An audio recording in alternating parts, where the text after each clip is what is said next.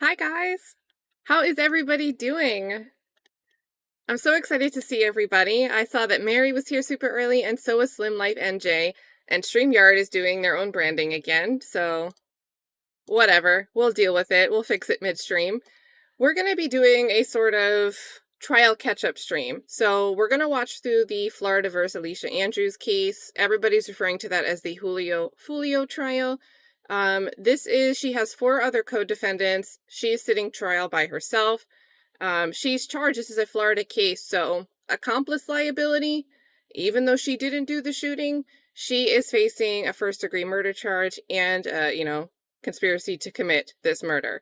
We'll look at the indictment, we'll look at some background information, and we're going to get caught up through day 1 today. Hopefully we'll get to start with day 2. And if we can do a full stream tomorrow, we'll probably be real time by the end of the day tomorrow. We're also going to do updates.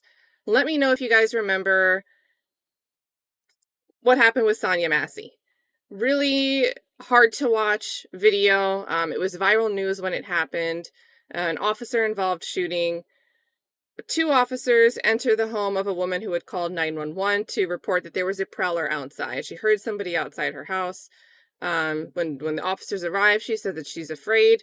And the officers are inside there speaking with her, and things seem normal. And she's around a kitchen island. It looks like she's boiling water on the stove.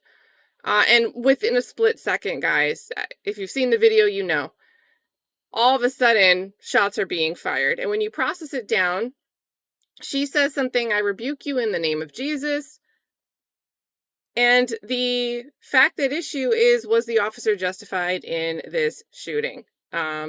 We don't have cameras in that courtroom, so what we're going to do with that, and I think we'll start with that, is we will get caught up on a local news station, ABC 20, that has been doing the updates, right? So right before we do the updates, let's get some faces to names. Let me search. I had a picture up of Sean Grayson. Let's get some faces to names. That way you guys know who we're speaking of. And we might have to do 2 faces here because he looks a little bit different. So first we'll do at the time of arrest. This was Deputy Sean Grayson. He is no longer a deputy. He's no longer employed, I think. And now sitting trial, a more recent photo.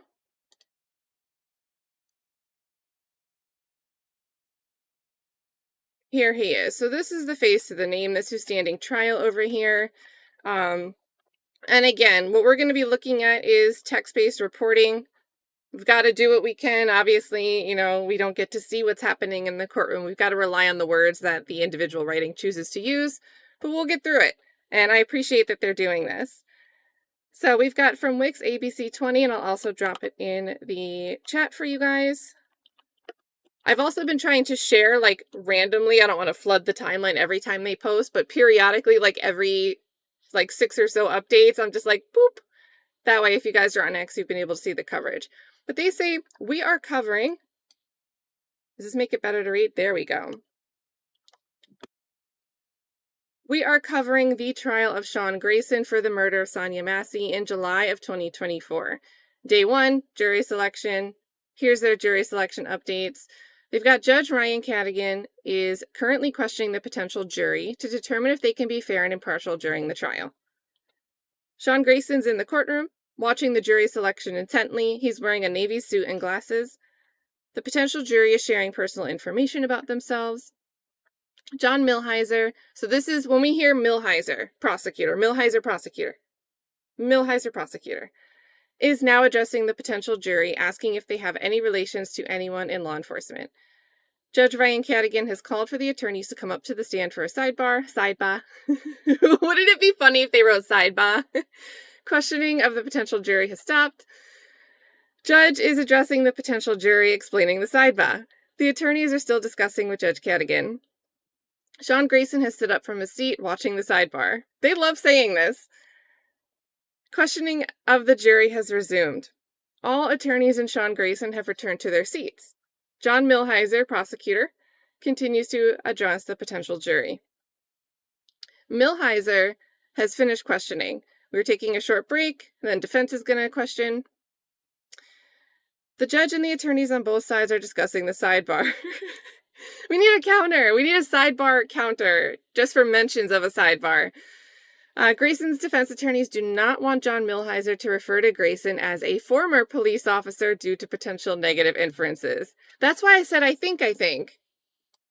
Because they haven't used that terminology in the day-to-day coverage. I didn't really read the jury selection stuff.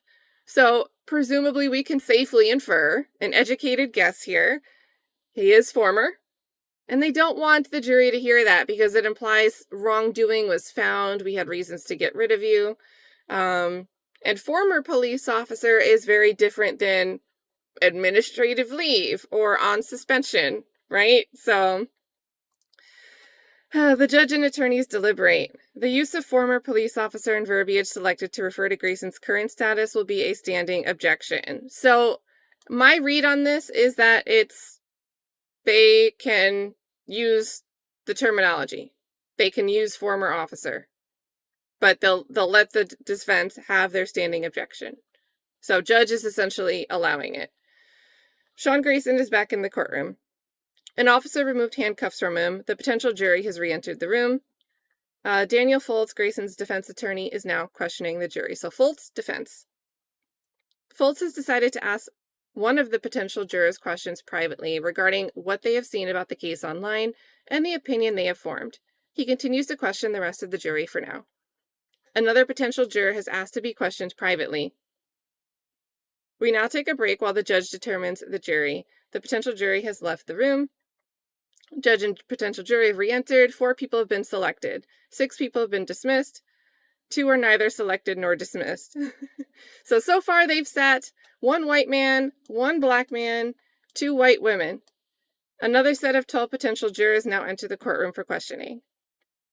Sean Grayson is leaning back in his chair watching the potential jury. Jury is now showing personal information. This is like very detailed. They're like not letting a moment of silence go by without posting a tweet update. Let's see, we've got, oh no, is YouTube being... Okay, I don't have, and hey, Dizzy. Hey, everybody. Sorry, we got right into it because I feel like we've got a lot to catch up on. And again, both of these trials are continuing today, so we've got to get through it in like a New York minute. We'll do it. But Dizzy, just let me know if you think it's me. I don't see the little StreamYard. StreamYard puts a little icon that sort of yells at you when your connection sucks. And I don't see it today, so hopefully it's just YouTube and that they get it together. We've got the next update, Millhiser, that's the prosecution. And I love that they keep reminding us because it can be hard to keep track when there's no faces. So prosecution is now addressing and questioning potential jurors 13 through 24. He finishes questioning. Before coming up to question the potential jury, Daniel Foltz, Grayson's defense attorney, is conversing with Mark Wyckoff, another one of Grayson's defense attorneys. That name sounds familiar. Foltz is now questioning the potential jury. Sean Grayson is writing something down with a pen. He continues to look around the courtroom. James Wilburn, Sonya Massey's father, is in the courtroom, arms crossed and listening.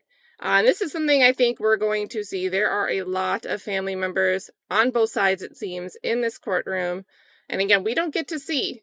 But they're going to give us very detailed descriptions of this. And I think there's a lot we can infer just from what we're reading when we get there. FFS says it's him, not us, guys. Foltz has asked Judge Cadigan to pause for one moment to discuss with Millhiser and Wyckoff. Judge Cadigan has called for a short break. Potential jurors 13 and 14 leave the courtroom. They come back. Judge has another break. Let's see. 3 have been asked to be seated in the gallery. Of the 4 jurors selected... Of the 4 jurors selected, the 2 from the previous batch that were neither dismissed nor selected have been officially selected for duty. So they're up to 6. They are up to 6. So that's 2 white men, 2 white man, 1 black man, and 5 white women. Wait.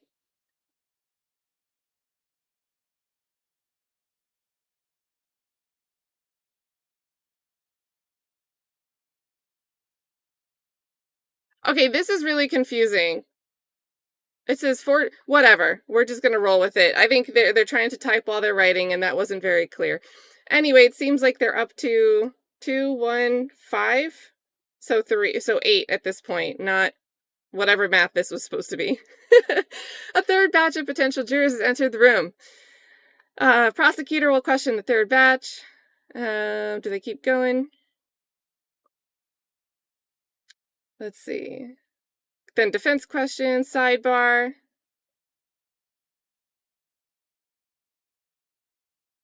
Defense is questioning again.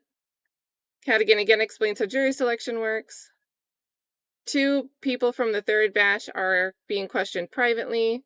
And then 4 jurors are selected, including 2 from the second group that we heard about, or the second group that were sent to the gallery. So now we're done. No, we're not. This is only 9, 10, 11, 12. So we don't have alternates yet if we do that. So 4th batch. This is so detailed. They are not letting a minute go by. 4th batch, but we never get this much information. You guys are always like, what's the jury like? What's the jury like? Well, here we go. Here we go, chat. 4th group. Let's see. Sean Grayson's fidgeting with his tie. He poured himself some water, guys. We got the water counter going. Defense attorney, they've got a break. Defense attorney now goes to ask questions to the 4th batch. 4th break, another break.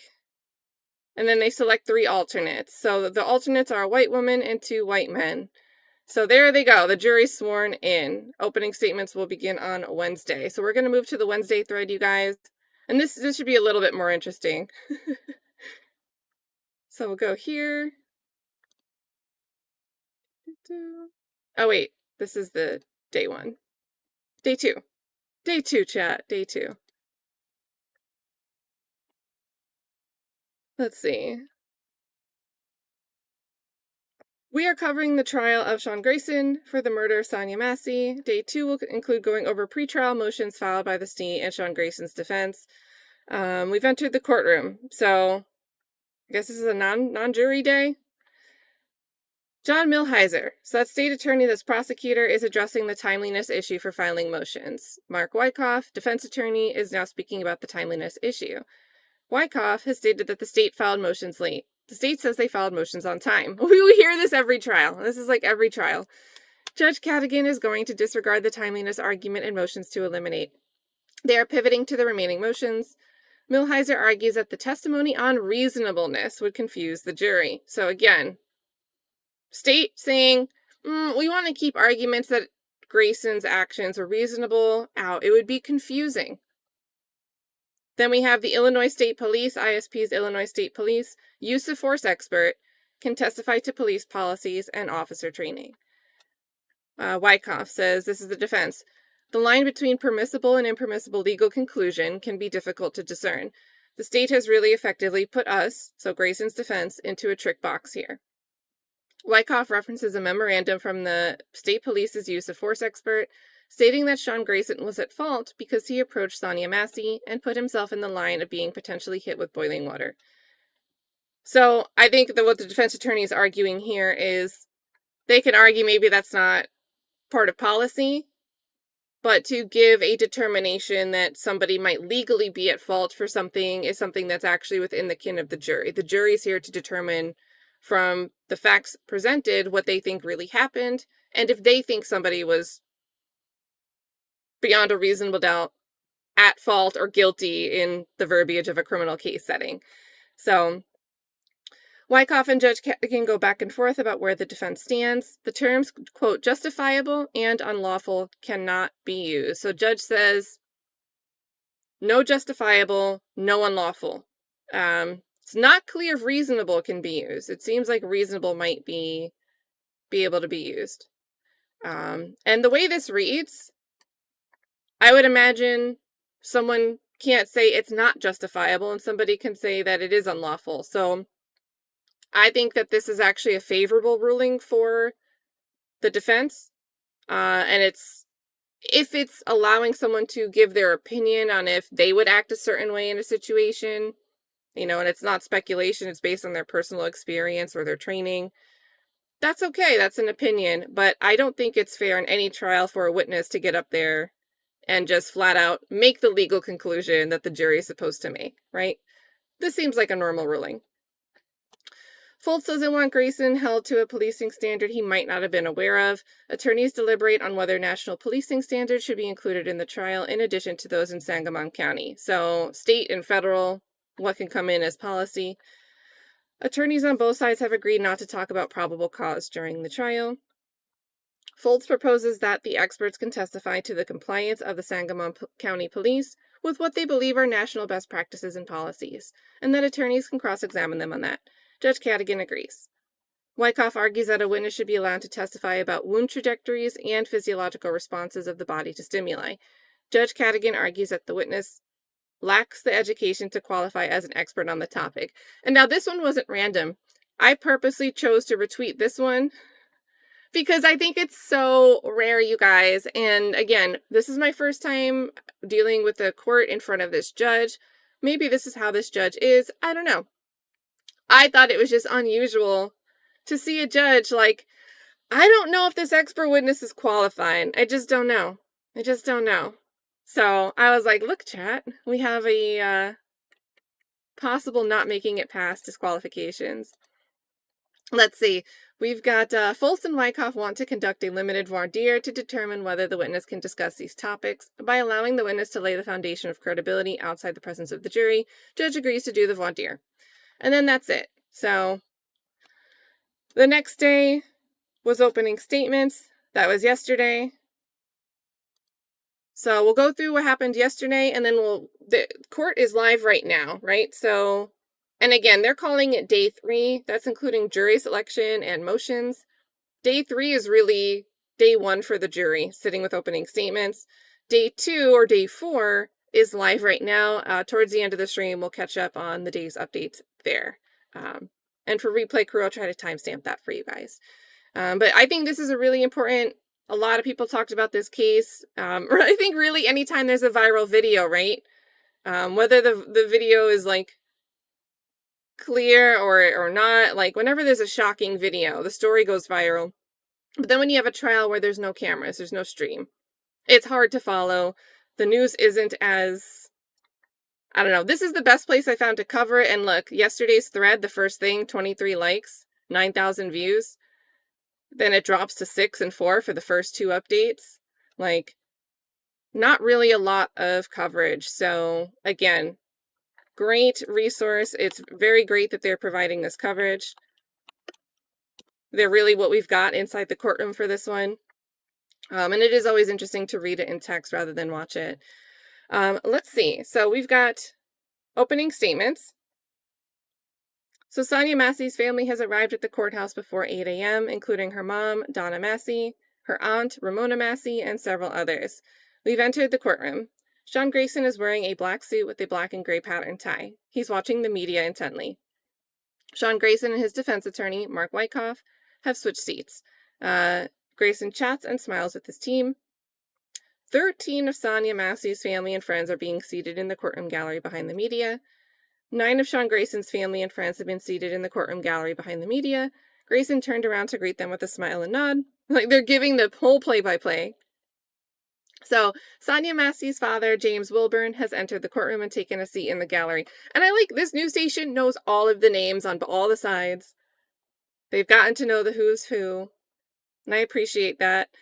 Judge Cadogan has entered the courtroom. Grayson said good morning to the judge. The jury's entering the courtroom. So we get our little, you guys remember Glanville in the morning doing his roll call, saying hello to everybody. We get our little bit of that in this case here. A little glimpse at the roll call. So the jury comes in. Judge tells the jury they can't search online for information regarding the case, can't provide any information to anyone who asks. Grayson listens to the judge, leaning back and rocking in his chair. His hands are clasped in his lap, and he stares straight ahead or glances at the jury. John Milhiser, that's the prosecutor, presents openings. Milhiser is providing the timeline of the day Sonya Massey was shot and killed to the jury. He tells, and I should just, all right, let me put a banner up here. Hello to everyone that's jumping in. We're catching up on 2 different cases. So we've got Illinois versus Sean Grayson, which a lot of people know as the Sonya Massey murder trial. And then we've got Florida versus Alicia Andrews, which a lot of people know as the Julio Foolio, girlfriend of someone or another, co-defendant Isaiah Chance. Just 3 other co-defendants as well. So we'll call that the parentheses Julio Foolio trial.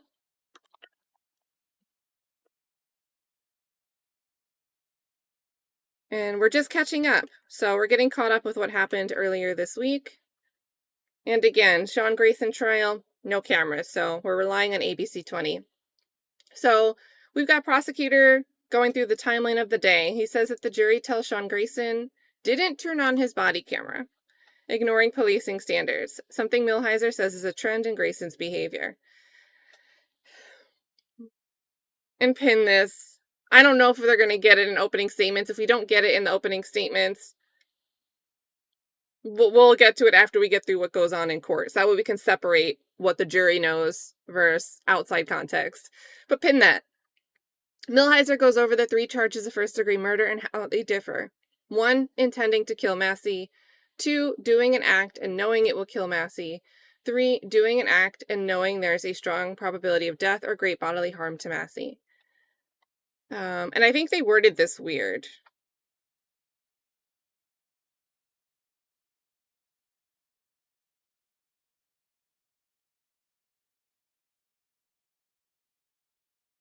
Because I don't think the 3 charges are all first-degree murder. But I don't know. Maybe I'll look that up. Millhiser tells the jury that they will hear from the deputy who accompanied Grayson the night of Massey's killing. Oh, maybe it's 1 for each round? I think he did fire 3 shots. Millhiser tells the jury that they will hear from the deputy who accompanied Grayson the night of Massey's killing, and a doctor who will explain how Massey died of a single gunshot wound to the face. Ugh. Millhiser says it will be clear, this is a quote, "It will be clear that the defendant, without lawful justification, in the home of Sonya Massey, shot and killed her. He did not follow training, he did not follow policies, and is guilty of first-degree murder." Now, it's great to see this. So, again, we're reading through text and reading through the motions arguments from day 2. They can't use the word lawful. They can't use the word justification. We're reading from a text, but it would seem like the judge's ruling was you can make the argument, right? So the attorneys are still allowed to argue, right? But you cannot put a witness on the stand and have the witness testify to a legal conclusion. That's the jury's job to draw. So there we go. We can argue lawful or unlawful, but we cannot put a witness up there to tell the jury that it was lawful or unlawful. Daniel Foltz, which is normal. It was just a bit difficult to read. So we've got Daniel Foltz, defense attorney, now presents this defense's opening statement. Foltz explains to the jury that the state will present its evidence first throughout the trial and asks the jury to wait to hear the defense's argument before forming an opinion. Foltz says, quote, "There is no crime if you decide the shooting was lawful." There you go. There's the unlawful versus lawful. That's the whole argument if you boil it down into 3 words. Grayson crosses his legs and watches Foltz address the jury. Foltz says Grayson believed he would suffer great bodily harm from the pot of boiling water. Foltz says the evidence will show, even though his orders were firm, unequivocal, and repeated, Miss Massey made the decision to lift the pot of boiling water over her head and throw it at Deputy Grayson. It was only at that moment that Deputy Grayson discharged his weapon. Now, guys, if you guys do want to watch that, I feel like that video was everywhere.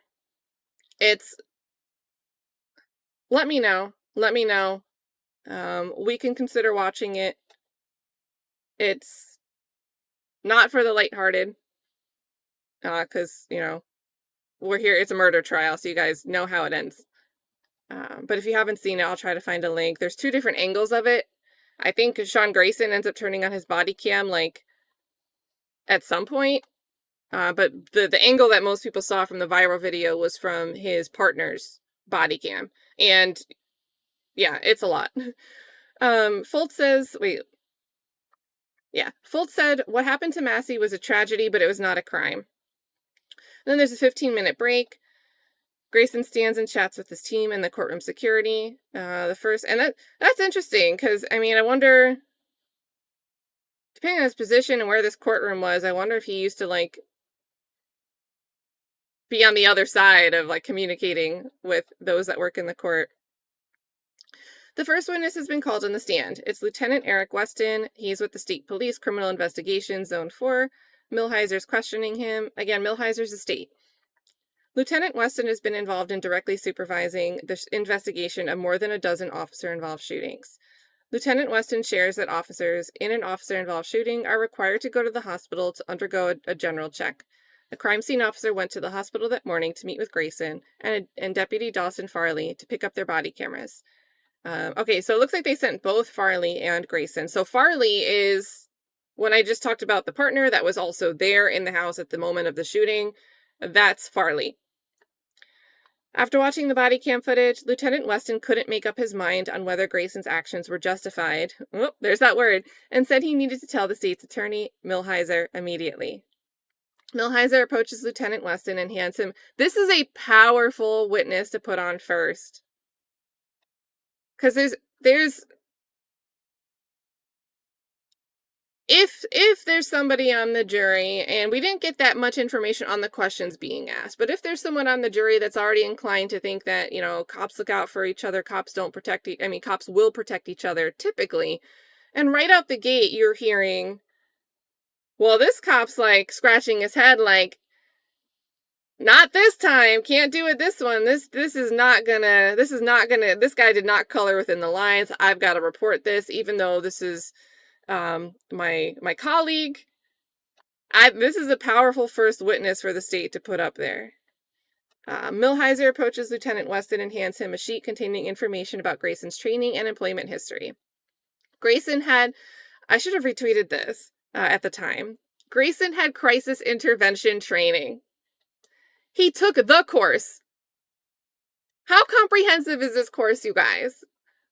And of course, I'm reading this through the lens of, you know, we go, gang experts in Atlanta, we go to a conference one a year and watch an hour presentation from somebody like Viverito's mentor. Is this sufficient? Is this sufficient? The course. What is this course? And this is going beyond my analysis of the Sean Grayson trial, right? This is not, my commentary on this bit is, we hear these stories, and I don't know, these go viral, right? They're more inclined to go viral because the idea that somebody could have been in a helpless situation and then possibly killed by someone in a position of power who can do things differently, it's not a good situation for either side, right? If person genuinely thinks they were in fear for their life and shoots somebody who was going through a mental health crisis, this person's screwed, this person's seriously injured or no longer alive.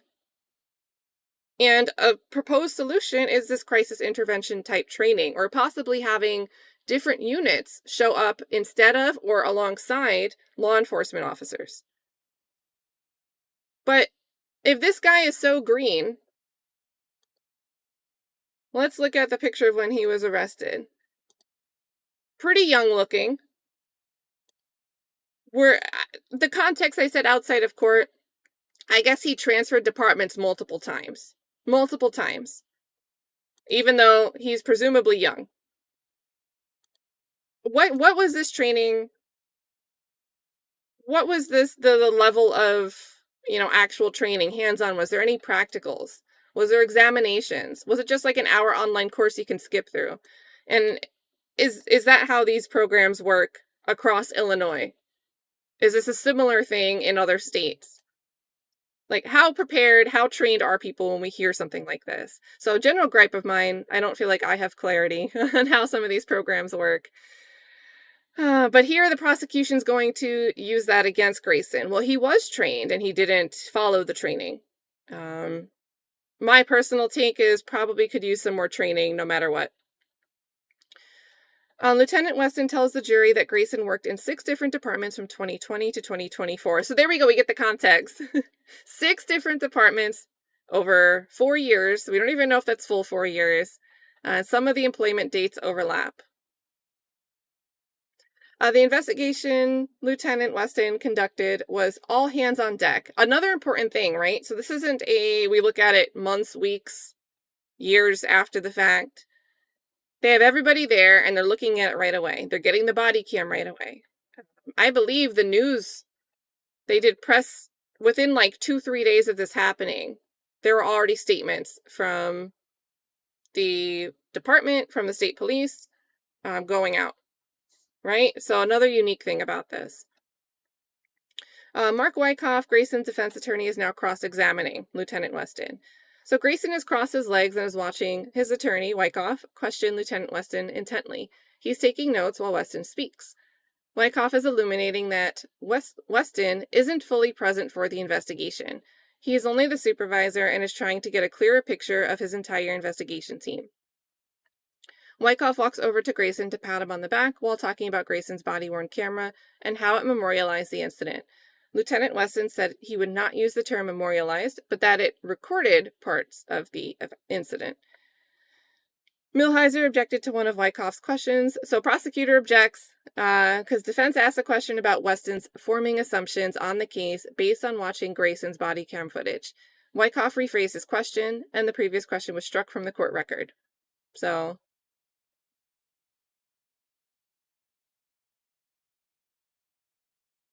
Wyckoff emphasizes that Lieutenant Weston's role is to provide an unclouded, clinically neutral, dispassionate point of view to the investigation. Wyckoff circles back to the fact that upon initial search of the crime scene, only 2 bullet casings were collected. So they're going to say, like, you didn't even do a thorough investigation. It was all hands on deck and so thorough, but you only got 2 casings.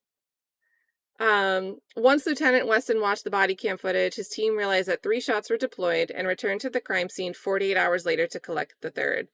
So there's that. Lieutenant Weston, and there was no dispute. It was just one officer that fired. It wasn't like 2 partners fired and they don't know which round was whose. It was only Grayson's gun that was fired and had unaccounted for. I guess it was accounted for, but he fired 3. The 3 belonged to his gun. That's not in dispute. Lieutenant Weston claimed that his team does not collect the pot Massey had. So they don't... Oh, okay. So they're getting into, you didn't collect all the evidence. The pot was a weapon. Why didn't you collect it? The state police collected the pot 2 weeks after the initial incident on July 6th. Wyckoff has no further questions. Millhiser has some redirect for Weston. So prosecutor gets back up for redirect. Prosecutor clarifies that not all officer-involved shooting cases are criminal cases. Oh, Lieutenant Weston agrees. This is a tough prosecutor. What is the prosecutor doing here? What is the prosecutor doing here without doing it explicitly? What's the inference? We made it to this case. Therefore, a determination was made that it was criminal behavior. It was not justified. So they're hinting that others, besides the jury, have made this sort of conclusion that this was unjustified, that this was unlawful. Not necessarily just the prosecutors, but also hinting that Weston himself, going back to hinting that, Weston goes and collects these body-worn camera, and he's like, something's not right here.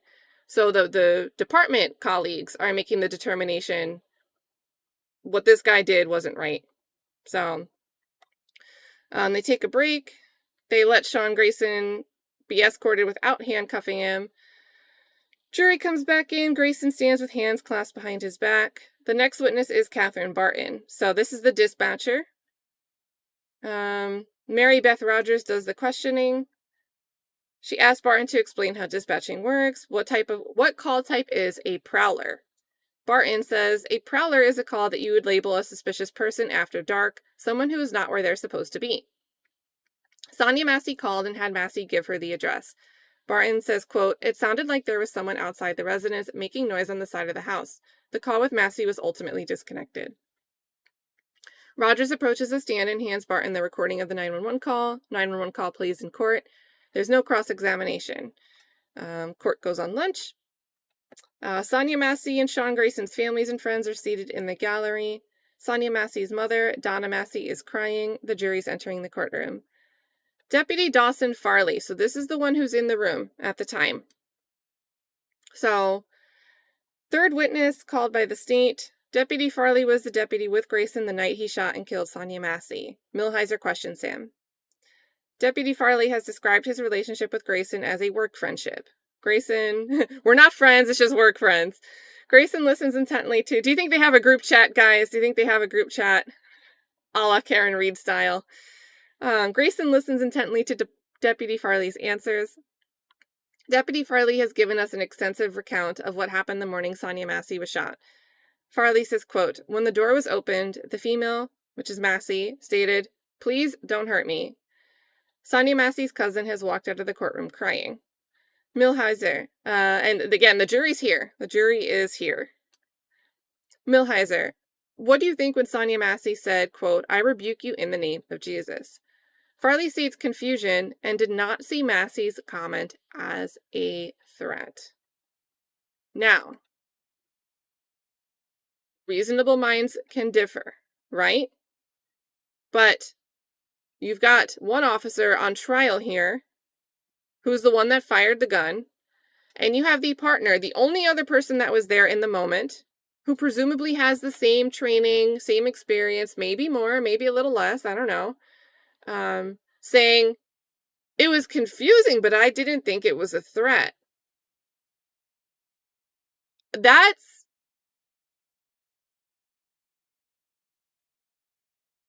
I don't think that's great for the defense. I don't think that's great for the defense. Because, of course, reasonable minds can differ. But when you've got a jury pool sitting there seeing, you've got the lieutenant like, well, this wasn't justified. You've got, in so few words. And then you've got the guy that was in the room at the time this happened who had his body-worn camera on and did not fire his own gun saying, I didn't think there was a threat.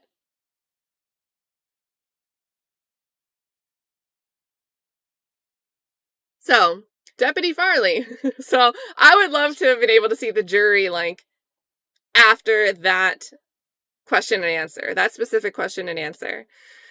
Deputy Farley saw Grayson draw his firearm and pointed at Massey. Farley pulled his firearm too, following his training and backing his partner. Farley did not see or hear anything that required him to draw his firearm. And this is so, I think the prosecution is so good with their questioning because you're laying out that not only did Farley choose not to shoot, but it wasn't just like he didn't have enough time to react.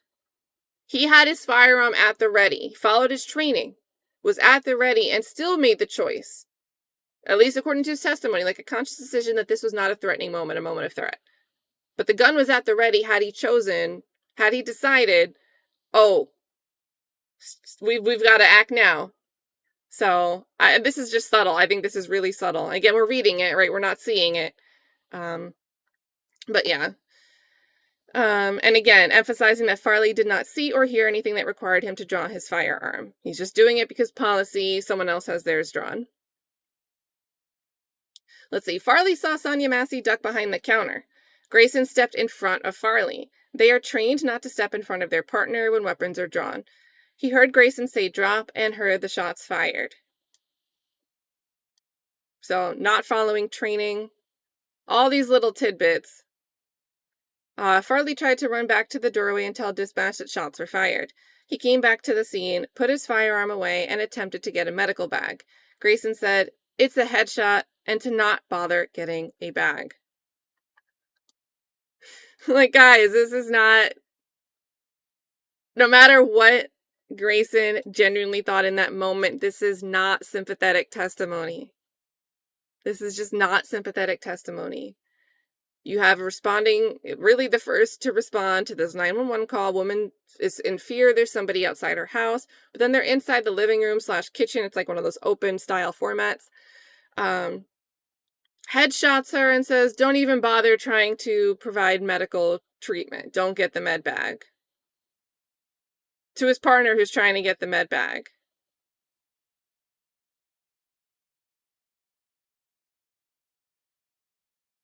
And I don't know, but like separating from TV, right? This is me talking about trials. You do hear they try and try and try and try to render aid And then someone gets there and it's officially declared a death, right? But you hear that they try to render aid. And here he's like, no, don't even try. Farley was caught off guard by Grayson's comment. And now you're getting the partner, the other officer who was there, saying that was surprising. Deputy Farley grabbed, and if I'm not mistaken, this is on body cam, you guys. So this conversation, I remember bits and pieces about this medical bag, and it's been like about a year since I remember watching this. But I do remember vaguely this bit, and it was the grosser part. Like, you have the physical horrible thing that happens, right? But then in the aftermath, when you'd expect, like, obviously everybody's running around, they've got to be trying to render aid and deal with the scene, you've got someone like, no. So this isn't just a made-up conversation. This isn't just Farley, like, trying to make himself act like, well, I wanted to be the hero and go get the medical bag. And then maybe in that moment he wasn't really trying to. That was actually part of the body camera footage. So Farley grabs a dish towel and applied pressure to Massey's gunshot wound to stop the bleeding. Deputy Farley emphasized that he was not scared or nervous about anything Massey did or thought she would hurt him. She did not alarm him. Deputy Farley clarified in his written report that the fear he felt and the reason he drew his firearm was from Grayson's actions. Nothing that Massey did. So third witness on the stand is saying he was afraid of Grayson. Deputy Farley says, I just wanted to do right by Sonya and her family. Now we get cross-examination. So Fultz does the cross. Fultz questions Farley about the validity of his report and whether he saw or heard water running. Fultz says, what clarification are you trying to put in if you don't remember your report? Fultz approaches Deputy Farley with his report. Sean Grayson is fidgeting in his chair, eyes transfixed on Deputy Farley. Fultz is questioning Deputy Farley about his clarified report. Farley filed his initial report on July 9th. He reached out to ISP to clarify his report on August 6th. So that's about a month away. What? That's like 27 days. Fultz points out the fact that Sean Grayson was indicted on July 17th between the two reports. So, I mean, fair enough.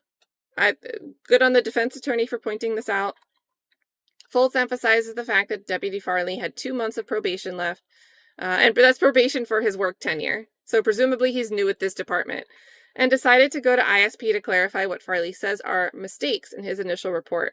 So are you going to make this clarification because the sentiment in your department is Grayson bad, got to get rid of bad apple, and you want to be on the puff your chest out right side of this police department trying to kick out the bad apple? Because you know that you're... hopefully it's not like a 90-day review, but whatever is equivalent to the 90-day review in this department, right? You want the good marks. You want the best marks. Is that what you're doing? Fultz has finished questioning. Millhiser did not want to redirect. We are now on a short break. So notice, again, we're reading this as text, but there is no cross-examination question description provided here about questions relating to what happened in the moment. So maybe the defense's strategy is going to be to rely on the video and make argument about the video. Presumably the video is going to be entered in full in evidence. So the attorneys in closing can make arguments about what's in that video. Otherwise, I'm assuming they don't want to stoke the flames and have this witness saying 10 more times, hey, you know what? I don't think my partner was justified. My partner was scaring me. He pulled his gun out all willy-nilly and was like, whoop-de-doo, don't render medical aid. Right? He probably didn't want to ask these questions, so he's just going to go over the reliability of the report and possible bias. Did you want to change your report because you wanted benefits from your department? So, no redirect. Yeah, nothing really to redirect there. Sean Grayson has returned to the courtroom and shared a smile with his family in the gallery.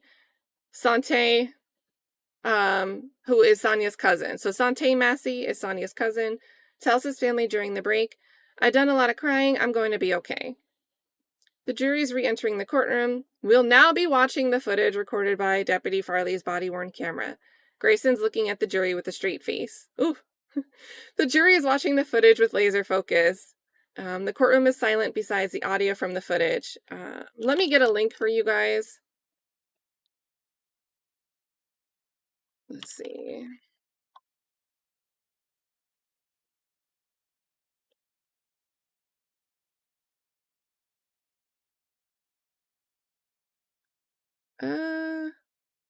Sorry, it's hard to tell which one's actually going to be. I know the footage I saw was longer. And I believe I watched it maybe with the, like a YouTube affiliated with the state police. Either that or a local station had published the whole thing in full.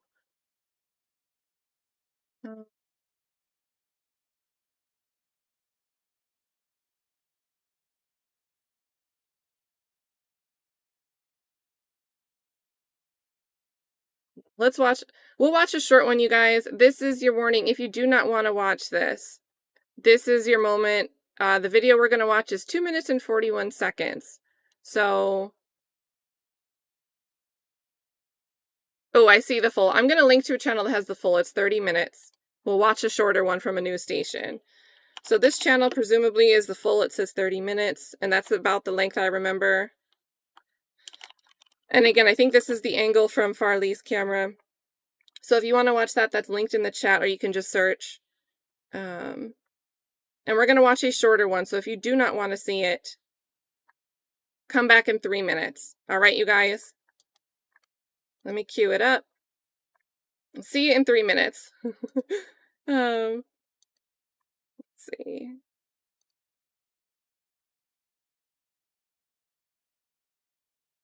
Oh. Former Sangamon County Deputy Sean Grayson faces multiple charges, including first-degree murder. Thanks for joining us at 5. I'm Mike Bush. And I'm Laura Barczewski. All right, they're chatting. 5 on your sides. Reagan DeTrolio talked with the NAACP and 2024. Court documents show Massey originally called 911 to report someone lurking at her home in Springfield, Illinois. That's when Grayson arrived and the situation escalated. St. Louis County NAACP President John Bowman says with Grayson's trial beginning on Monday... I picked a horrible video, guys. Let me find a different one. I don't think that's actually the bit that we want to see. All right, let's try this one.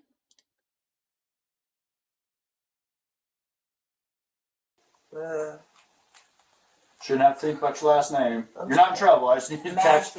Huh? Massey. What? You have an ID? That'd make things so much easier. I just need just driver's license will do, and then I'll get out of your hair. I want to show y'all my paperwork. I will get your paperwork. What paperwork? Okay. I got some paperwork. Well, just get your ID. Well, let's get your ID first, and then one task at a time here. Okay. Let me here, grab your ID for me. Okay. Your ID, one task at a time. So let's do an ID, and then you can dig around for your paperwork. I don't know where my ID is. You can stand that stack right there, maybe. Okay. 1 second. Check on her. Let me get this. Here we go, you guys. If you don't want to watch this, I think this is the moment you don't want to watch. This is... Cut it out now. Okay. Where you going? Huh? Where you going? Away from your hot steaming water. Away from my hot steaming water? Yeah. Oh, I would rebuke you in the name of Jesus. Huh? Rebuke you in the name of You better fucking not. I swear to God, I'll fucking shoot you right in your fucking face. Okay, I'm sorry. Drop the fucking pot! Drop the fucking pot! Drop the fucking pot! 19 shots fired. Shots fired! Shots fired! Drop the fucking pot!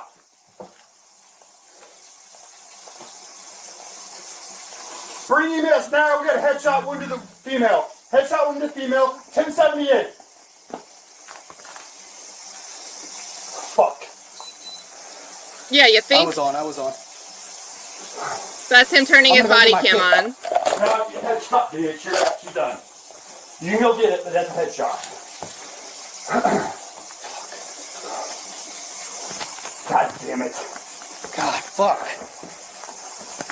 Dude, I'm not taking fucking boiling water to the fucking head. Hey, look, it fucking came right to our feet, too. God damn it. Fuck. God damn it. You good? I'm good. You good? Yeah, I'm good. What's she got? Let her fucking just... God. There's nothing we can do, man. Fuck.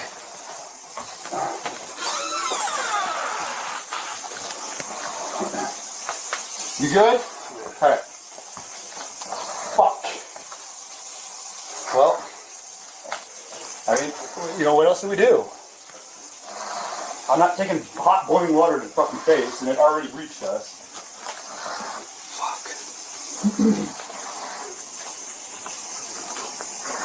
They got a 52 en route? Yeah, 1078.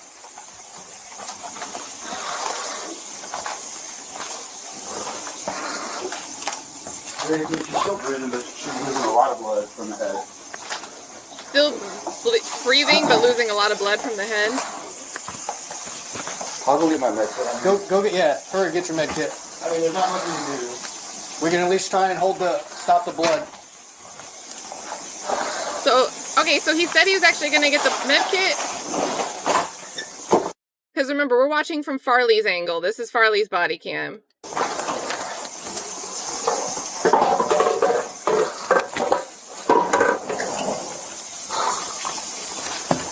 This is him with the towel, Deputy Farley.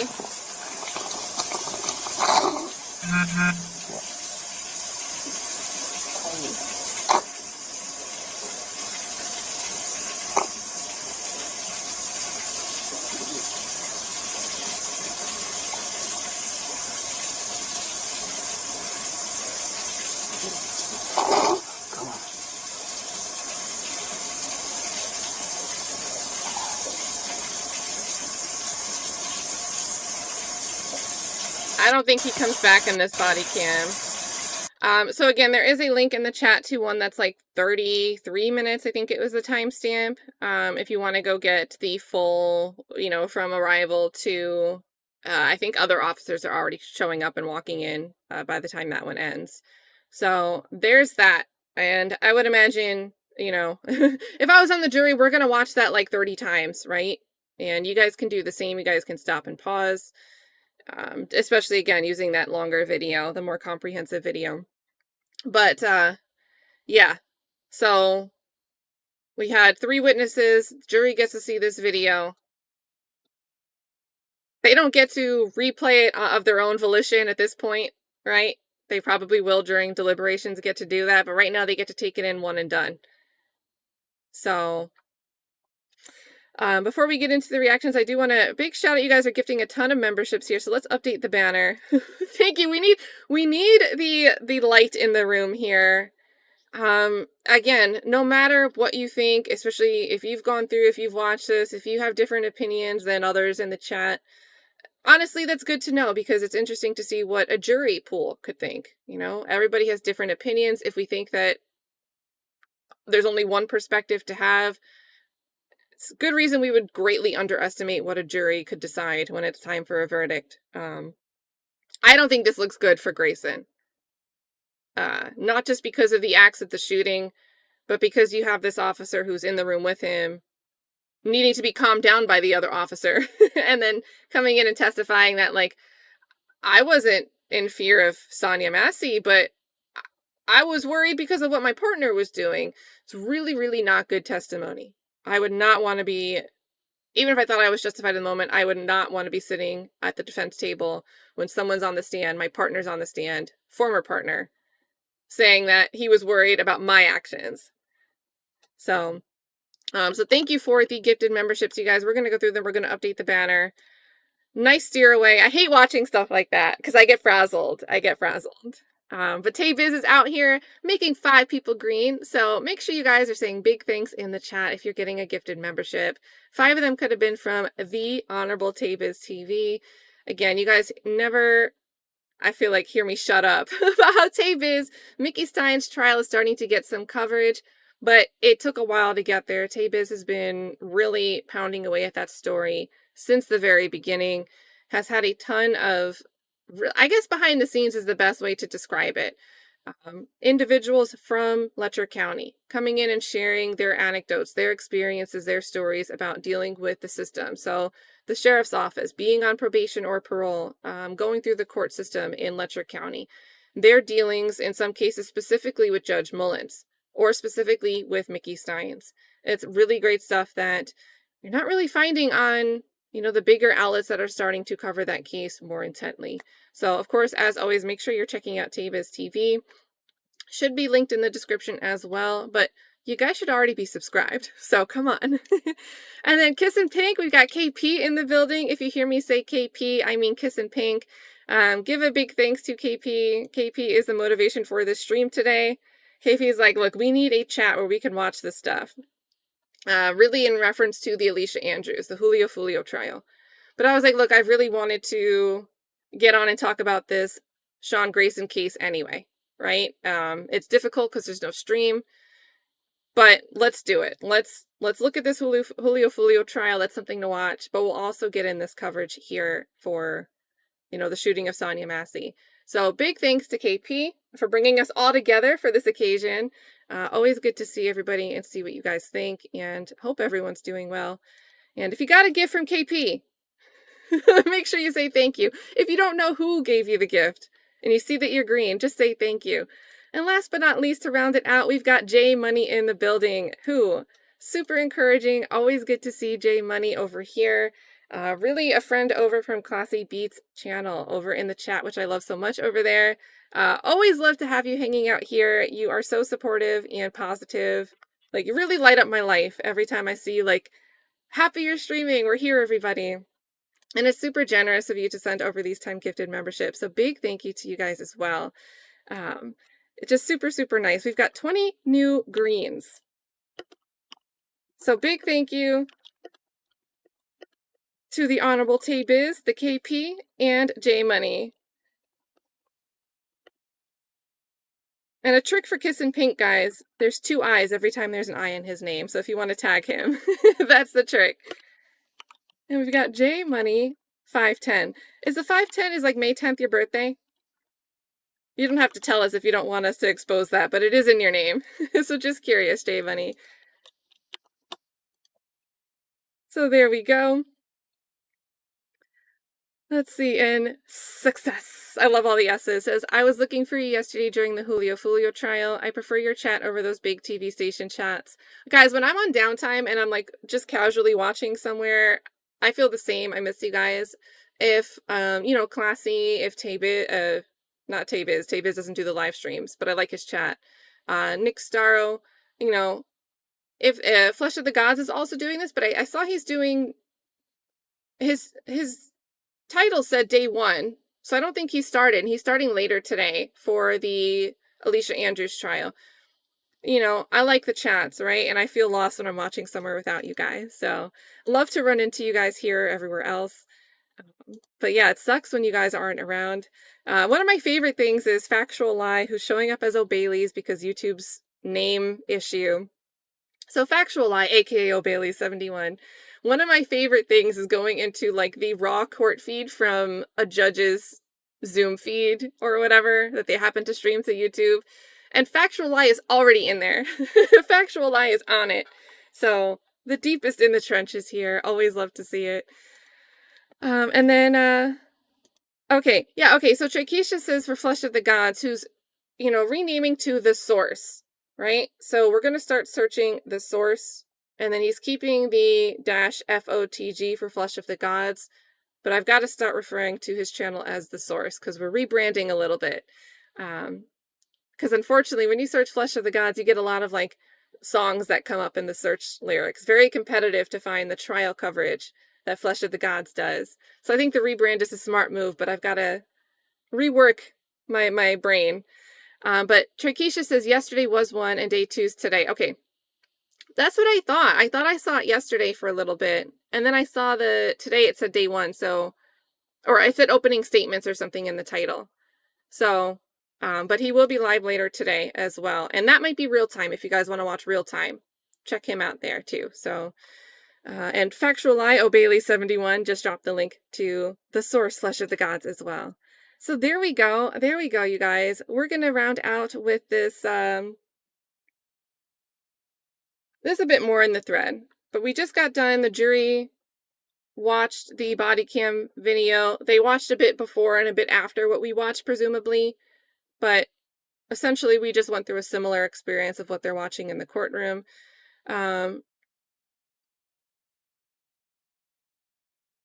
Jury is watching the footage with laser focus. Jury, laser focused. Courtroom is silent besides the audio from the footage. In contrast, Grayson has yawned several times. I know it's human to yawn. I know. It might just be because he can't help it. But what a not good moment to yawn, probably. So Grayson yawns while watching the footage. He's now leaning forward and looking down at his lap. Grayson's hunched forward, resting his chin on his clasped hands, looking at the ground and up at the screen. Grayson doesn't watch any of the footage playing after he yells at Massey to drop the pot of water. Remorse, maybe? Shame? Members of the Massey family are crying while watching the footage of Department Farley holding a rag to Massey's gunshot wounds. Members of Massey's family have left the courtroom. Sean Grayson stares straight ahead, glancing at the screen occasionally. Judge Cadigan is looking down and glancing at the door occasionally. I would imagine Judge Cadigan is trying to make sure, you don't want too much of a scene. So if somebody's starting to cry and they're going out of the room, that's all right. But if the door opening and closing is someone's screaming in the hallway, bawling in the hallway, audibly distressed, Cadigan's probably got to keep an eye to make sure maybe this is for us to step in or the door has to stay closed. Let's see. The one black individual on the jury has his eyes averted from the screen, visibly bothered. When I read this update, guys, I don't think this is good for the defense. I don't think this is good for the defense. Because your physical reaction to something is very powerful. Once you have a physical reaction to something, I think it's very difficult. Even if you break it down frame by frame, you would have to see something in the slow breakdown frame by frame that I think would convince you otherwise to overcome your gut feeling about something. And I'm not saying that that's, us being attached to our gut feelings, our initial reactions, might not always be a good thing, right? I'm not saying that that's the way things are, but that's the way humans work. That's the way we're set up. And it can be very, very difficult to overcome the way something initially made you feel. And even if you get over it a little bit, you still think about it a little bit. So, Grayson's family and friends go back and forth between looking at the jury and the footage on the screen. Some look visibly bothered with their hands covering their mouths or eyes averted. Ooh. The body cam footage shows Deputy Farley's hands were shaking from shock as he described it on the witness stand. And I don't doubt that, but I wasn't really paying attention for that as we just watched it. And I don't think they gave a text update about his hands shaking, but maybe if I heard it, if we were watching a live stream, maybe I would have been tuned in to notice such a thing. 5 of Sonya Massey's family members and friends walk back into the courtroom. Sonya Massey with bloodshot eyes. Massey's mother, Donna Massey, has her head buried, covering her eyes. We're now watching Sean Grayson's body-worn camera footage. The jury is passing tissues amongst themselves.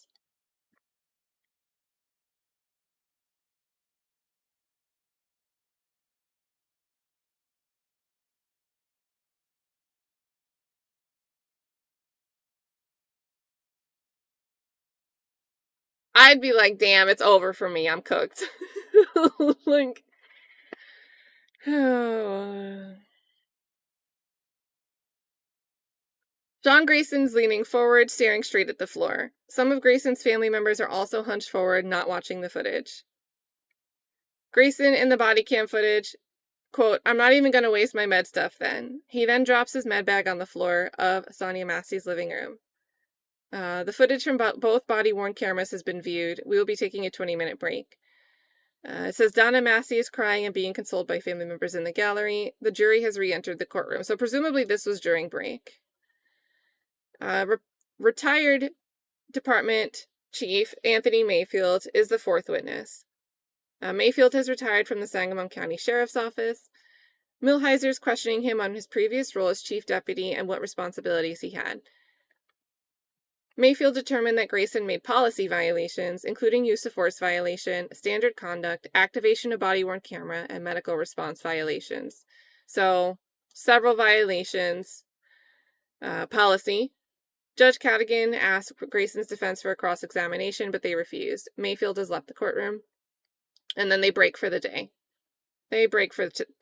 So that was yesterday. We'll go up to what they've covered for today, and then we're going to get into Alicia Andrews, you guys. We're going to start with day 1 of Alicia Andrews. And by day 1, I mean opening statements.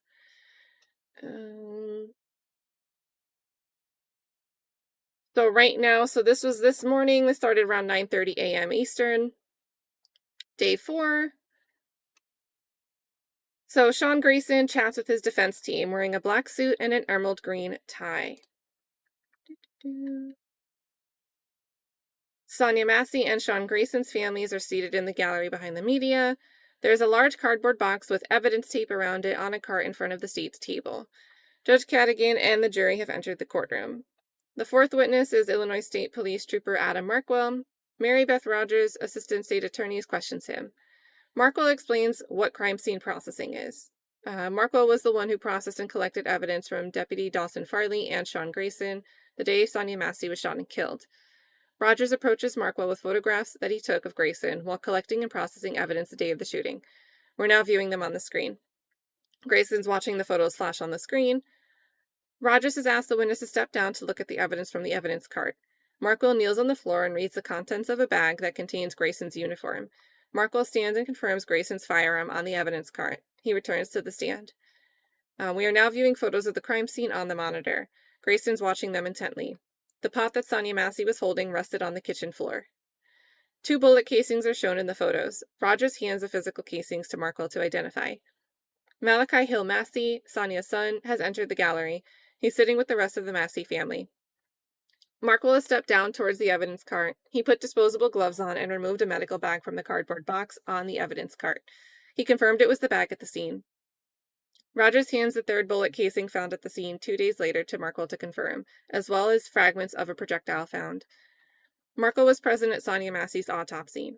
Rogers has no further questions. Mark Wyckoff, Grayson's defense attorney, approaches to cross-examine. Wyckoff asks about what other pieces of evidence Markwell found at the scene. Markwell shares that he found an ammo box with 41 bullets in the box. We are taking a short break. Okay, so this is presumably Sonya Massey's home, right? They find an ammo box with 41 bullets in the box. So defense gets that in on cross. Bullets are in the box. Not clear what other follow-up questions, because again, we're reading this with text. I don't know if there's other questions related to this. Grayson chats with his defense attorney, Daniel Foltz. Summer Massey, Sonya's daughter, is sitting outside the courtroom in the hallway. The jury has re-entered the courtroom. The 5th witness called by the state is State Police Trooper Emily Maulding, working as a crime scene investigator. Rogers questions her. And then Maulding assisted Trooper Markwell in collecting evidence at the crime scene. Trooper Markwell secured Massey's clothes and gave them to Maulding for processing. We now see a photo taken by Maulding of the robe Sonya Massey wore the night she died on the monitor. And then there we go. That's the end of their thread. They posted this 3 minutes ago. So we will, before the end of this stream, we'll catch up on whatever updates, right? Because they're East Coast. So presumably if we can go until like 4:30-ish, presumably they'll be ending the day and we can get caught up. We can end today's stream with the final updates there. We're going to pivot over to the Alicia Andrews trial. And in between, you guys, I'm also going to look for any update. So Attorney Tyrone Blackburn has his criminal case hearing. I'm going to look, as soon as we get playing, I'm going to look for updates on that. There's also a hearing in the Terrell Efron, Relly, and ASAP Rocky, the defamation trial where Joe Tacopina is also named as a party.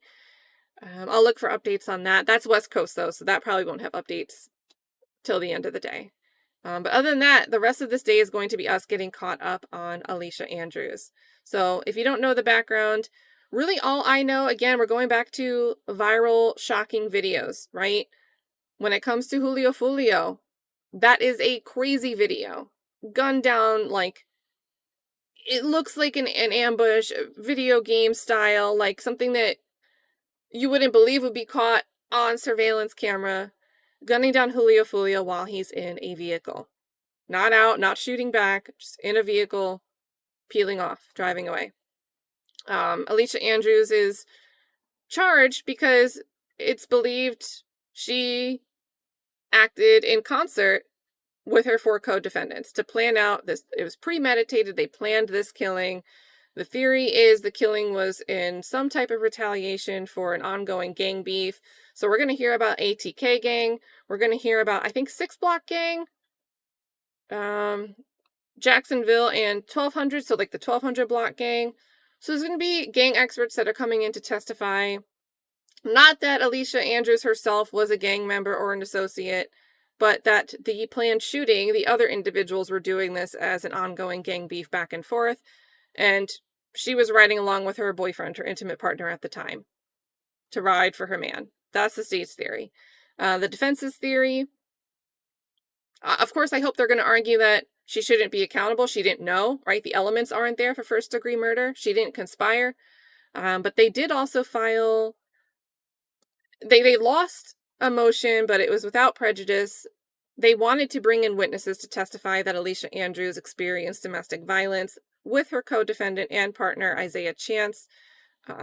Judge said, after the state argued that because this is Florida and this is first-degree murder, the defense is not entitled to make a duress argument, right?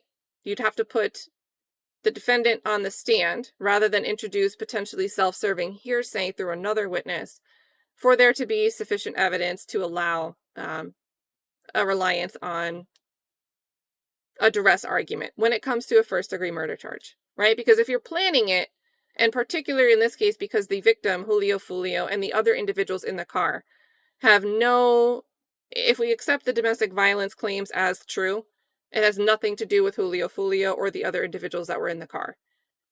So, judge is like, we could revisit that during trial if your client makes a different decision on, maybe they decide to testify, and or if the state opens the door. So, other than that, that's really what I know of the background. I did put some documents in the description. So the indictment's there. Let's look at the indictment real quick so you can see what she's charged with compared to her co-defendants. Other than that, pretty much going into it blind besides seeing that video. But yeah, so if you look at the drive folder, let me get the link for you guys in the chat. There's a few things in there. Very, very transparent. This is, I think it's Hillsborough County. Yeah, Hillsborough County. Like the whole docket is almost overwhelming. There's like notes from the clerk all the time. Very transparent, very full of information on their docket. You don't even need to make an account to access the documents. So shout out to Florida's sunshine laws. We talk a lot of junk about Florida, right? Florida man this, Florida man that, Florida woman this, Florida woman that. But we have these sunshine laws that are really, really, really great for transparency and access to public records. So gotta show the love where it's due. But I did put together a little folder, stuff that might be relevant to you guys. I copied a quick link to the docket. I hope it should just pull up, like you have to search for the party name. So you'd have to go to party name and then search Alicia Andrews to get to the docket. But once you're there, you shouldn't need to log in or create an account or anything. So really, really awesome resource there.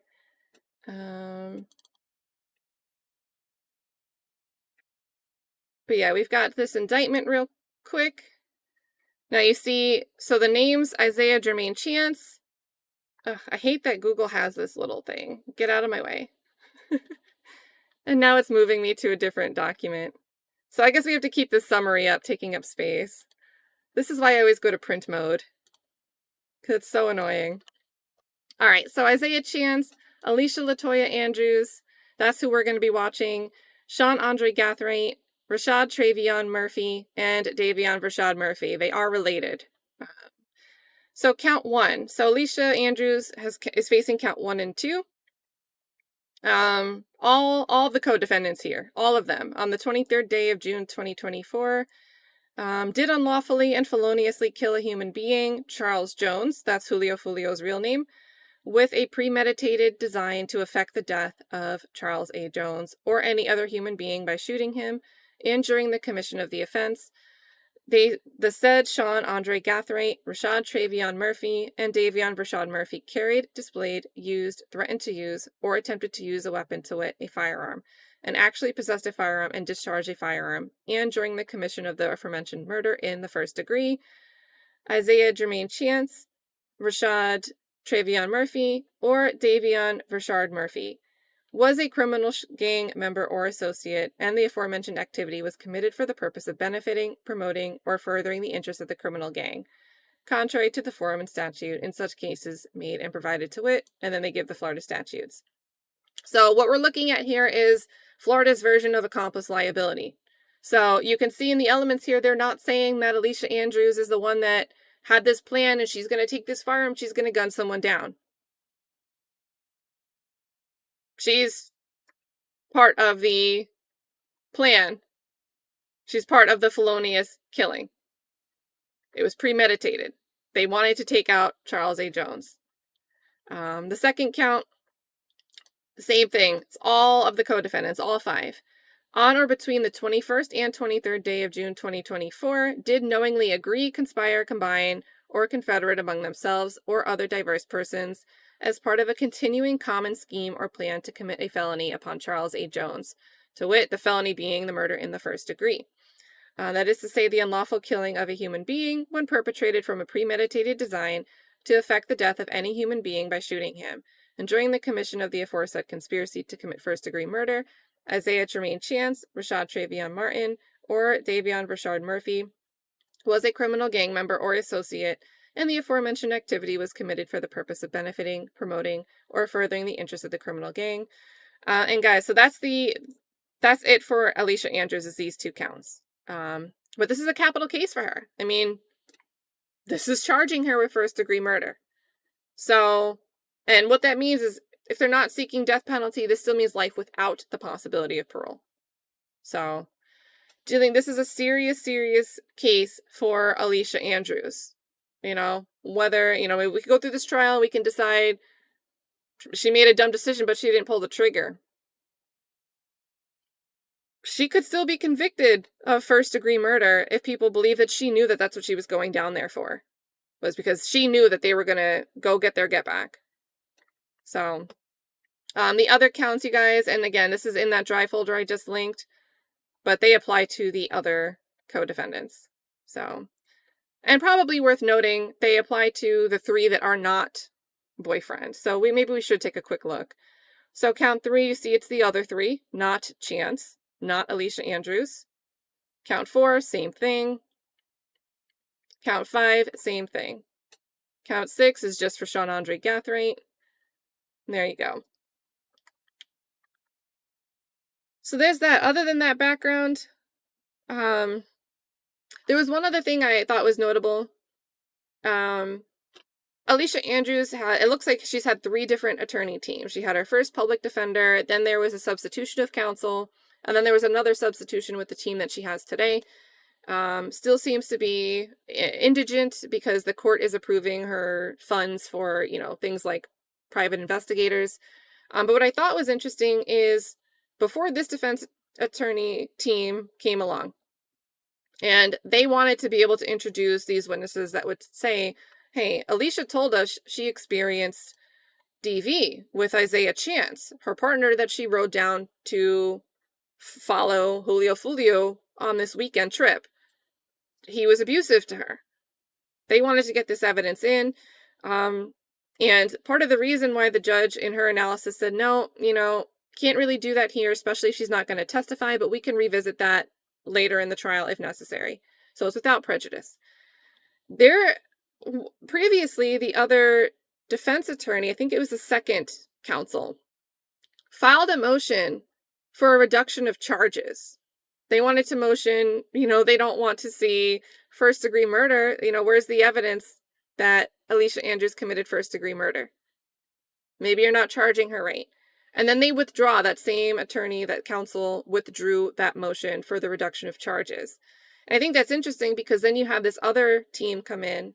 They want to rely on, you know, she was under duress. She was acting under duress. Well, maybe if there was a reduction of charges, if that succeeded, right? Maybe if we had something that was in the moment, like a second degree, or maybe just conspiracy, maybe the judge would have had a different analysis because there's different elements we're not dealing with premeditation necessarily for looking at a different count, different charge. And maybe she'd be able to bring in a witness that could provide evidence for the actions happening under duress. I don't know. So I thought it was interesting to see that motion made and then withdrawn by a different attorney. And then another defense team steps in, and they can't rely on this defense easily because it's a first-degree murder count. So I don't know if that's a trial strategy thing, but it'd be interesting to see if it played out differently. But that's all I've got as far as background, you guys. That's pretty much exhausts everything that I looked into as background. Pretty much a clean slate, again, besides that video, that viral video. We're going to get into it. So this is going to get us to opening statements. We are watching on 1.5.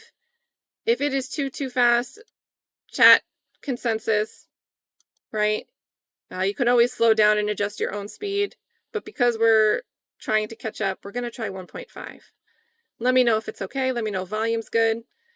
And let's start to see what they're presenting. They zoomed in right as we start.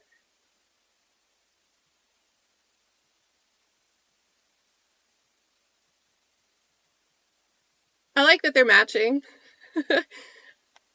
Counsel and the defendant.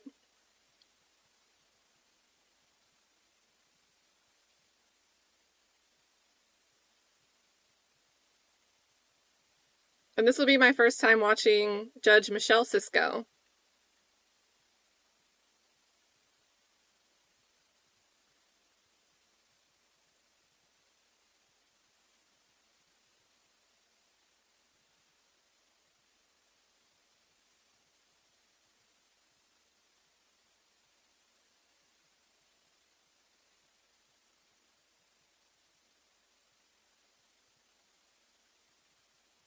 All right. I thought I queued it up to when she started talking. Maybe we can skip like a couple minutes here.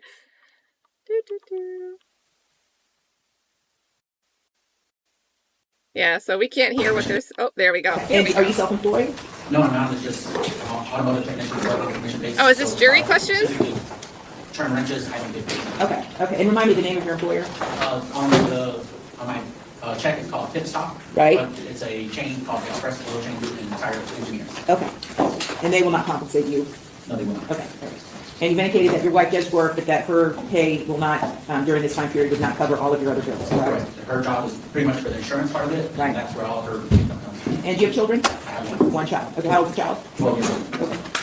Okay. Okay, state any questions? No question, Judge. Mr. McClymonds, any questions?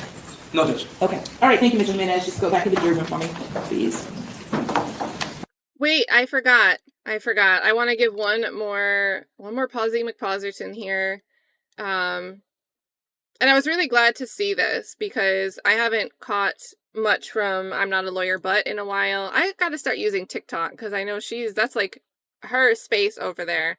But I saw a video. YouTube was like, hey, Mel from I'm Not a Lawyer But has a new video.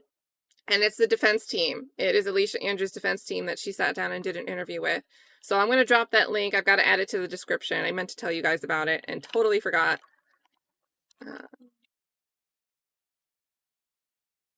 That way, if you guys didn't know, and you should subscribe while you're over there because she has a ton of great content about all different cases. Oh, and it was a video, not a live.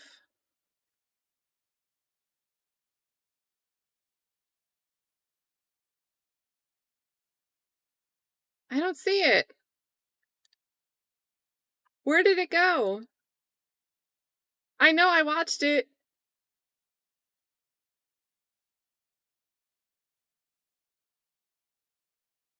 Well, put a pause on that. Yeah, I'm looking at YouTube and I don't see it there.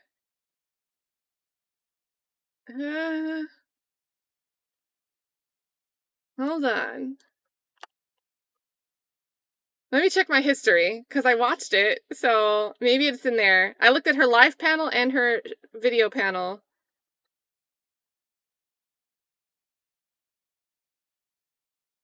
All right, Factual Lie is looking for it too. Thank you. I don't know if it's just not like refreshing and showing all video. It's showing something from 6 days ago.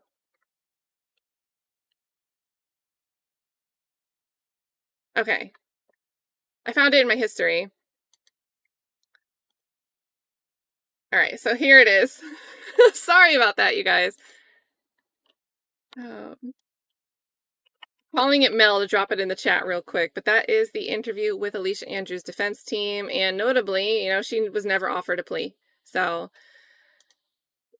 and then let's get back over here, back to our regularly scheduled program.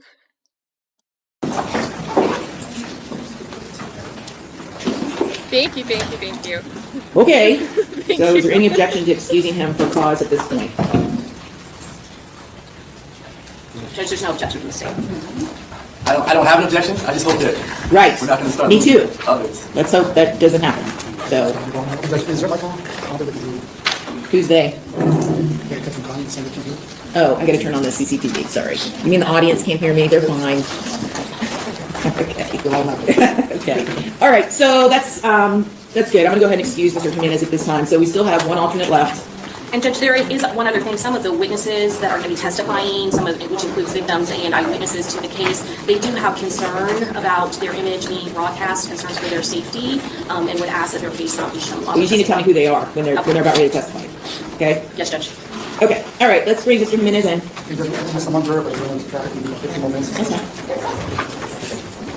Judge, and I'm also hearing it was Fox 13 this morning when they were reporting about opening statements. I think they reran an interview with Mr. Malcolm and Mr. McCray talking about the evidence. Okay. What is it? It was Fox 13 this morning, aired your interview. I just have concerns that the jurors overheard any of it, and I just would inquire. Thank you, Your Honor. So if that was a little quiet because I don't think she's fully mic'd up, but she's having an issue. She's concerned that the jury might have heard an interview. I don't think it was with Mel. I think she said a news station that the defense team did. That apparently, according to the state, evidence was discussed. Okay, Mr. Jimenez, I have spoken with both the state and the defense, and they have agreed to go ahead and excuse you at this point in time due to financial hardship. Okay? All right, thank you so much. Yep, good luck. Safe travels. Goodie. And who is it we're waiting on? Mr. Kekla? Okay. But you've heard from him, and he's on his way. Yes, ma'am. About 5 minutes away. He said it was 20 minutes away, so it should be. Yeah.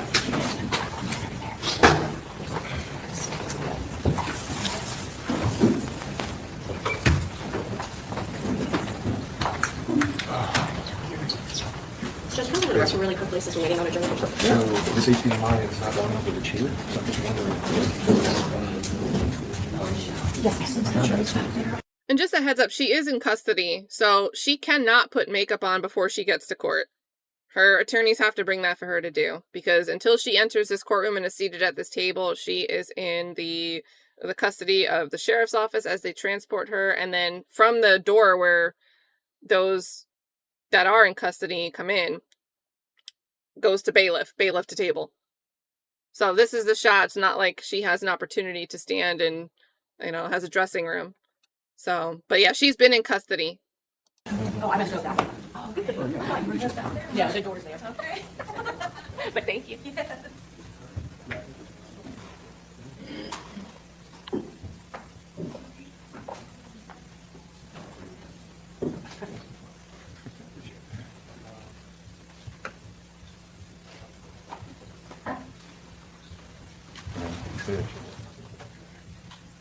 Yep, there we go.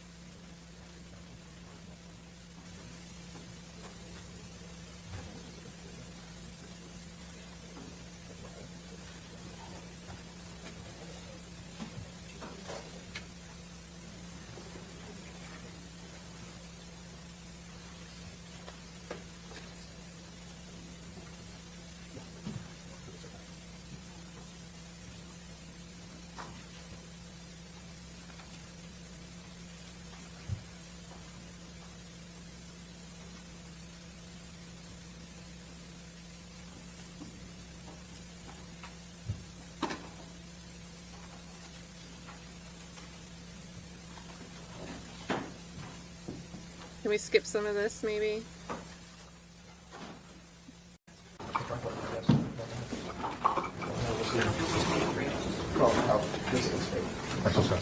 go back and put powers in when we're ready. Do you want to put your computer stuff up there? Do you want to hear from the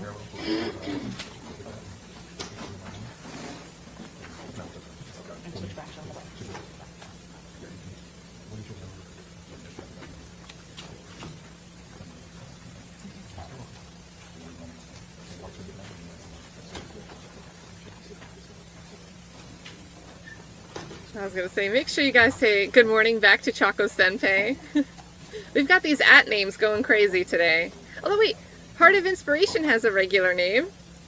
Also, thanks for becoming a member again, Heart of Inspiration. Always good to see you. Hope you've been doing well.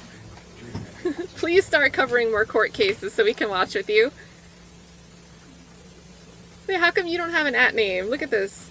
@name, no @name. Bombay is in the clear as well. No @name for Bombay. Thanks also for becoming green. And Love Amy E is back. She's got the @name. She's not Amy E with the blue heart. She's Love Amy E, which is her channel name, guys. Good to see you, Amy. Thanks for being a member for 13 months. Holy moly. I don't know what YouTube's doing. It's triple. Yeah. I need 2 triple A's. I have some. Oh, thank you so much.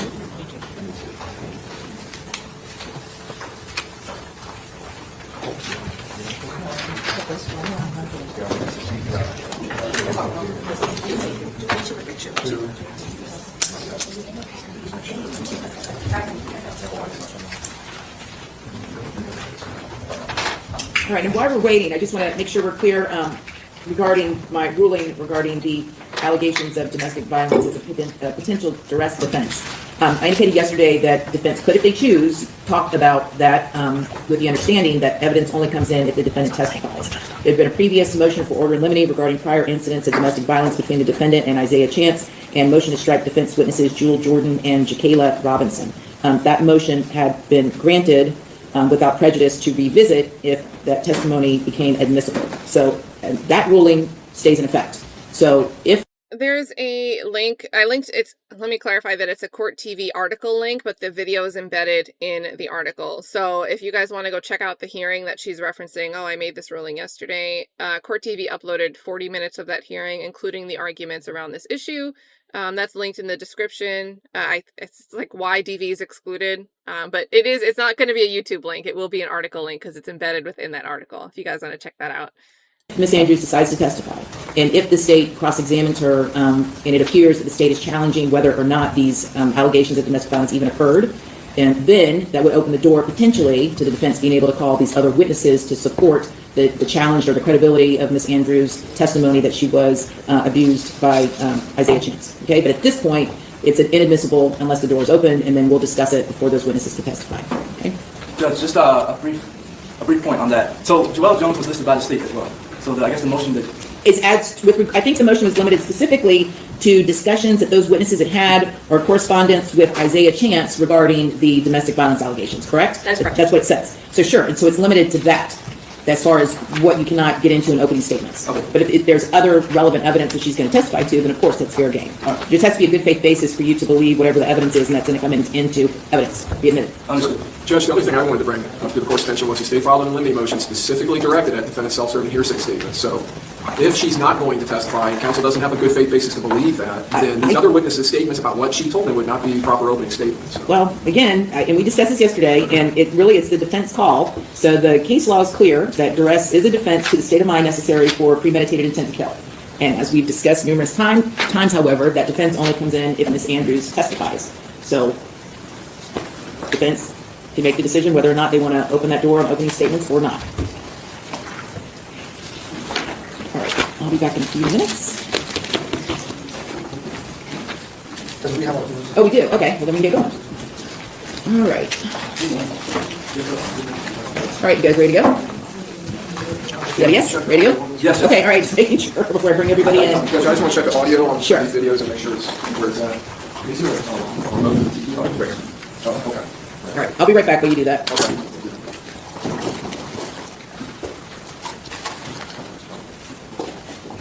Alrighty, so we can skip while they're getting ready.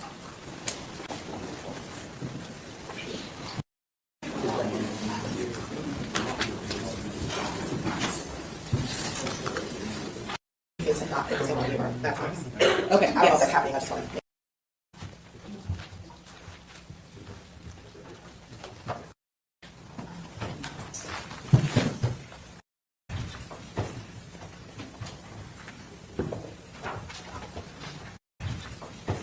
All right, time traveling.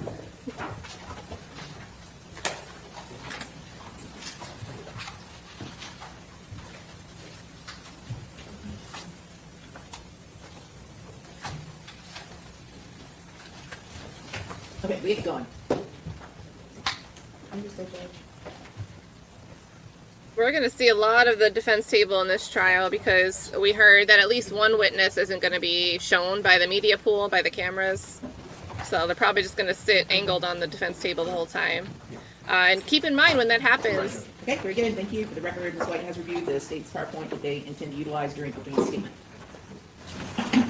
You know, when we're focused more on when the cameras are giving us angles right in somebody's face, we as a chat might have more judgments about someone's body language than the jury might be able to see. The jury might not be as zoomed in as we are. And as contrast to other trials, like think of YSL, how far away, you know, cameras like over here, and then you have state's table. And really, quite frankly, we watched Adrienne Love's body language quite a bit because the camera was on the back of her head based on where she'd sit at the defense state's table. And when she was questioning a witness, she seemed to purposely stand herself in between the camera and the witness, right? So in that trial, we had a lot more material to go off of to talk about body language on the state side. Here it's going to happen with the defense table. More than usual. Okay, you guys ready to go? Let's meet the jury.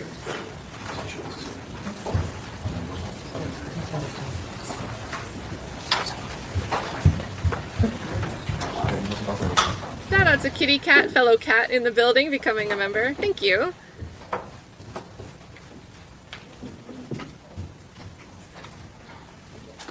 Yeah, fellow cats, we stick together. All rise.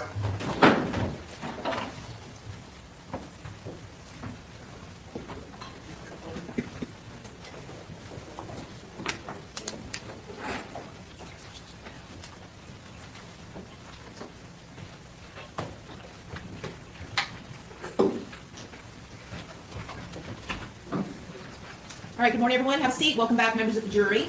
Just a couple of things before we get going. It is my understanding there were media reports about this case in the news the past 24 hours. So did any of you watch, read, listen to any news accounts related to this case? Did any of you do any independent research or investigation on your own about the case? Did you talk to anybody about the case? Okay, very good. All right, and just for scheduling purposes, I know we've got a juror that needs to be in a wedding or practice for a wedding at 2 o'clock on Friday, so we will break no later than noon on Friday. Just so you all know, the rest of the jury knows, Friday afternoon you'll have. All right. Okay. With that, state, do you wish to make? Let's all go to the wedding. We can catch up. May I please record? Yeah. Counsel. He didn't know, because there was no way he could know, that his time here was limited, very limited, that he was in fact breathing his last breaths here on earth, living the last moments of his just barely 27 years of life here on this planet. He didn't know as he was out with friends celebrating his birthday that he was being watched, that he was being followed. He was being stalked. Stalked and observed while he was celebrating. Stalked and observed by a group of killers, a group of conspirators who were now executing a very premeditated plot that had been hatched and birthed days before. A plot that had been hatched between them with every single one of their collective evil intentions directed into one common purpose, one common goal, the premeditated murder of Charles Jones. This group's collective hatred and animosity, which drove the conspiracy that existed between them, this evil and despicably wicked conspiracy. He didn't know that now all of their planning, all of their surveillance, all of their advanced coordination was now coming to fruition. coming into to fruition in such a precise way that he only saw his killers for mere seconds as they rapidly closed in on him, dressed from head to toe in all black, like ninjas coming out of the dark. Disguises that included balaclavas and ski masks. Disguises that these conspirators had decided well before this moment that they were going to wear, to use to hide their identities from the ever-present and ubiquitous cameras that permeate our culture. As Charles Jones sat there in the front passenger seat of his Dodge Charger, their plan came perfectly together. He was now the perfect target, caught completely, entirely off guard, completely blindsided. As these gunmen appeared, seemingly, you will see in this evidence, out of nowhere. A perfectly planned ambush, and there's no other way to say it. The evidence will show you clearly this was an ambush, a designed ambush, one that they had carefully planned and now were orchestrating. Unable to run, unable to dive or even duck, basically caged in the front seat of his car. He was basically a sitting duck. And these killers, they didn't hesitate, not for 1 second and not for 1 moment. They moved rapidly into their pre-planned positions, into their firing locations. And then they immediately unleashed a hellish onslaught, affecting a precisely coordinated violence of action, sending a barrage, a wall of hot lead, crashing into the only barriers between Charles Jones living and Charles Jones dying. Those barriers, the automotive glass, the sheet metal of the front of his Dodge Charger, which were absolutely no match for the high-powered 5.56 and 300 blackout caliber rifle rounds, which were now traveling at him, directed at him at thousands of feet per second, each one of them carrying over 1,200 foot-pounds of energy, directed specifically at Charles Jones. A Glock 9mm handgun was being utilized by one of these conspirators, a handgun that wasn't just a semi-automatic handgun. It had been converted to a fully automatic hand cannon, and now it was running wide open, dumping all 30 rounds of its magazine through the front end and the windshield of that Dodge Charger. All of that gunfire filling the dark, early morning hours with booming concussions and bright, flashing muzzle flashes as these high-pressured and high-powered rounds flooded the atmosphere in front of that Dodge Charger.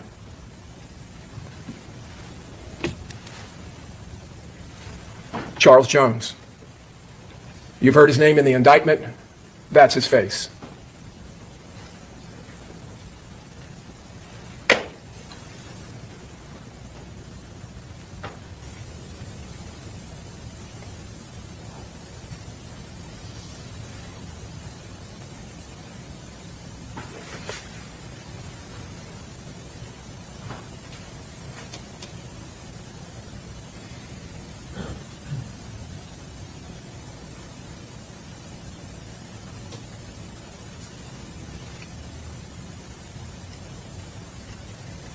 Okay, this is a long pause. This is a long pause.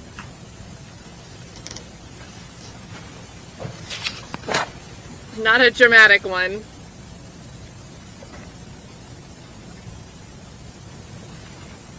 This is a comfort break.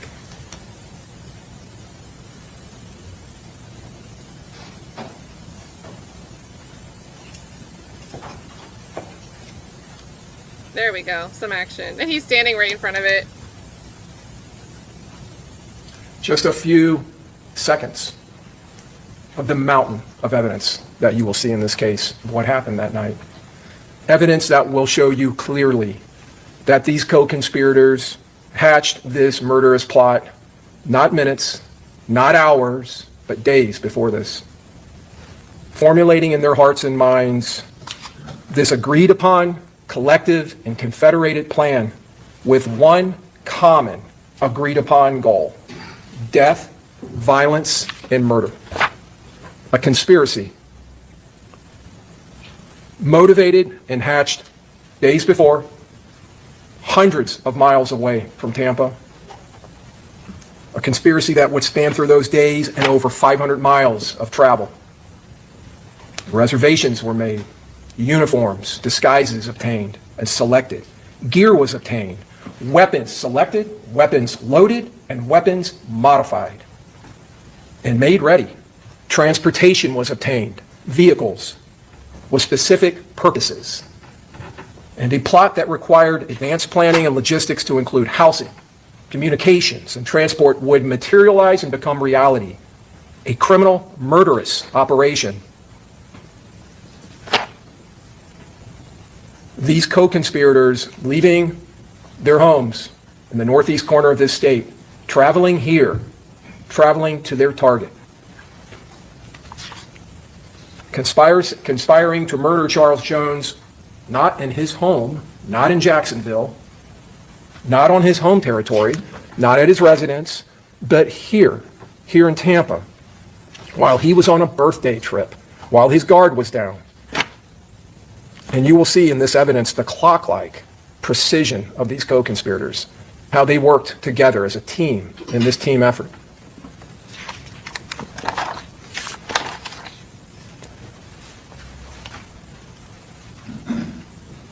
Principles. This is a law that you heard.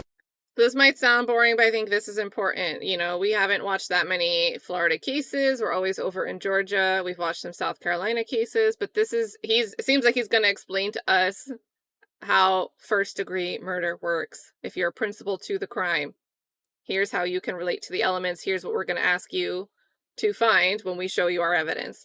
So pay attention, because we are in a kind of new state. A little bit about, you'll be instructed on it at the end of this case after the evidence is given to you by the Honorable Judge Sisko. She will instruct you on the law of principles as well as the law on murder and all the other laws that you will need to render your verdict in this case.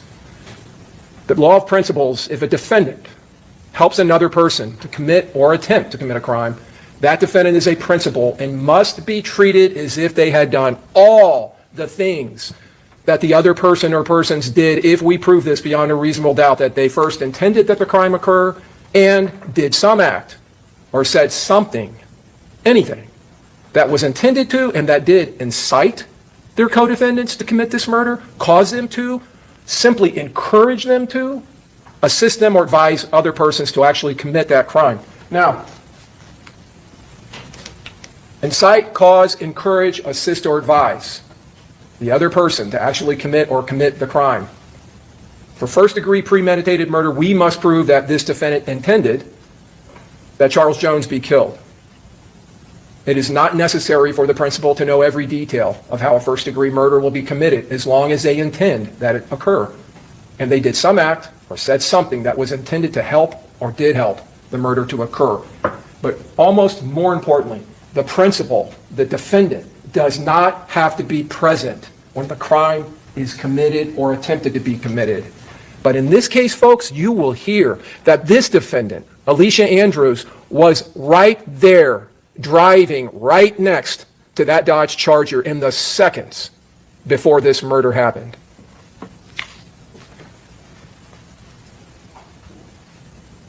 If the defendant is found by you to be a principal, then she is legally responsible and accountable for everything that her co-conspirators or co-defendants did. Alicia Andrews, these are her co-conspirators. I don't know if this laser is going to work, if you can see. In the upper left-hand corner, that's Rashad Murphy. Lower left, Davion Murphy. Sean Gaithright is in the upper right. And in the lower right is her boyfriend at the time, Isaiah Chance. These were the 5 conspirators. This was the assault team that took out Charles Jones, that took his life, that snatched it from him in the early morning hours of June 23rd. Isaiah Chance, Sean Gaithright, Rashad Murphy, Davion Murphy. To understand the murderous intent that existed amongst them, and to understand this conspiracy that dwelled in all of their minds and hearts, we have to go back and look at the lives and associations of Charles Jones and these defendants. What did Charles Jones do to these defendants that was so bad that would cause them to confederate, to conspire, engage in this coordinated planned attack? Charles Jones belonged to and was affiliated with a group known as 6 Block. He was a member of that organization. It exists in Jacksonville. It's known as 6 Block, and it is a street gang. It consists of several members. 2 other gangs in Jacksonville, ATK and 1200, were affiliated gangs. They despise 6 Block. They detest them. They abhor them. And the level of hate between these groups is a mutual hatred. The evidence will show that these gangs have been at war for several years. And when I say war, the evidence will show you this is a war going on in the streets of Jacksonville. The hatred and the dripping animosity of these defendants towards Charles Jones, it ran deep. And the evidence will show you that. In fact, you will hear that in October of 2023, just 9 months before this, before the murder of Charles Jones, he had left his residence in Jacksonville in that same black Charger about 6 o'clock in the morning. He came to a stop sign in his neighborhood, just a few blocks from his house, when a shooter with a high-powered rifle opened fire on his car, striking his car several times and striking him in his lower leg, spraying bullets all over that neighborhood. Mr. Jones at that time was able to drive himself to a local hospital, receive treatment, and be released. That bullet, or fragment of bullet, remained in his leg until it was removed by the medical examiner who conducted the autopsy on his body here in Tampa after his murder. Earlier that same morning, a member of ATK, a man by the name of Tilly, was shot and killed at a high school football game. This shooting of Charles Jones was clearly retaliation, but Charles Jones was not the shooter of Tilly. But that didn't matter. So why was he targeted? You won't hear any evidence to suggest that he had anything to do with that shooting. He was affiliated with 6 Block. And you're going to hear in the evidence that he wasn't just a member of 6 Block, he was a notorious member of 6 Block. Probably the most well-known member of that gang. In fact, he was the public face of 6 Block. The spokesperson, basically. He posted on social media, but most notoriously and notably, he wasn't just a spokesperson for 6 Block, he was a certified celebrity. Charles Jones had millions of followers on social media, if not tens of millions of followers, because he engaged in an activity that you heard a little bit about yesterday from one of your fellow jurors, and he was spot on. That's exactly what the evidence is going to show you in this case. This long-standing pattern of what is called drill rap. And it is an activity that Charles Jones embraced and that he engaged in under the name Julio Foolio, which was in fact his street name, Foolio. Julio Foolio. In this type of rap music, it's not just rap, it's disrespect. It's making fun of and disparaging not only ATK and 1200, the opposing gangs, but disparaging their members by name. Disparaging, and probably most incendiary you will find in the evidence, bragging about the death or deaths of other ATK 1200 members who have been murdered.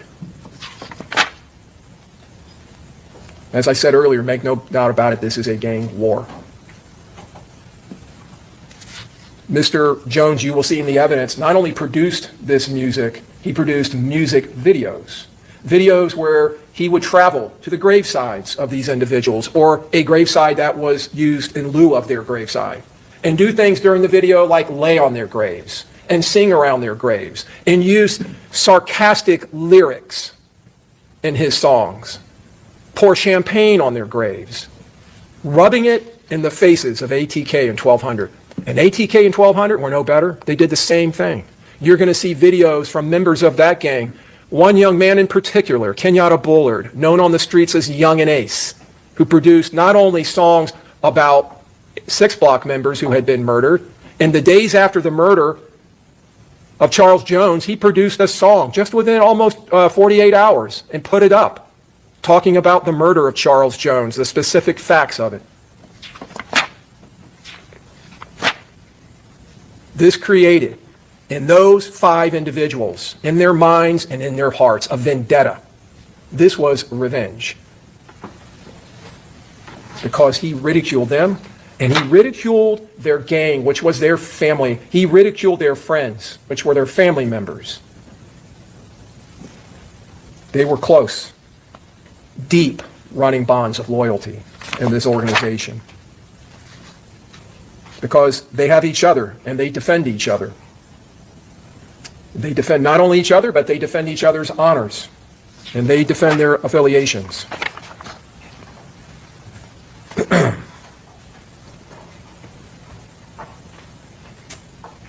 This is the murder scene. Let me see if this will work. Home to Suites, McKinley, Fowler, USF is directly across the street. The USF campus lays literally feet away from this hotel complex. Over here you can see it's a Holiday Inn. This is the portico right here where the shooting happens. What you will see in this evidence is that these shooters arrive here and they come in and they go around the north side of that complex as Mr. Jones is sitting here at the portico with 2 other cars full of his friends and partygoers, people celebrating. His girlfriend was in the other car. He was a passenger. His friend Xavier Edwards was driving. His longtime friend Gino Norris was in the back seat. They pull in. The shooters come in this way, they go around, they come down here, and they park in this area here. And then they act on foot, and they come around here, surprising Mr. Jones. You saw Mr. Jones' car try to evade the shooting and go this direction. He goes straight up here. There is no road here, but they make a road in their desperate efforts to get away. They go right past this dumpster, and the Charger ends up here.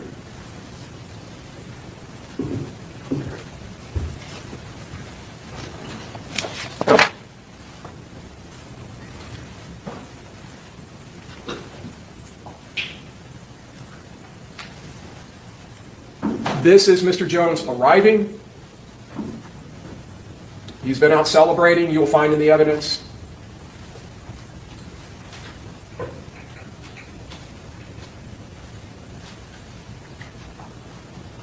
That is Mr. Jones with that open passenger door. The vapor you're seeing is coming out of the hotel. That's some type of a dryer vent. Mr. Jones in the red stocking cap pulling up his shorts. He walks in the hotel. As you can see on the timestamp, which is slightly off by a few minutes, this is about 4:30 in the morning. They had been out through the night. They had gone to a couple of clubs. Mr. Jones appeared at one club and performed, and then he went to an after party at another club. He had attempted to make a reservation here, but because they appeared so late, it had been given away. You'll see him come back and get into his car.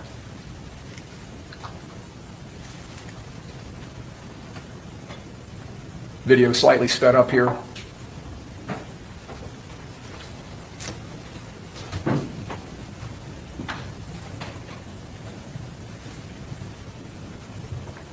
I feel like this is kind of weird, though.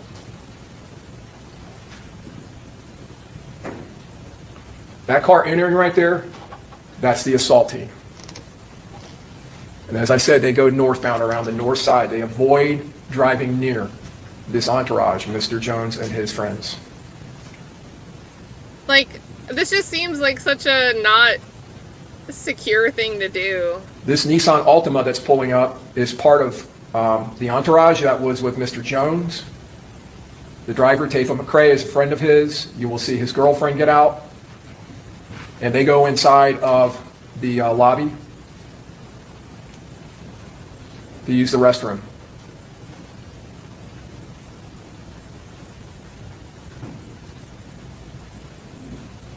So Taifa and his girlfriend, Aaliyah Albritton, they walk in to the lobby, and they're actually inside there in the bathroom when the shooting happens. Now, you probably didn't see it, but when Taifa got out of the driver's seat of that Nissan Altima, Camilla Bentley slid right in behind him. That's another friend of Mr. Jones and friends with these folks. She's sitting in that car at the time of the shooting. She takes her round through the arm.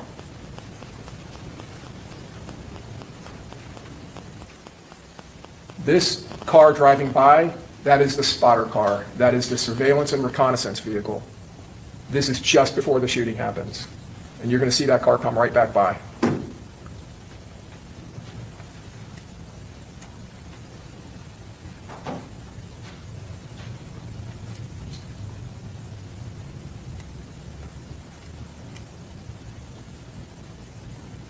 It goes down, does a 3-point U-turn, and comes back. And now we're mere seconds away from the attack on the Charger, on the attack on Mr. Jones. You'll see the Chevy Cruze go southbound on McKinley.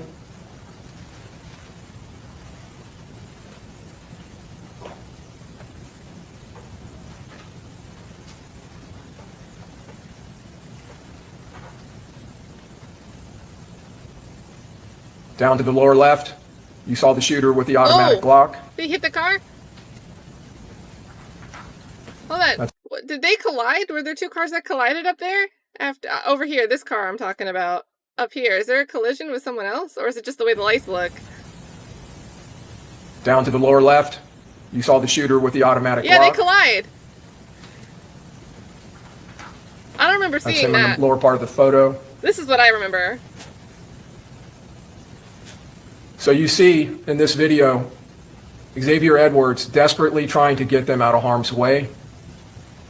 But what he didn't know was that up on the top of that screen between that, I think it's a Mercedes and that yellow car, was the third shooter. So what he ended up doing was driving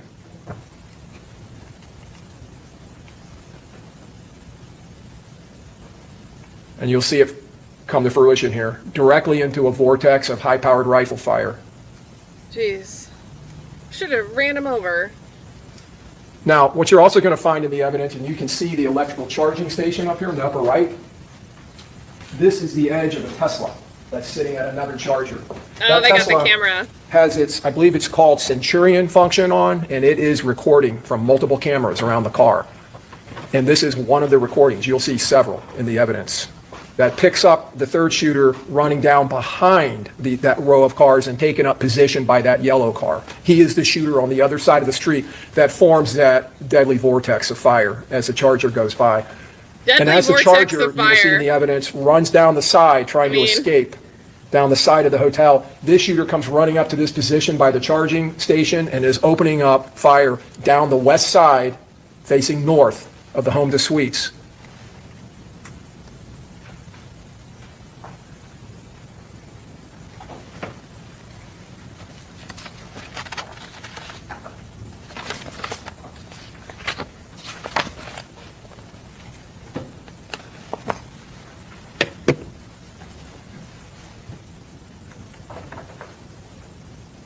That is the headlights of the Charger fleeing up the west side of the hotel, heading north. Dang. You could see, it looks like it's raining. That's the Charger at the impound lot at the Tampa Police Department. You can see the impacts. Every one of those yellow stickers on the hood, the side, and the windshield are all impacts. That's the Altima that Camilla Bentley was sitting in. It took 2 rounds to the back window. This is Xavier Edwards, who was the driver of the Charger. That's him at the hospital. Gino Norris, Mr. Jones' friend, who was in the back seat. He was shot in the upper right arm. And Camilla Bentley, who was shot in the upper arm. These were the other party goers.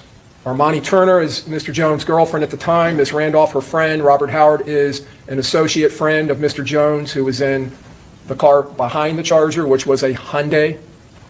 Taifa McCray and Aaliyah were the ones in the Altima.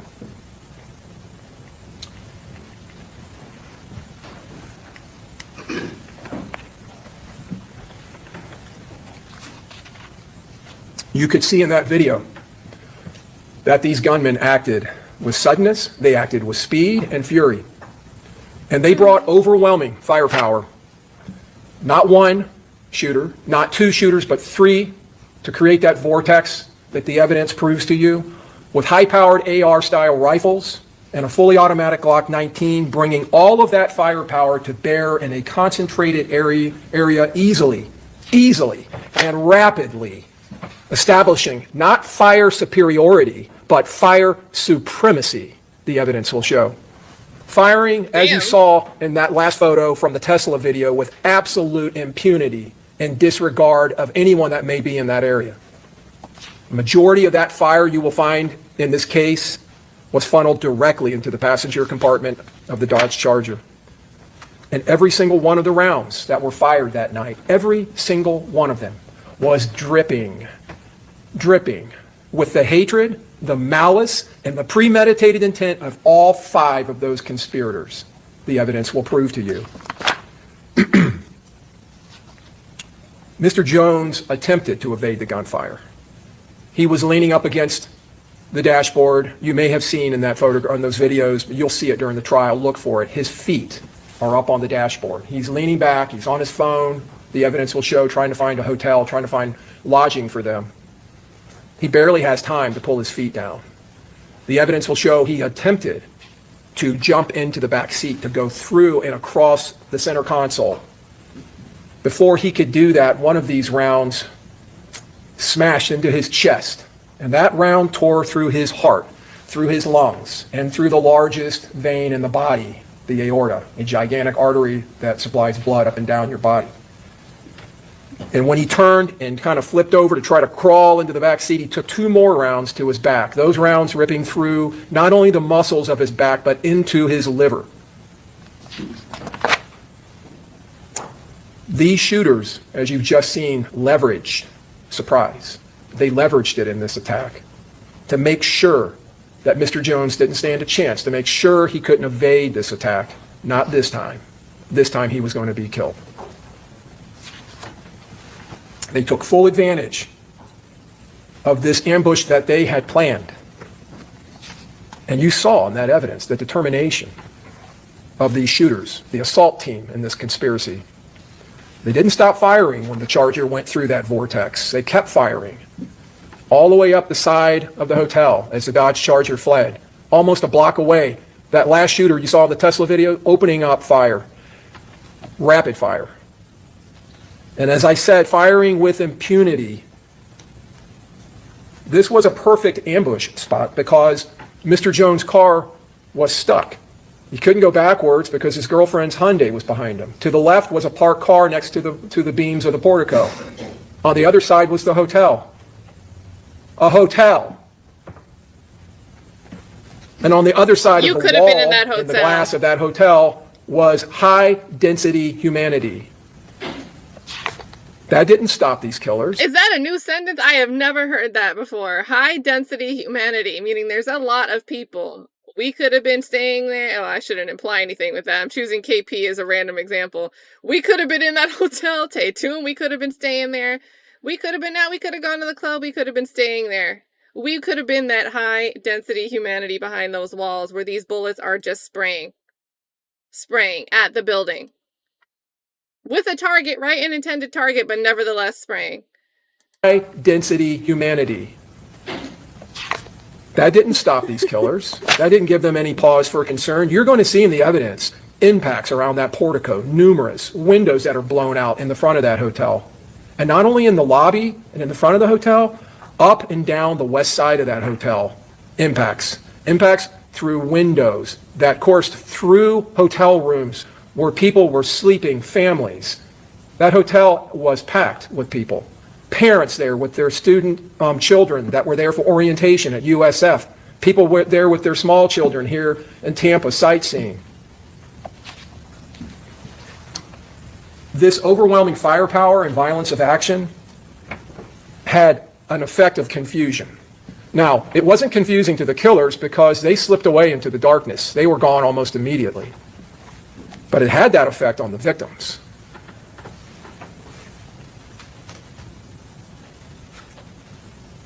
Gino and Xavier, when that Charger finally comes to a halt, bullet riddled, they realize that Charles Jones is gone. And they also realize that they both have been impacted. They have both suffered gunshot wounds. They flee out of that Charger, and they flee immediately to the west into the Holiday Inn because now they don't know where these killers are. They don't know if they're there or not. So they flee and they run into the hotel. And you're going to see in the evidence, their flight leaves a thick blood trail and a very obvious blood trail. They run in, they get on an elevator, they go to the 3rd floor. When law enforcement respond, and I'll talk to you a little bit about that, the confusion was caused, they go to the area where the Charger is. They see the blood trail. They don't know if that's victims. They don't know if that's shooters. They go into the hotel thinking that they're going to be coming face to face with shooters. They go up the elevator and they go onto the third floor and they find Mr. Edwards and Mr. Norris laying on the ground, bleeding.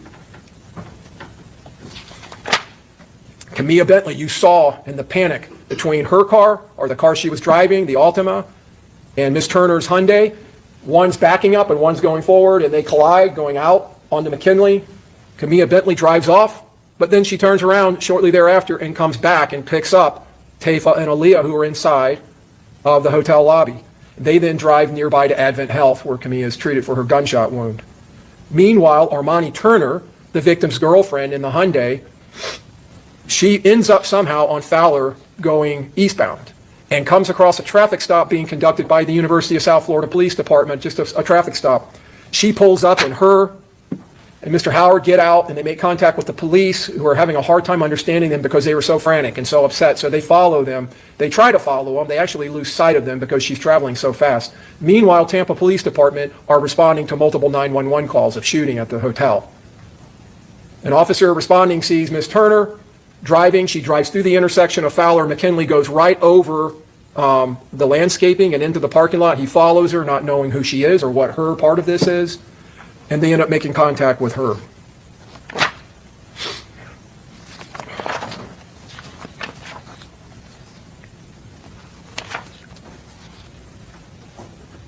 Officers end up driving down to the south end because it's brought to their attention that there are impacts and broken glass all over the south end of the home to suites where the shooting actually happened or began. And the first officer who gets there comes into the scene and he notices all of these 9mm pistol casings laying in the scene. And he's looking at the impacts and he's already seen the Charger. And he's wondering, where are the rifle casings? Where are they? Well, you're going to hear in this evidence there were no rifle casings, even though 2 rifles were firing at a high cyclical rate in this attack. They weren't there because these conspirators modified their rifles. They put what are called brass catchers on the rifles to catch the brass, the shell casings being ejected from these AR-style rifles. They modified them, just like they modified that Glock pistol and made it fully automatic. That was confusing. That was beguiling to law enforcement, at least in the beginning, until they started obtaining the video that you've just seen.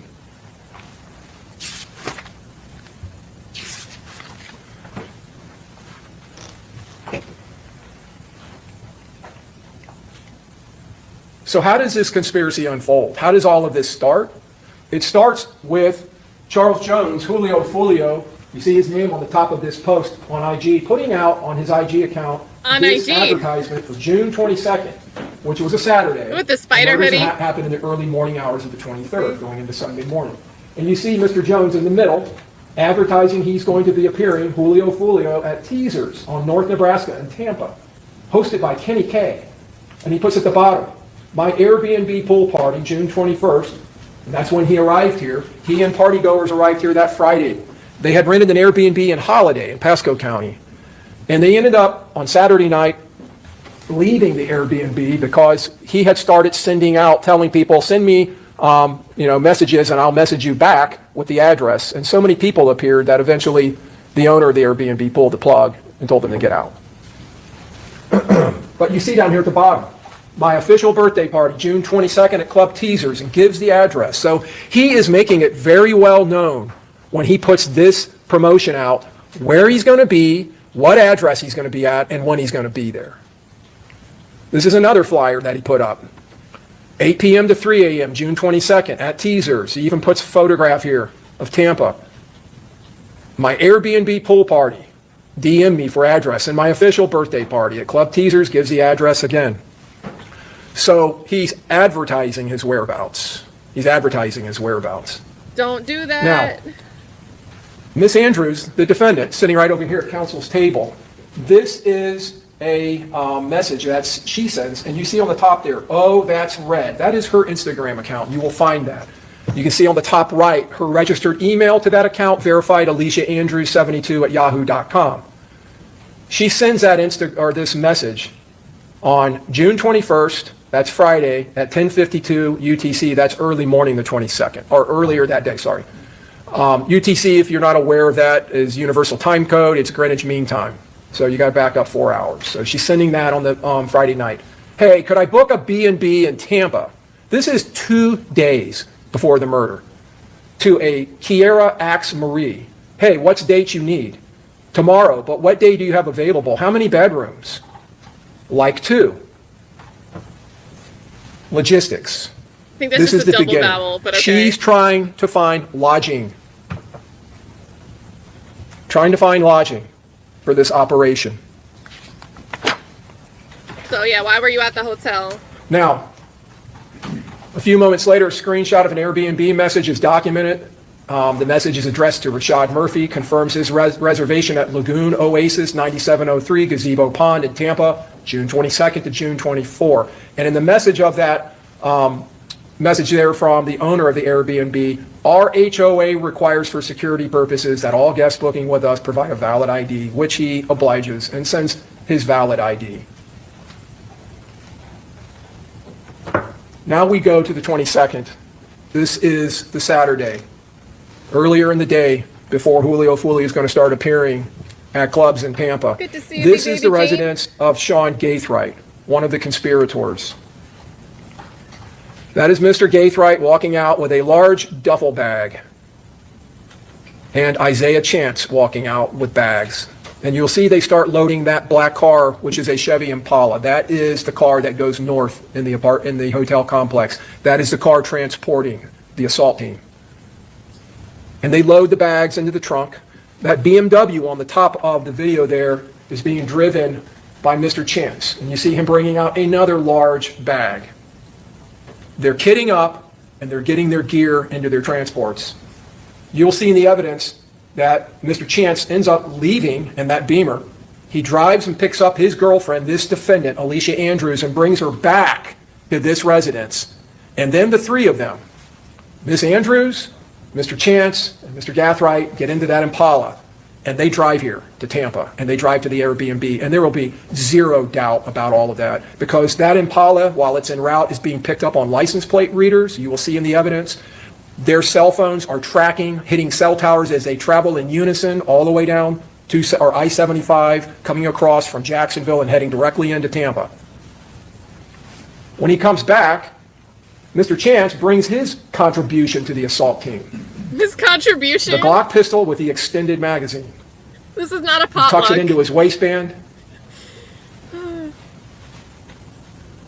You can see the extended magazine sticking out in the trigger guard and the slide and the dust cover of the pistol. Just a more close-up photo of it. Oh. You can see it bulging out of the right side of his warm-up pants he's wearing. So these three, Chance, Gaithright, and the defendant, get in that. He's so technical, he even called them the warm-up pants. Warm-up pants he's wearing. So these three, Chance, Gaithright, and the defendant, get in that Impala. Yeah, not a pink gun. And they drive. You'll find in the evidence that Gaithright in the middle and Chance, the defendant's boyfriend, are very tight. They were close friends. Mr. Chance calls Mr. Gaithright his little brother. And you'll see in the video when they are loading up, you'll see more video during this trial of Mr. Chance putting in the codes on the front door of the house that Mr. Gaithright lives at. Now, the second car, the one that I pointed out to you, the surveillance vehicle. This is a Chevy Cruze. This car is also picked up on license plate readers after law enforcement determined its involvement in this case. They go back and they find it. And if you can see in the lower left-hand corner, 7:46 p.m., June 22nd, it's on Bruce B. Downs at Tampa Palms, getting real close to where their Airbnb is. And by the way, the Airbnb they book is 1.3 miles from the murder scene. You will see in the evidence that the LPR, the license plate recognition systems that are picking up these two vehicles, show them traveling in unison, hitting on the same license plate readers at the same time, at the same locations as they travel from Jacksonville. That car was obtained by Rashad Murphy outside of the circle of ATK 1200. It was specifically located and utilized in this case as a car that would not be recognized. Now, this is the LPRs for that car, the Chevy Cruze. You can see it hitting where it hits Dolphin Drive. That's the day before in Jacksonville. On the 22nd at 6:01, Highway 441. At 18:09, Highway 326, it's traveling through Gainesville. And then at 1947, 7:47 p.m., Bruce B. Downs, Tampa Palms Road, and then at 0342 Hillsborough, and then we get into the surveillance and the time before the murder. The ones at the bottom are the return. That's when they're returning to Jacksonville. This is showing you in these license plate readers, the Cruise on the top and the Impala on the bottom, hitting simultaneously on the same dates, 1809, 1947, 1945, 0341, 0342, at the same exact locations. These cars are traveling in unison because they are part of a team. This is the Airbnb that they stayed at on the night of the 22nd, going into the morning of the 23rd. They didn't stay at a hotel that has a lobby with security cameras. They stayed at an Airbnb with one single Ring camera. Now, that's the front door on the right, or on the left, excuse me. You can see the Ring camera. You also can see that that lock has, like most Airbnbs, has a combination lock on it. That's the defendant when they arrive, and that day she's the only one seen going through that door. You're going to hear in the evidence when she walks in, this is from a video, someone inside saying, "My bad." So they're already inside, but she's the only one that goes through the door that day. The other ones, the evidence will show, this is back the back side of that same building, and down the back, and there's the back door. Must have entered, the evidence will show, through that entrance. Later that night at about 1:40, this is going out into June 23rd, 3 hours before the murder of Charles Jones, and less than an hour before they begin to hunt and stalk him at Teasers, where he's appearing. Her phone leaves the Airbnb and starts tracking by hitting off cell towers to a nearby McDonald's at 22nd and Fletcher, 2205 East Fletcher.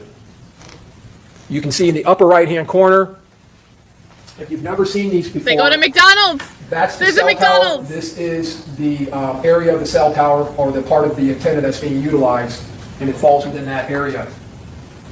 And you can see there, Fletcher, Advent Health.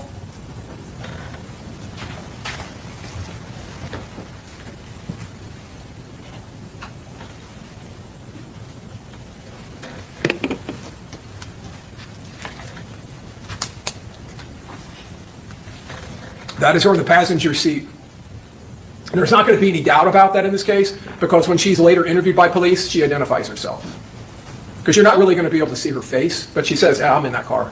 That's me." You can see the driver, Davion Murphy, he's lighting a cigar. You can see a little flame. You're going to watch on this video as they proceed through this drive-through.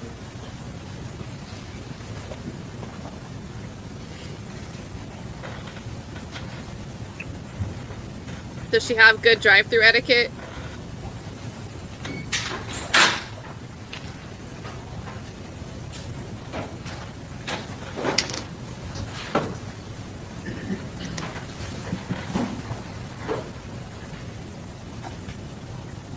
You just saw her turn to her left.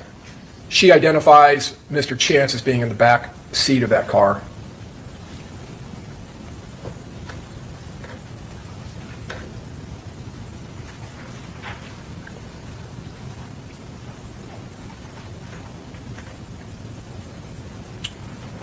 That's Davion Murphy in the driver's seat. They eventually drive off, but what you're going to find in the evidence is they buy a lot of food. This is not food for one person, it's a lot of food. And that's significant because later she tells the police that they went there because she was hungry and wanted something to eat. She also tells them she doesn't know who the driver is. You can't give an explanation for how he even came to be in that car or how she came to be in that car. Now, this is outside of Teasers. As you saw, Teasers is a club that is on Nebraska, here in the city of Tampa. So, as you saw in the evidence of the shooting, the success of this conspiracy, this plot to murder, this attack, hinged on the element of surprise. It absolutely hinged on that. And they leveraged the surprise that they had, catching Mr. Jones off guard. And to have that type of surprise, they had to act with a coordinated knowledge, and they needed intelligence. They needed intel. They needed real-time information. Where is he? What's his route? They needed to know exactly where he was. They needed to know his positioning, his routes of travel, and like any good operation, the key to success is intelligence, critical intel. Now, to obtain intelligence like that and to do so surreptitiously, secretly, the surveillance has to be done in a surreptitious manner. Without that intelligence, without providing that real-time information to the assault team that's in the Impala, there would be no surprise, there would be no ambush of Mr. Jones, and this conspiracy would fail. It's a smart argument to make her, if she's the one supplying the intel, which is what they're going to argue. That's what they say the evidence is going to show. It's smart to say they would not have been able to do this without her intel, because that kind of solidifies the conspiracy theory that this was a whole scheme, this was a plan that they all worked together on, even if she's not the one in the car or pulling the triggers of any of the firearms. It was that intelligence, that real-time surveillance and communication, the locations and routes that were provided by this defendant and her boyfriend, Isaiah Chance, operating alone in that Chevy Cruze, while the other three conspirators, the assault team, were in the Impala. And they were doing everything they could to keep that Impala out of the sight of Mr. Jones and his friends, because Mr. Gaithright drove that Impala. It was registered to his mother, but he drove it all the time. He was notoriously known for driving that car. He's notoriously known for This was a driving an coordinated Impala. team effort.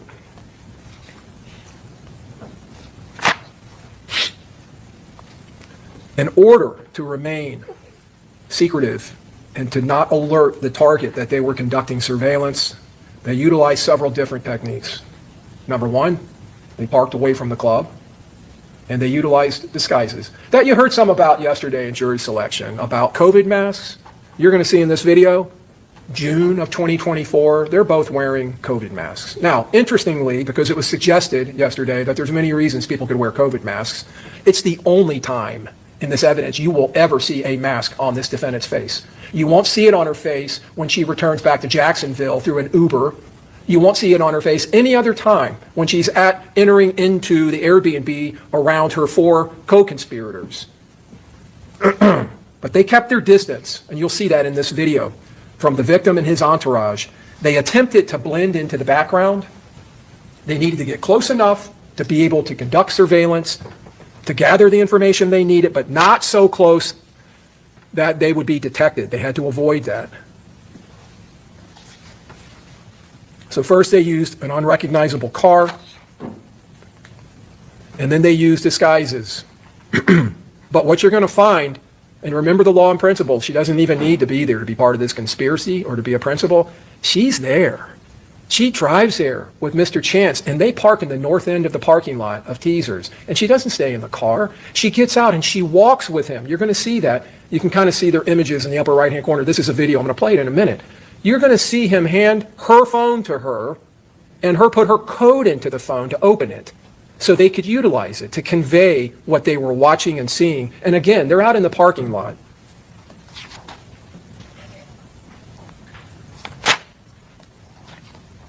She was there with them in the field, shoulder to shoulder, in the thick of it, on the ground, in the action. So they're wearing these masks, and it's not just like some costume mask. Obviously, a COVID mask is not going to necessarily draw that much attention, but it is going to hide their identities. Mr. Chance has a hoodie up on his head, along with the COVID mask. They are clearly trying to disguise themselves. But again, she didn't stay in the car, she got out. And there was a reason for that. Because instead of allowing Mr. Chance to walk around in this dark parking lot with a hood on and a mask on by himself. Tell us the weather. Walking. Go ahead. Give us this opening statement, members of the jury. It's just a chance for the lawyers to tell you what evidence they believe will be admitted in this case. But again, it is not the actual evidence, all right? Go ahead. But instead of allowing him to walk around in that parking lot by himself, a single man with a disguise on, she went with him. Because now they would be a couple. They would fit in. They would be non-threatening. So she acted not only helping in conducting the reconnaissance, she acted as camouflage. She acted as a disguise in and of herself. Now they're a couple. Now it's not just a single person who may be seen as threatening or may draw attention. This is just a couple walking around in the parking lot and a club where a lot of people are milling about in groups. In groups. She provided that by being there in the field with them. She provided that cover and that camouflage. And she provided, obviously, a second set of eyes to watch. Both of them surveilling and watching Mr. Jones and his entourage. And then, as I just mentioned a minute ago, she provided the comms, the communication, her phone. Now, you're going to see in the evidence, Mr. Chance's phone is tracking all the way to Tampa from Jacksonville. And it's tracking at that Airbnb. It's hitting off a nearby tower, but it's her phone they're utilizing, you will find in the evidence. Now, you're going to find in this evidence that they were not utilizing the calling function of that iPhone or even its Apple text message app, the two ways that most people communicate. They're using some kind of a special application to be able to communicate that's undetected. Shade Galaxy users like but at that. some point, they have to break radio silence because the person they're communicating with, Sean Gathright, is not answering. He's not picking up his phone, so they actually send a text through the Apple text message app. Pick up your phone. And that's right around this time, just a few minutes later.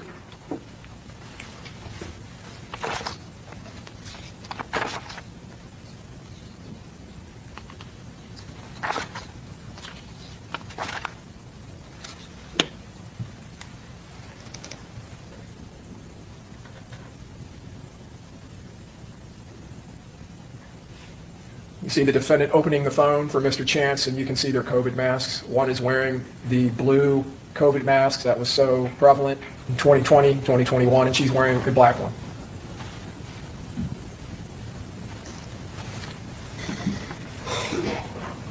This is Mr. Jones and his friends arriving at that club. And you can see the time there, 2:22 in the morning. That, again, is several minutes off, but it's about that time. 2:21, and there they are, and you see Mr. Chance on the phone in the parking lot at the same place. Now later, after Mr. Jones has gone into the club and been in there and done his thing in there with his friends, he's now leaving. You can see Mr. Edwards' head up there. It's 2:46 or about that time. 2:46, 59, almost 2:47. And what happens at 2:47? This car up here in the upper right, that's on that road, which is Nebraska, is pulling in to the north end of the parking lot of Teasers. This was an extremely orchestrated, well-orchestrated conspiracy, coordinated. He's walking out of the club on the other side of the club, and out of the blue, the assault team vehicle is pulling into the club. That is tight surveillance and intel. Now, in this photograph, that's 2:48. This is Mr. Jones' Charger. You can see the lights starting to light up because they're already inside the car. They're getting ready to leave. That's the Impala that has come in on the north side, gone down the west side, and is now passing in the front. Out of necessity, passing in the front. So this is just an aerial view of Teasers. You can see Nebraska over here to the right. You can see this little road here, South Castle. The defendant and her boyfriend come and they park here in the north end. They get out, they walk around, they come around this way, they stand here. The entrance is over here. So they're way down here. You kind of saw that in that photograph. We should put them down there to the west. They conduct surveillance, they walk back up here, they get back into the car, and then they drive out onto East Castle. The assault team comes in the red arrows, comes in on the north end. We just watched it. They come down this way and they go down Castle. And as you can see, before I move on, a lot of folks standing around out there, a lot of people, potential witnesses. Now, from there, when Mr. Jones leaves with his friends in the three cars, they travel to another club, an after party. This is Truth 18 on Bush. The Dodge Charger, the Hyundai, and you'll see the Altima come up.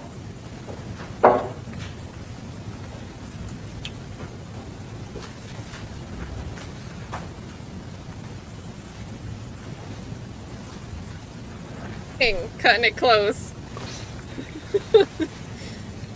This is why you gotta check your car Down when you here go in the back. lower left, you can see some of the party, Miss Bentley, Miss Albritton, Taifa McCray in the light blue.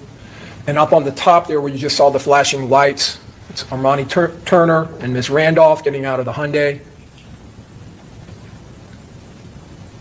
And there's Mr. Jones in the lower right with the red hat, very recognizable. So they go up to the second floor of this strip mall where this club is. That's Gino Norris in front walking up, his friend. Yeah, so this prosecutor, I think he needs to point out the weather. He emphasized they're wearing hoodies and the COVID mask, which he acknowledges might not be the most, it's not like you're going out there in like a full prosthetic disguise or anything like that. But this is summer. This is Florida. Tampa is like a swamp even after dark in the middle of summer. It's disgusting. It's sweaty. You see here, everybody's wearing, we got tank tops and a short skirt. We've got the guys in shorts. Like, emphasize that it's very unusual, even if it's after dark. This is not like Arizona where suddenly you need hoodies.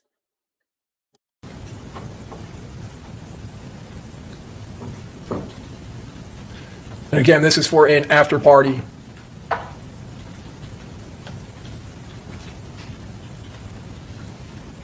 And you'll see Mr. Jones will start live streaming with his phone.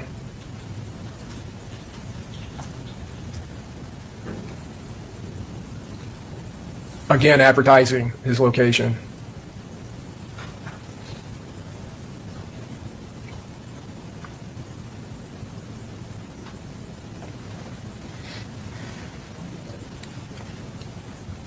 A lot of movement.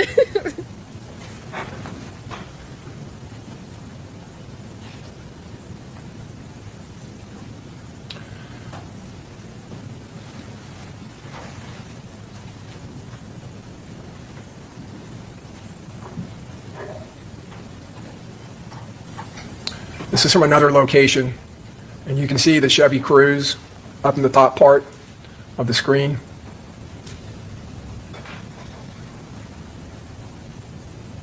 And now, in the top of the screen, the hooded individual, the defendant, and Mr. Chance conducting more surveillance. Walking as a couple, so they're not threatening, they don't stand out.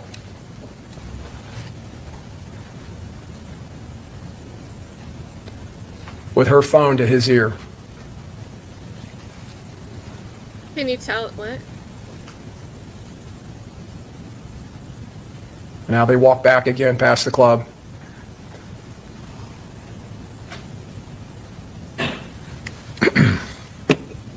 Mr. Jones and his friends leaving.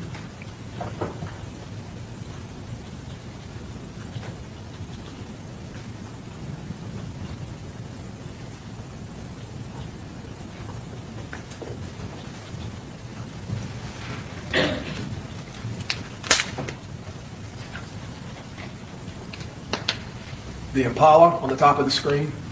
That's across the street.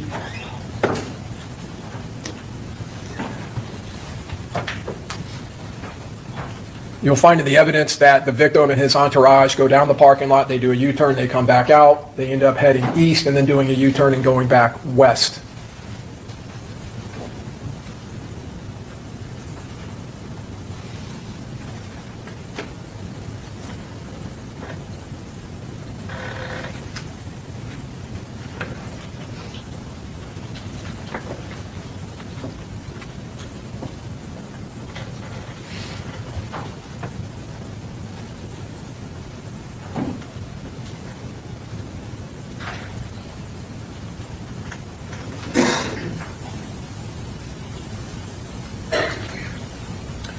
The Impala just crossed the street. Now it's back up at that stop sign in the upper right-hand corner.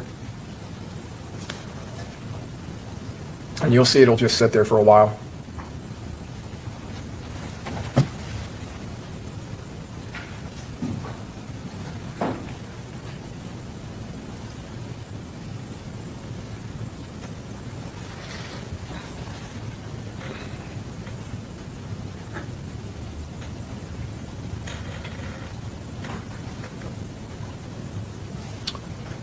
Mr. Jones and his friends coming down the stairs.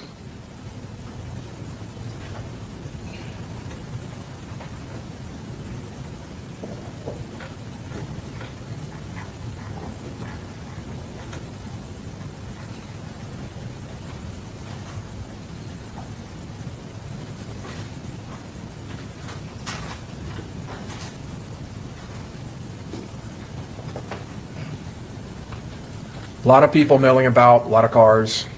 The evidence will show.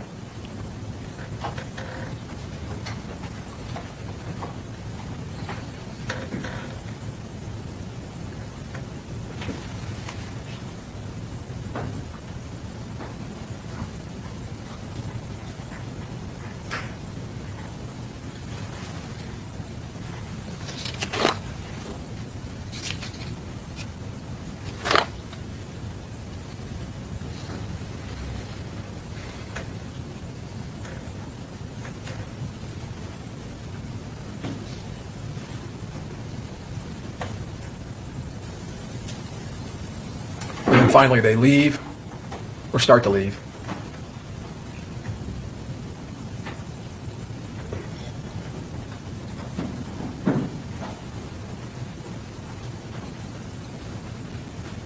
And they come back.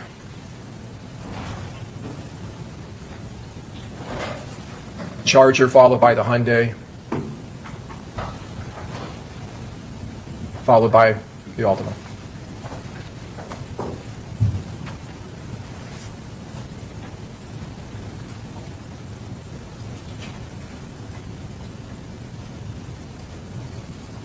On the top of the screen, Mr. Jones' Charger is going to do a U-turn and go back westbound, followed by the Hyundai and the Altima.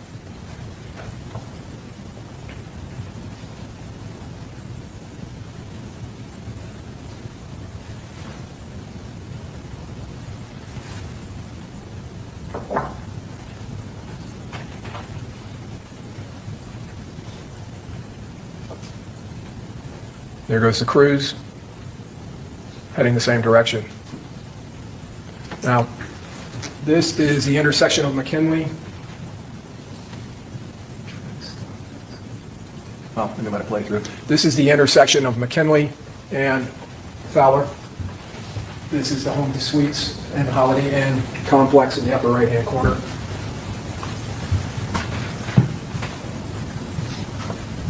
Directly across the street is USF. There's an Embassy Suites there.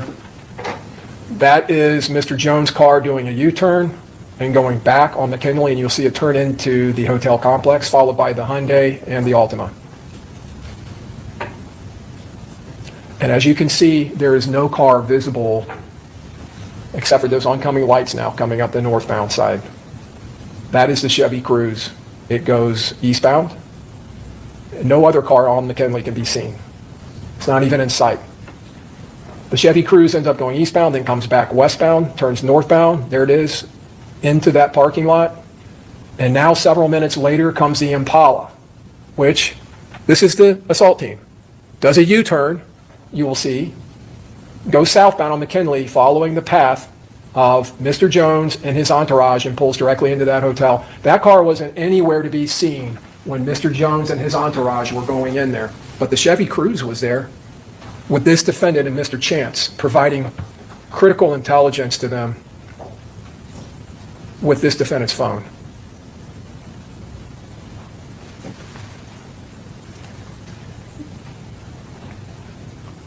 Once it pulls in, you'll start seeing cameras from different locations within the complex mounted on the Home to Suites surveillance system that'll pick up the Impala's path as it travels. So the Chevy Cruise, at one point after the Impala goes in, blows through a red light on Fowler to get over there and turn in to the hotel.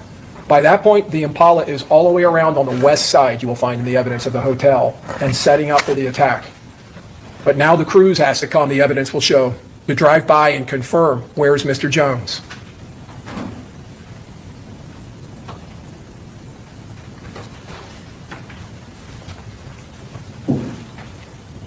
The red marker is the Impala and its path.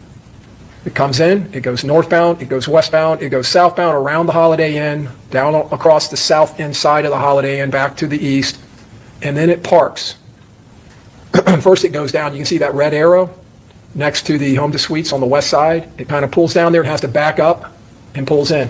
When the blue markers is the Chevy Cruise, when that pulls in and pulls around and does the three-point turn, you're going to see in the video evidence right here, they pass within feet of each other at the same time. And of course, the Impala never goes around or reveals itself past that point, keeping out of sight of Mr. Jones and his entourage. This is a camera mounted on the east side of the home to suites, pointing to the southeast, and it is picking up the Impala now pulling into the complex and going northbound on the east side of the hotel. This is going to go to a camera facing north-northeast, showing it passing, still going northbound.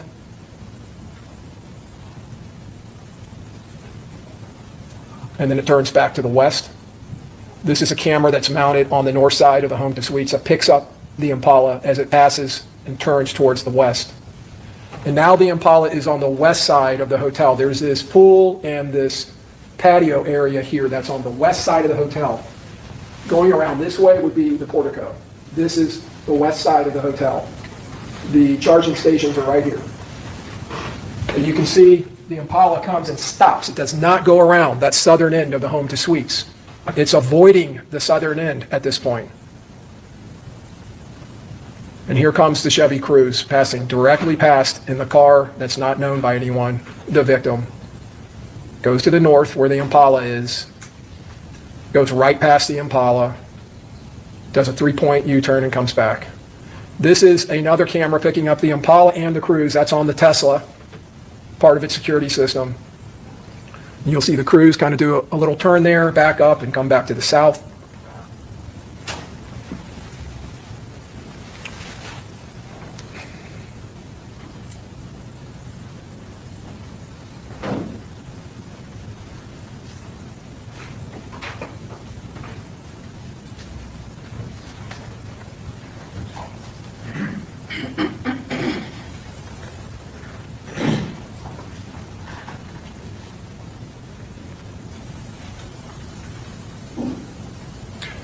I don't know if you saw that or not, the Cruze is turning around, but the Impala is pulling into a spot over here at the same time as it passes back by.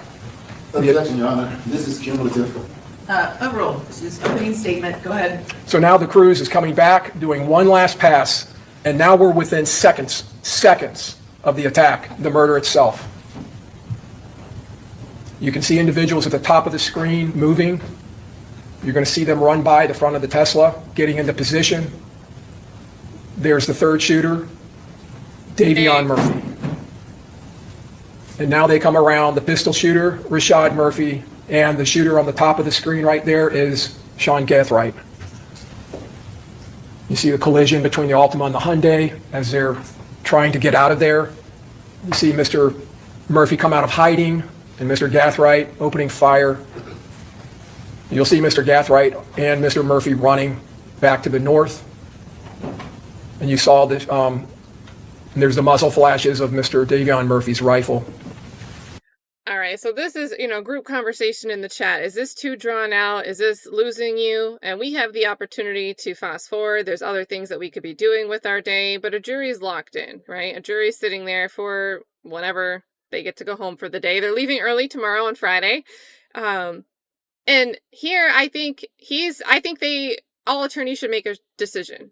How do we want to present? How will that impart on the jury? Are we going to lose the jury's attention?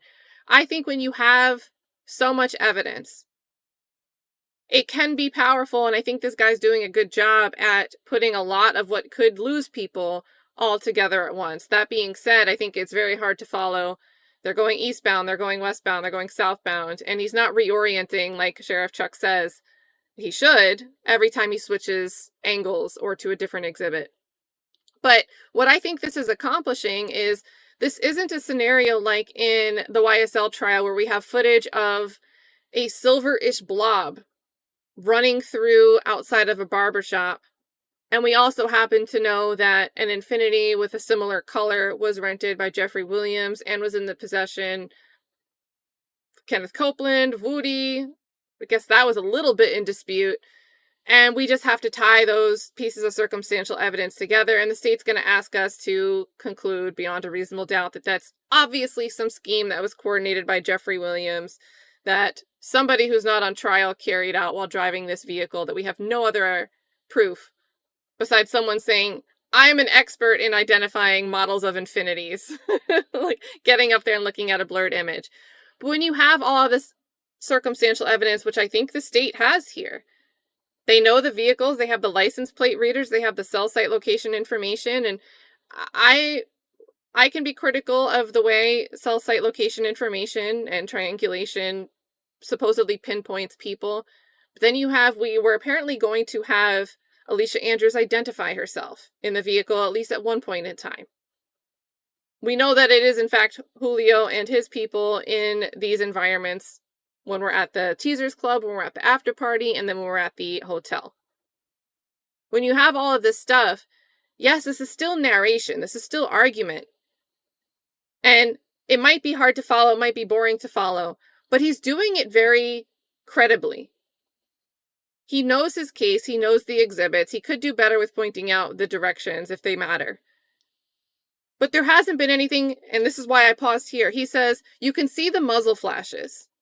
It's true. Yes, hiding, I can. And Mr. Gathright opening fire. You'll see Mr. Gathright and Mr. Murphy running back to the north. And you saw that there's the muzzle flashes of Mr. And so I saw these muzzle flashes right before he even said it. And so my brain, I'm going, yeah, I do, as I'm listening to him. And that's the way you want your opening statements to go, no matter what side you're on. This is what a defense attorney should want to do. This is what a state attorney should want to do. If you're going to make the argument, you should not want the jurors sitting there going, I don't see muzzle flashes, which I paused there because it reminded me of the Shamel Drinks footage, where Viverito gets on the stand and testifies that, whatever she said in her police training, she could identify flashes. And the chat, by and large, myself included, pretty much entirely, like 95%, for the most part, disagreed with the description that both Hogan and Viverito gave of the footage related to the Shamel Drinks murder. And you do not want to be showing exhibits and narrating over it and having the jury go, no, that's not what I see with my own eyes. And the defense strategically leaned into that in the YSL trial. I don't know. The defense isn't going to get up here and say no one was firing. There are no muzzle shots. The defense here is getting up there and saying, yeah, this all happened. This all went down. But Alicia Andrews, she wasn't a principal. She didn't help coordinate this. She didn't know. So. Davion Murphy's rifle. And you saw the Charger going to the north.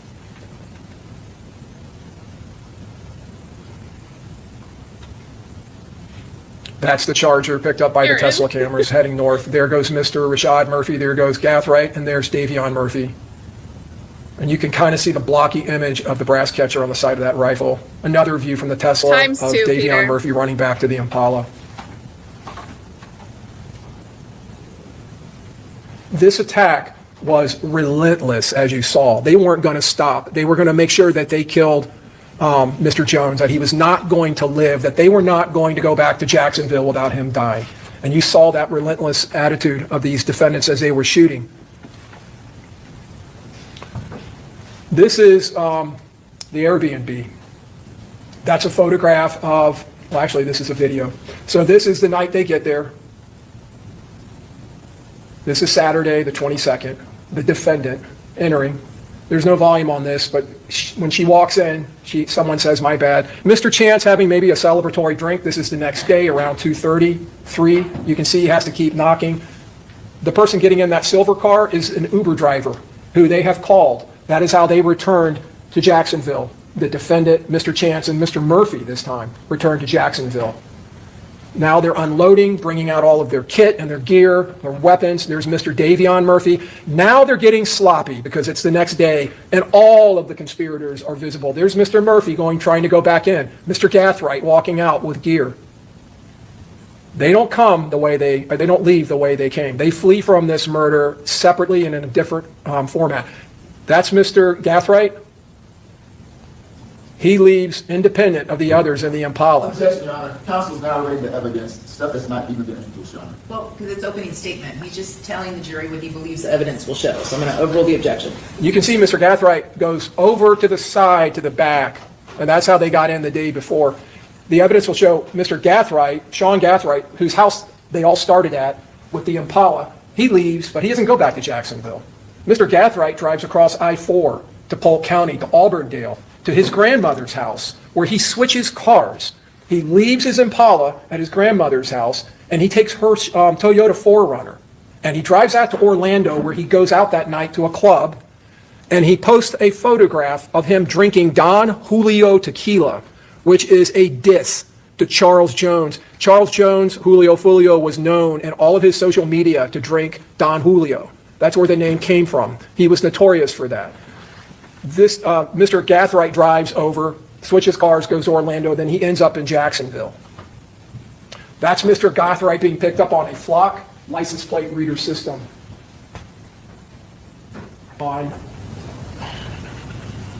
This is him coming. This is on June 22nd. You can see 739. He's in Hillsborough County. So 623, he's eastbound on I-4 at 413, eastbound on I-4. This is the Sunday after the shooting. 625, southbound Florida 559, and Fred Jones Parkway in Polk County. Hey, Mike the Mob. This is Mr. Gathright arriving in his grandmother's house in Opal Avenue in Auburndale. You're going to see him walk in. You see the Chevy Impala, the assault car, sitting in the driveway. Law enforcement go there later. They get this video of Mr. Gathright switching cars. You're going to see him wiping down the Impala before he leaves.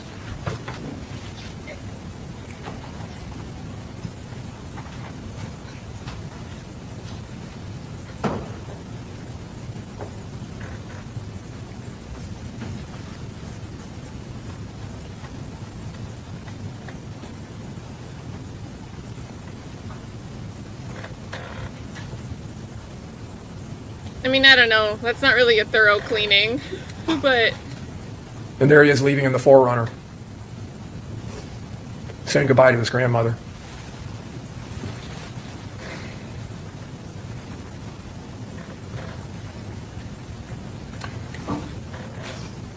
And this is a sidebar. We had, like, really close to here, we had a 15-year-old girl was shot and killed. She was in the car with 2 other adult males. 2 other individuals pulled up in a different car, fired shots. It was right outside of, like, a food joint near a 7-Eleven gas station. Just middle of the day, cold-blooded shooting.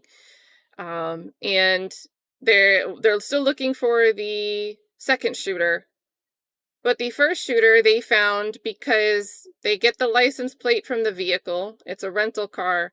Rental car was rented through the shooter's mother's phone app. So, like, guy must have gone to mom. It's not clear. The mom's not being charged, so they must not have evidence to show that the mom knew, right? It could have just been son goes to mom, says, "Mom, hey, can I get your phone real quick? I need a car." Whatever, rents a car through the app, through the mom's login. Like, people do stupid things. People do stupid things. People go borrow grandma's car. People put all of your personal information to go and do a rental. Just stupid, stupid, stupid things. But yeah, that's a side story. It happened like a week ago, I think, at this point, maybe 2. Really sad. I mean, pretty sure the girl was announced dead, like, on scene. 15 years old. But the shooter was caught because they just, I'll use someone else's phone. They won't know it was me. Hello. Also, big shout out. I was talking over the stream. Shout out to Mike the Mob becoming a member again. Good to see you. Hope you're doing well. And then Factual Lie, aka O'Bailey71, dropping 10 gifted memberships. So you guys, Factual Lie is usually the one saying thank you in the chat, keeping it all together in the chat. We love the mods here. Now gifting 10, which is super, super nice. So big thank you. Thank you so much. And again, if you just turned green, make sure you're saying thank you. We'll use Factual Lie in the banner here, because I think we know her by Factual Lie. Although, shout out to O'Bailey's. O'Bailey's always makes me think of Bailey's. So, as we're talking about Don Julio, which, not for nothing, I think Don Julio is a pricey drink to diss somebody with. That is not a cheap way to diss somebody. We'll get some other things in the mix, like Bailey's. Let's see. Oh, and that's okay. Baby Tsunami saying that Foolio didn't used to drink. Sorry for the spoiler. I do think they're saying they were drinking Don Julio as a diss to Julio Foolio, right? Unless I misunderstood that. But yeah. Yeah, Sheriff Chuck is just checking here, but you mean if I use Grandma's car, they can still connect it back to me? Oops. Oops. Just say Jim McIntyre told you to use your grandmother's car and go to the preserve. Oh, goodness, you guys. So let's see. I think you guys are saying he's got a long ways to go, so... Oh, and then we've got a break, so we'll see. Let's see. That 626 date in the upper right-hand corner is wrong, 623. The defendant and her boyfriend, Mr. Chance, and Mr. Rashad Murphy, who had come there in the Chevy Cruze with his cousin, Davion Murphy. Now, Rashad Murphy traveled with them in that Uber. There's the Uber receipt, $187, 3 hours, 25 minutes, 208 miles from Gazebo Pond to Chipperfield Lane in Jacksonville. You see the route on the left, they go up 75 and they cut through I-10, heading up to Jacksonville. The Uber driver in this case will testify to you that he picked up 3 people at an Airbnb in Tampa and dropped them off at Sean Gaithwright's house in Jacksonville. That this defendant and Mr. Chance sat in the back seat, and the whole way they're on their phones, and they're not wearing a mask. Oh, so This is COVID's him not arriving important. at Sean Gaithwright's house. He's in Orlando or in Auburn. I think that's why I like this prosecutor, is because he notices the little details, right? And it's the type of thing, I think he'd make a great defense attorney. I think giving a good criminal defense to any client that you have is all about noticing the details that are missed or misinterpreted by the prosecutors or investigators. And he's like, they wore these masks. Sure, they weren't much of disguises. It was COVID times, you know, the COVID face masks. But they're in a closed environment for a trip that costs over $100 in this Uber, and they're sitting there with no masks the entire time suddenly. So now suddenly the COVID masks aren't important. So can we rely on, well, maybe they were just wearing the masks because they were feeling sick and didn't want to contaminate anybody. Well, why would you take them off in a closed space for an hour? So, and that he didn't explain that detail, but I walked myself there. And I think it's good to let the jury walk themselves there instead of have to, you're stupid, so I'm going to explain every little thing for you. Just drop the nuggets once in a while. Auburndale at his grandmother's house. Again, Miss Andrews is not wearing a mask. She's unloading along with Mr. Chance, and you're going to see Rashad Murphy here with some kind of a hat on, like a beret.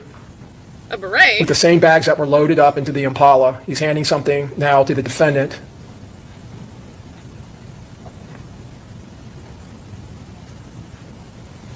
And down on the right through that crepe myrtle plant, you can see Chance in the driver's seat of the car.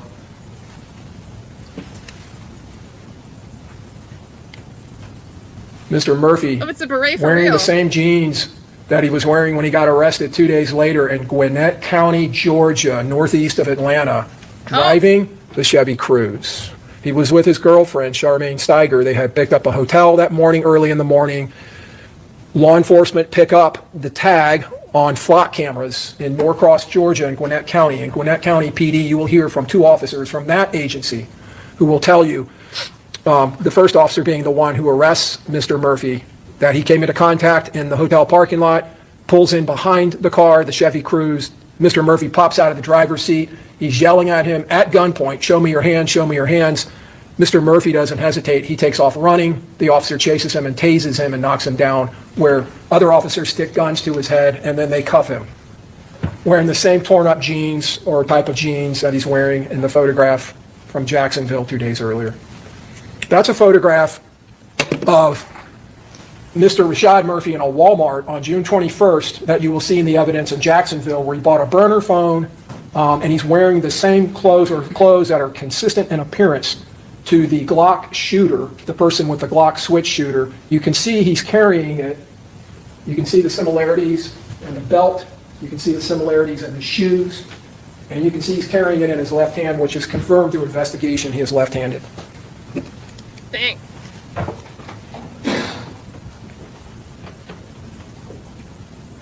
You gotta pull a rally. You gotta do my right, my left.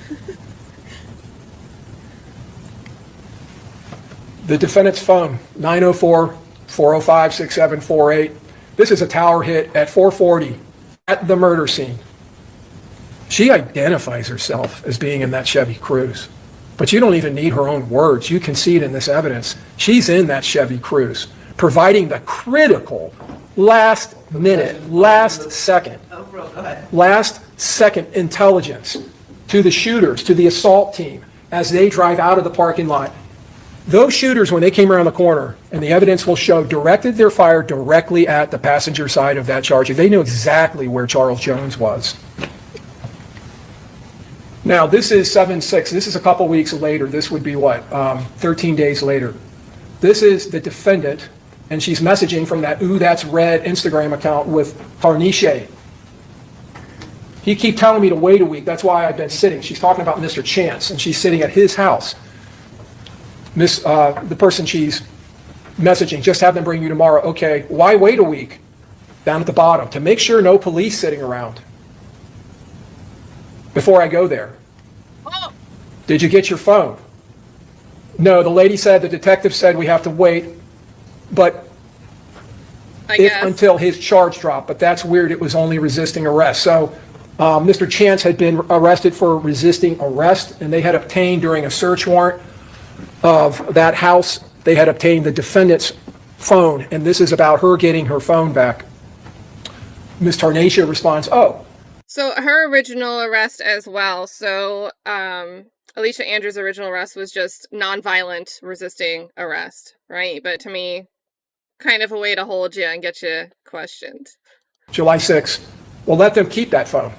And Ooh, That's Red, this defendant texts back or messages back, yes, that's what I said, laughing my ass off, LMAO. It was a whole different one. Oh, well. Okay, now this is later, July 9th. Police here looking for you. The defendant messages back. Where are they at now? Waiting. Outside. Oh, okay. Oh, never mind. She texts back, WYM. I don't see them no more. And then the defendant, not text, messages back. They somewhere waiting, probably. So what is that all about?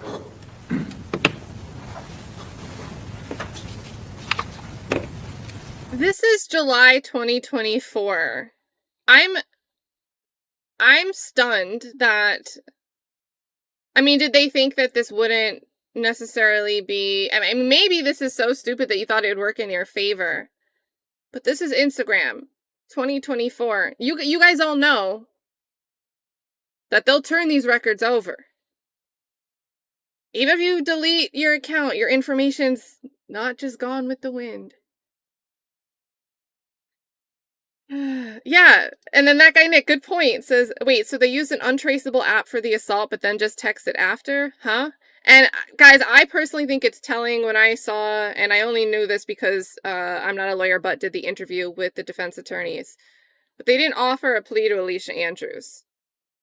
That to me was like a big thing. So when KP was like, hey, are you going to cover this? Like, we missed the chat. We want the chat to get together, which totally agree. Always love to watch with you guys.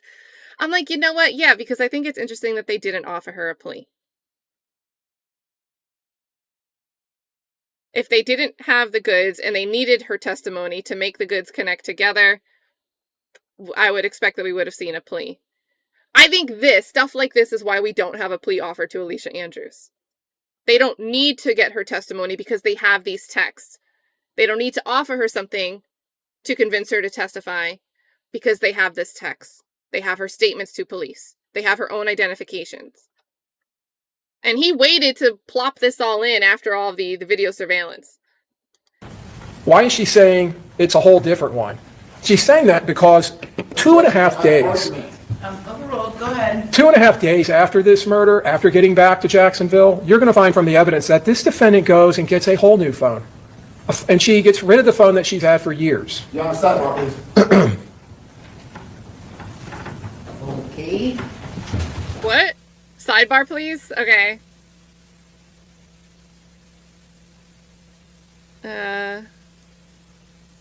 Sidebar during an opening after 5 overruled objections.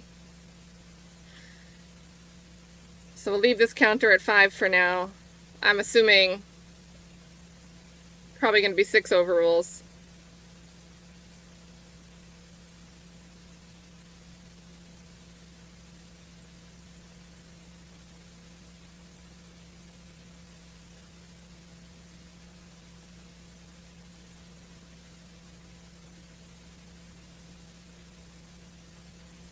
I saw another case. I think I meant to share it to the Discord, and then I don't know what I ended up getting stuck doing. I probably got a phone call. All right, just take it. But I was thinking there's going to be a murder trial, death penalty case. Forget where, but in a state, obviously, that has the death penalty. Guy's going to represent himself. So, eesh. But I think if there's going to be a stream for that, whatever case that is, I think we should watch that. So, guy's going pro se, representing himself. He says he's learned enough at the law library that he thinks he knows more than his attorneys anyway. So, to me, it seems like a YOLO. Like, I literally only live once. I'm facing the death penalty, and I don't think the counsel that I had knew what they were talking about, so I'm better off trying on my own. So, I think we'll get that one. We'll get some information going, and if there's a stream, we're going to watch a pro se death penalty case. 5-minute recess, okay? All right. Can we do notes? Yeah, we do notes.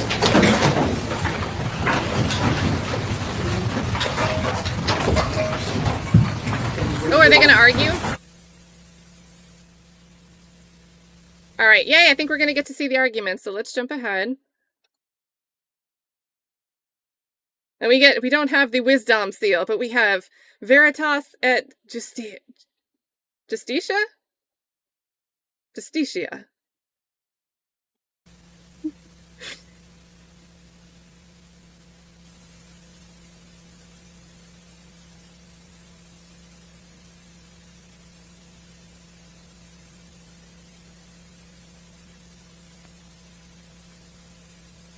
Man, I could have gone ahead a little more.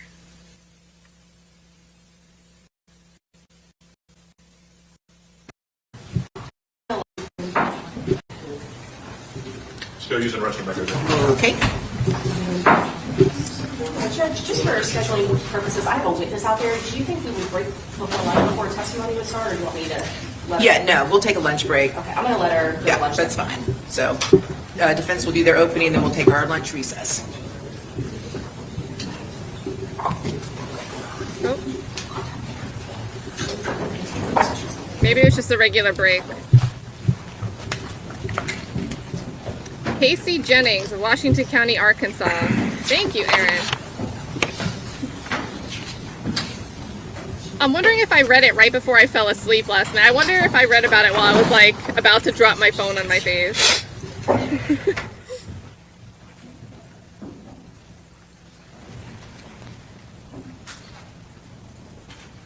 I just can't remember what's that. Damn, I should know that. I couldn't remember. I looked it up, man. What? Whisper, whisper. That's a yell whisper.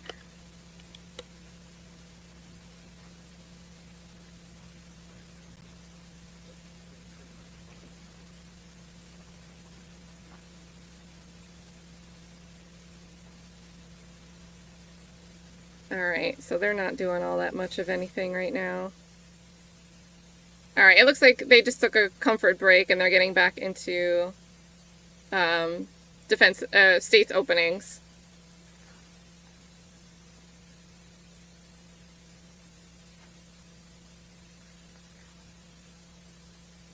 All right.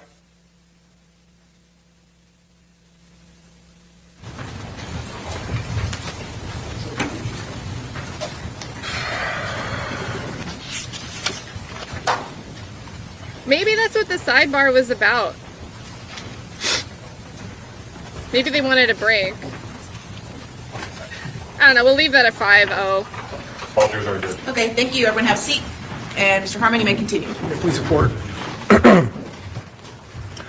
So the defendant disposes of her phone that she has had for years, the same phone that she and Isaiah Chan. So if that break sidebar was for an objection, it was overruled because he's going right back into the same question. But I don't know. We'll leave it at 5. Were utilizing to convey intelligence and information on the whereabouts of Charles Jones to the assault team, a phone that to this day has never been found or located. You will hear in this evidence that this defendant did everything that she could in the days after this murder to protect herself and to defend and protect the conspiracy that she was part of. On July 9th of 24, Two detectives, homicide detectives, Aaron Campbell and Juan Ramos, the lead detective in this case from the Tampa Police Department's homicide unit, travel to Jacksonville, and they meet with this defendant at the Jacksonville Sheriff's Office. You'll see a video recording of their interview of her. The first thing they do is read her rights, and they ensure that she understands her rights, and she says she does. And then they start interviewing her, and she immediately starts lying to the police. Lying to them. Argument, Your Honor. Again, Mr. Harmon, just, you need to phrase it that you believe the evidence will show. Okay? Overruled. And the facts in this case and the evidence, that video will demonstrate to you. Sure. We'll move, strike the word lying. Okay. Rephrase, Mr. Harmon. Yes, Your Honor. The evidence will show that she makes statements to the police that are false, multiple statements. The evidence will show she lies to them over and over and over in this interview. She lies about her knowledge of these gangs. She lies about her knowledge of who Julio Foolio is. And you're going to see in the evidence that not only does she know who he is, she's known who he is for years. She has animosity towards him. You'll see that in the evidence. But she lies about simple facts that are easily rebutted. Namely, she lies about knowing this guy, Sean Gathright, the individual whose house she left from to come to Tampa, the individual who was driving the Chevy Impala that she was sitting in for almost 3.5 hours driving to Tampa on the 22nd, the individual who was best friends with her boyfriend, Isaiah Chance. She's shown that photograph. I don't know who that is. I don't know who that is. And you will see in the evidence that these lies are nonchalant lies. Her demeanor with these homicide detectives. They show her video. They show her all this video. And in the middle of this litany of lies that's coming out of her mouth, there's a couple little kernels of truth. Namely, she identifies herself in the teaser's video in the parking lot with Isaiah Chance wearing the mask. She identifies herself in the Truth 18 video. She identifies herself, like I said earlier, at the McDonald's in the Chevy Cruze. But she doesn't know who Davion Murphy is. They ask her, well, who is this guy? How did he end up driving this car that you're in? I don't know.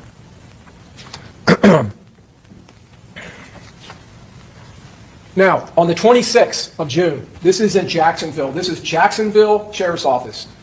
They pull that 4Runner over, Sean Gathright driving, and they pull him over for a traffic infraction. They get him out of the car, and they end up searching that 4Runner. And inside of the 4Runner, they find several items: Glock magazines, a Glock extended magazine, components for AR-15 rifles, including a brace, magazine holders, ammunition, and a box full of empty .223 and 5.56 shell casings. Now, you're going to hear in the evidence, if you're not already aware of this, that a 5.56 rifle, an AR rifle, can shoot .223 ammunition. They're almost Why is he ad-libbing? So he gets an instruction to include the phrase, like, the evidence will show, it'll be in the evidence, to, you know, contextualize his argument so the jury knows that he's not stating the evidence, it's proven already. So now he's ad-libbing and saying it's in the evidence if you don't already know, if you aren't already aware. 5.56 shell casings. Now, you're going to hear in the evidence, if you're not already aware of this, that a 5.56 rifle, an AR rifle, can shoot .223 ammunition. They're almost interchangeable. And there's multiple empty casings in this box. They also find these two boxes, each containing 50 rounds of 9mm ammunition. Max Tech. On the top of the cartridge casings, on the head stamp, where the primer is MXT for Max Tech. That is the exact same ammunition as the 9mm shell casings found in the crime scene. All of those shell casings found, and there was 31 of them found outside of the home to suites. They're all Max Tech, all the same ammunition, the same as these is ammunition found in Mr. Gathwright's vehicle. And I'll come back to that. These shell casings, 223 5.56, those shell casings are later provided to the Florida Department of Law Enforcement, which is a statewide agency here in the state of Florida that maintains crime laboratories throughout the state. We have one right here, a regional laboratory here in Tampa, and there's one in Jacksonville, and they're both involved in this case. And they are submitted to the firearms section, to firearms analysts, who analyze those shell casings, comparing them to the shell casings from the October 7th attack on Charles Jones, where he was shot in the leg. And they are fired from the same weapon.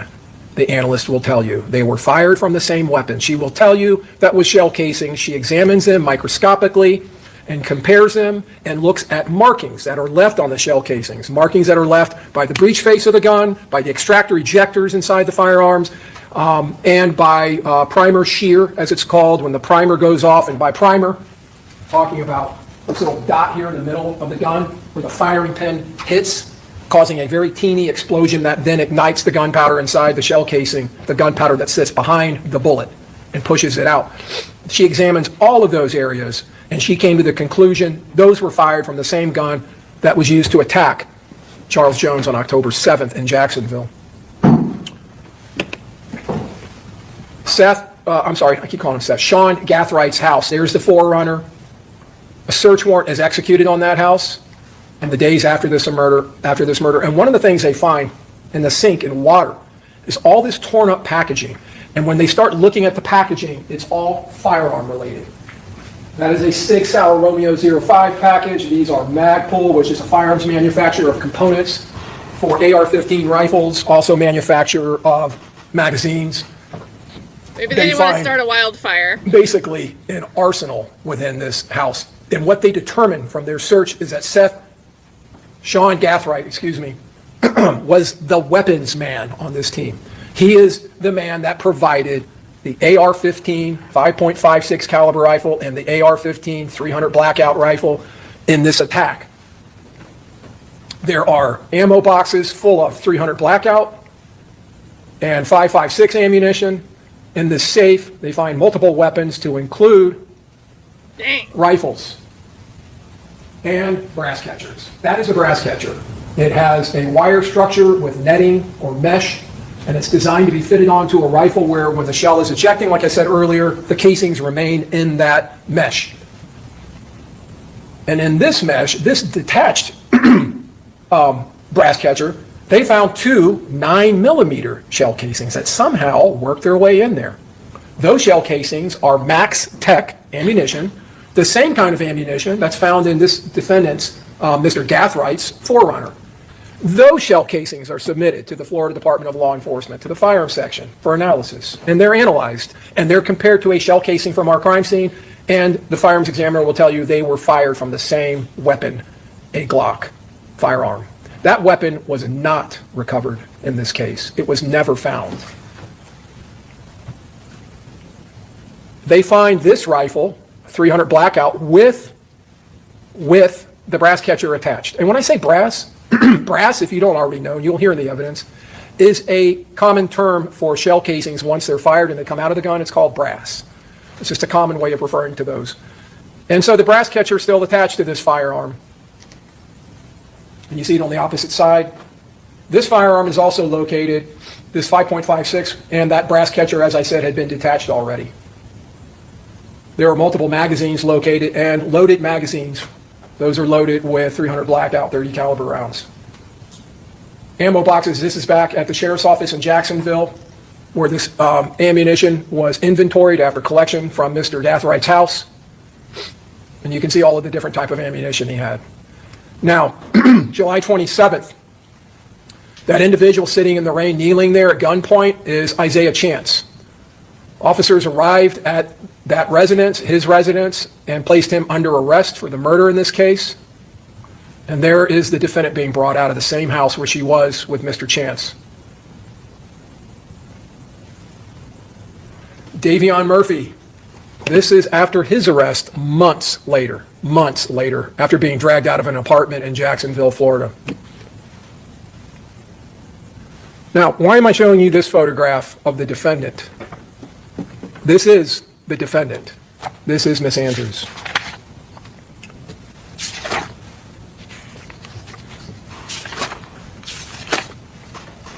In the interview with the officers, in the very beginning of the interview, the officers are asking her about Isaiah Chance, her boyfriend. Isaiah Chance's street name, gang name, and social media name is Gutta, or Gutta Man, G-U-D-D-A, and they're calling him Gutta. And this is the defendant's response in the interview. Why are you calling him that? Why Why are you calling him gutter? But look at the picture, guys. Okay, guys, if you're not looking at the screen, if you're just listening in the bushes, we love our bushes family here. He's saying all of this while there's a picture of Alicia Andrews on screen, and it's showing, you can't see the last letter, but between her, we'll say breastises, between her breasts, she's got good, G-U-D-D, and it looks like the start of another letter below that. And they're talking about how in an interview, how she reacted. Why are you calling him gutta? So if you are not looking at the screen, you are probably missing the effect of this argument. Like, you're idiots. Why are you calling him gutter? Saying those words.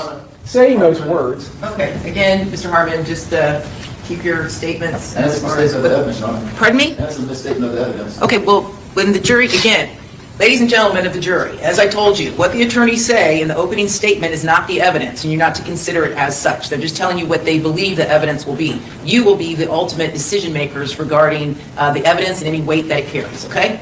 All right, go ahead. The evidence will show that as those words are leaving her lips, tattooed on her body, underneath her clothes, is the name Gutta. Not only on her chest, but on her neck. Oh. Over the next week, the state of Florida, through the evidence that we will present to you, we will drag this conspiracy out of the darkness of the early morning hours. We will drag it into this courtroom for everyone to see, for everyone to know its evil and sinister and murderous nature. It will be exposed, and there will be no masks for this defendant to wear to hide from the state's evidence. The truth in this case, the truth will be clear, crystal clear, at the end of the state's case. There will be no Uber drivers waiting to whisk Miss Andrews away to avoid your verdict when you find her guilty. Guilty of conspiring with these 4 men, and guilty as a principal to first-degree murder. And folks, the state's evidence will let every single one of you know deep in your hearts that that is the truth, that she conspired in this wicked and despicably evil, cold-blooded murder, that she followed this man, watched him, encouraged her co-defendants by her actions and words, tried to find lodging, that she assisted in every way, and then, after the fact, did everything she could to defend this conspiracy. At the end of this case, there will be no doubts in your minds. There were discussions in the last couple of days about proof beyond a reasonable doubt. The state's case will prove to you clearly, beyond any doubt, that this defendant, Alicia Andrews, as she sits over here in this courtroom right now, is guilty of conspiring and committing first-degree murder. All right, defense, do you wish to make an opening statement at this time? Pardon me? Okay.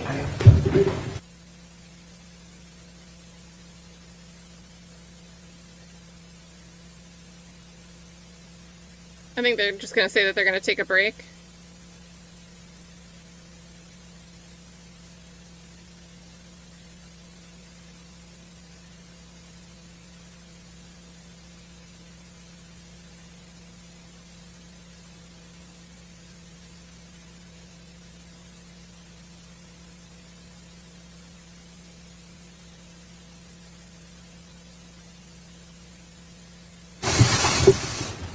Okay, ladies and gentlemen of the jury, it's 11:40, and the defense is to be given the same amount of time as the state in their opening statement if they wish. So because of that, as opposed to making you all wait to go eat lunch, we're going to go ahead and take an early lunch, and then when we come back at 12:40, this is going to be a 1-hour lunch recess, then we will pick up with the defendant's opening statement, okay? All right, so just remember my previous instructions, not to discuss the case amongst yourselves or with anybody. Don't read, watch, listen to any news or social media. Don't do any independent investigation on your own about the case, and we will reconvene at 12:40. All right? Thank you. All right. All right. So we're going to skip this break, but as I was scrubbing, they're on break. They're on break for an extended period of time, and then it looks like they cut the camera pull on to, like, perp walk. Right?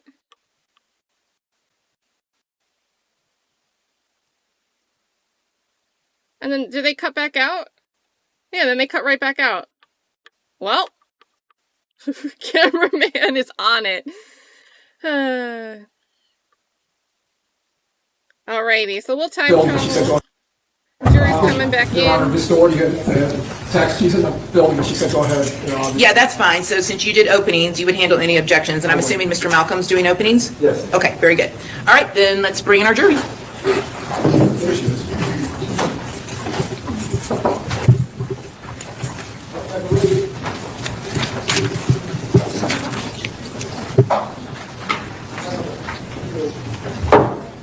All rise.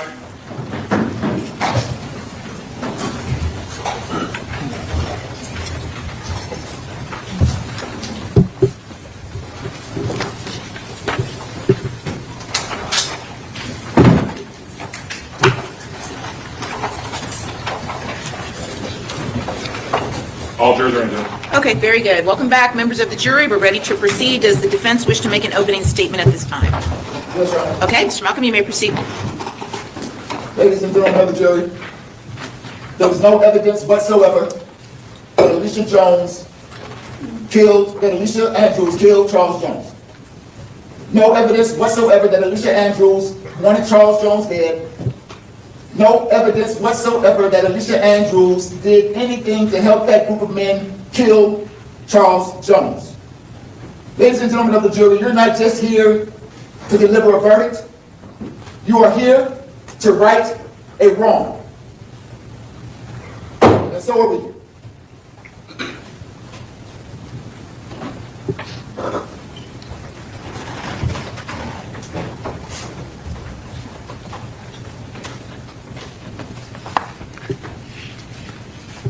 There are a few things that you should keep in mind throughout this trial.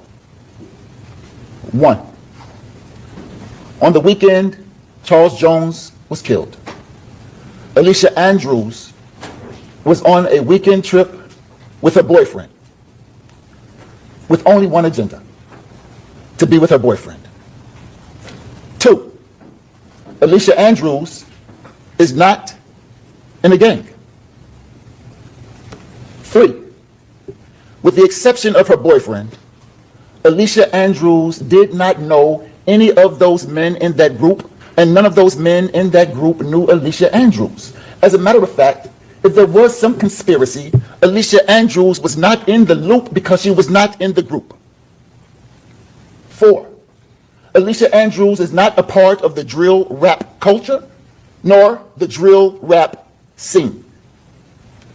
Five, Alicia Andrews did not have any physical evidence on any weapon displayed by the state. You would not find DNA, fingerprints, no physical evidence whatsoever linking Alicia Andrews to this case. Six, Alicia Andrews did not have a motive. In other words, there is no evidence whatsoever to support this case of conspiracy or first-degree murder against Alicia Andrews. I'm sure you're wondering, if there's no evidence against Alicia Andrews, then why are we here? We're here because of the perception of the facts of one man, Detective Juan Ramos. But ladies and gentlemen of the jury, perception is not reality. Detective Juan Ramos is the lead detective on this case. Let me tell you a bit about him. Detective Juan Ramos had only worked homicide for about 4 months when he got this case. Became a homicide detective in February. This murder happened in June. His first time as a lead detective on the case, and he lands perhaps one of the biggest homicide cases that the Tampa Police Department has seen in a while.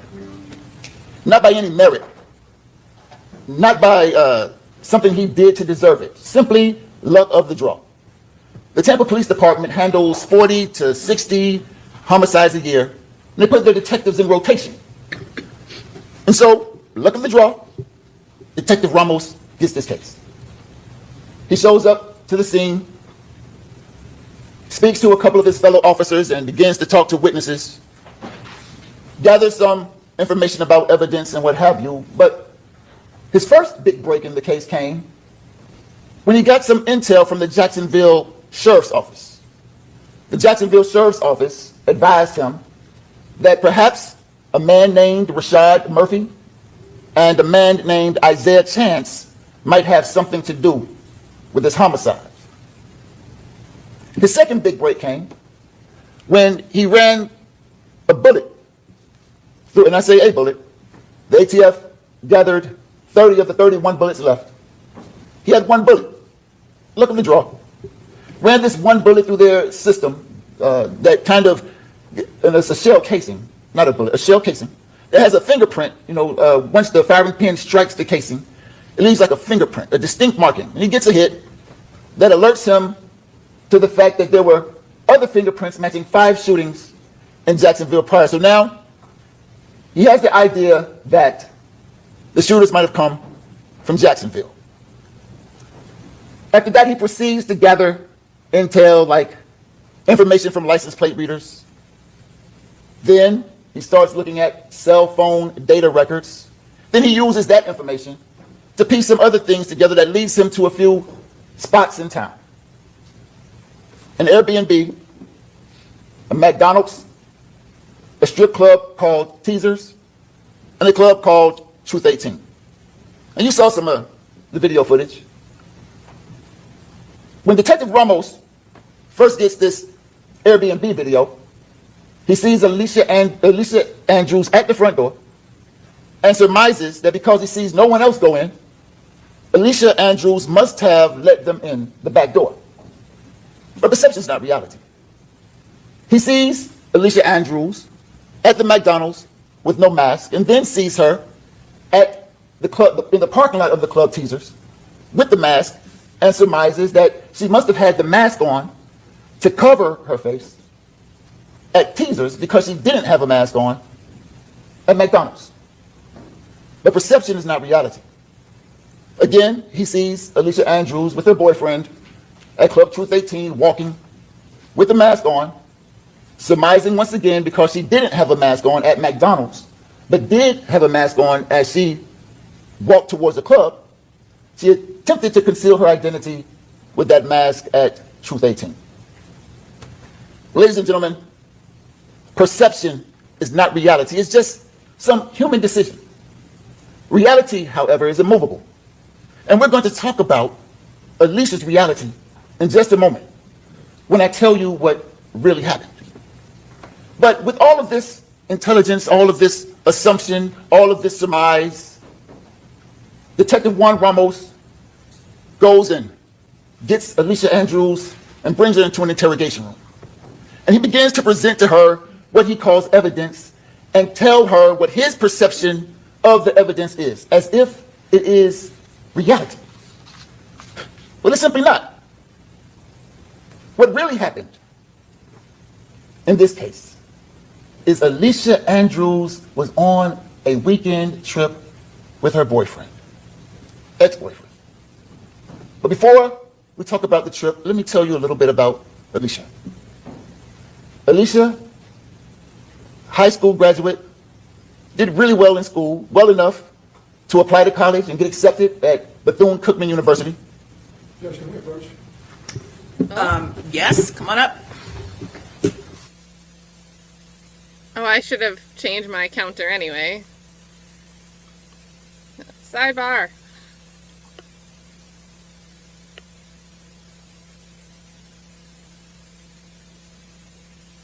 And all we can do is watch.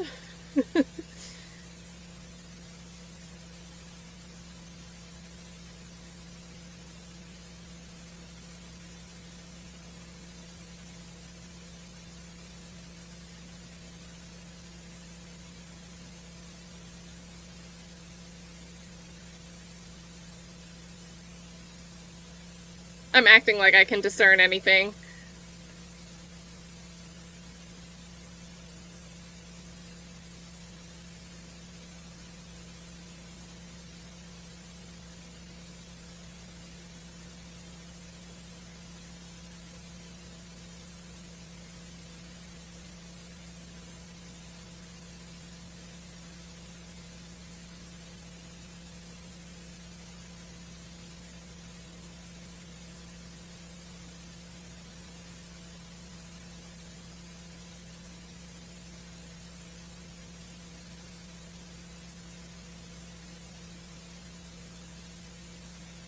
Oh, I thought they were wrapping it up, but they're still going.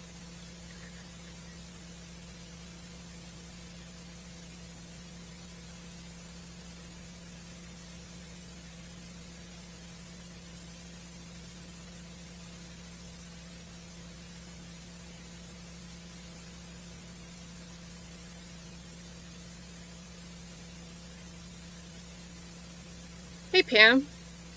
Yep, life lesson. Perfect case of how loving a bad boy will ruin your life. So.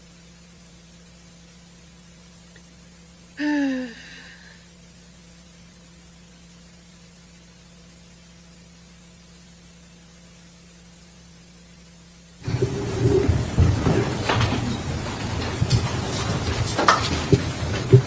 may proceed. Thank you, Your Honor.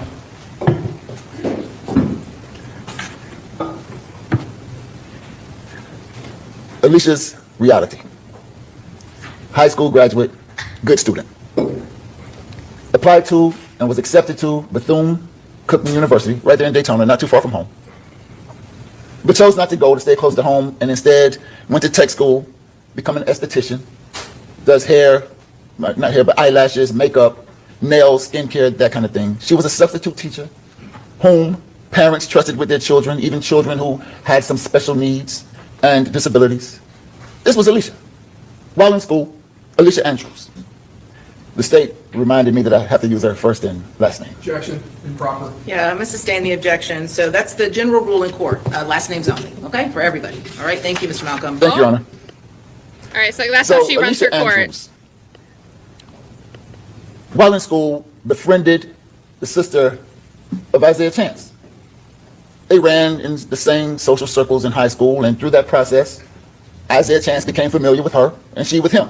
And he reached out to her via direct message, and they developed a boyfriend-girlfriend relationship. And, I mean, you know, Isaiah Chance, tall, slender, handsome fella, captivating, charismatic.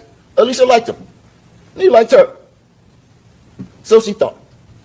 She would learn through their tumultuous, on-again, off-again relationship that perception is not always reality, and Isaiah Chance just really wasn't the guy she thought he was.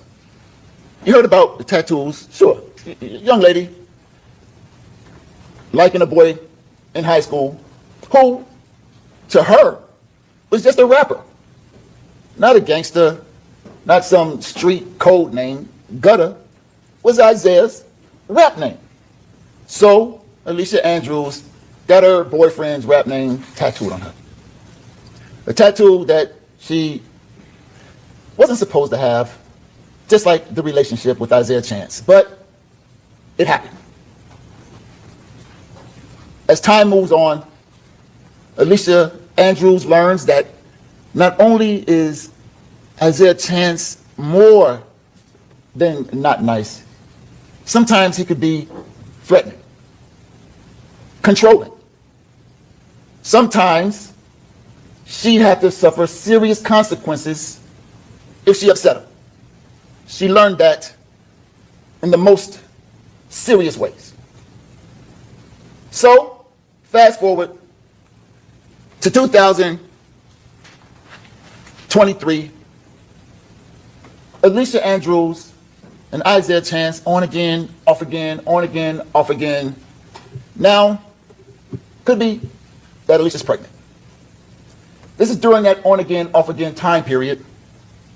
They decide to take this trip.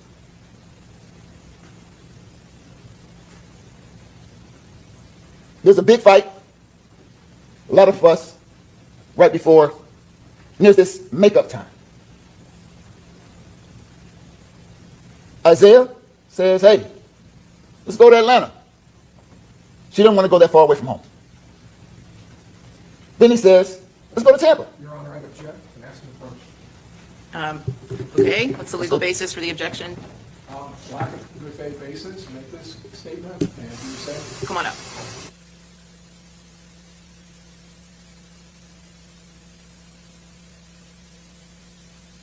Sidebar counter's gonna go crazy.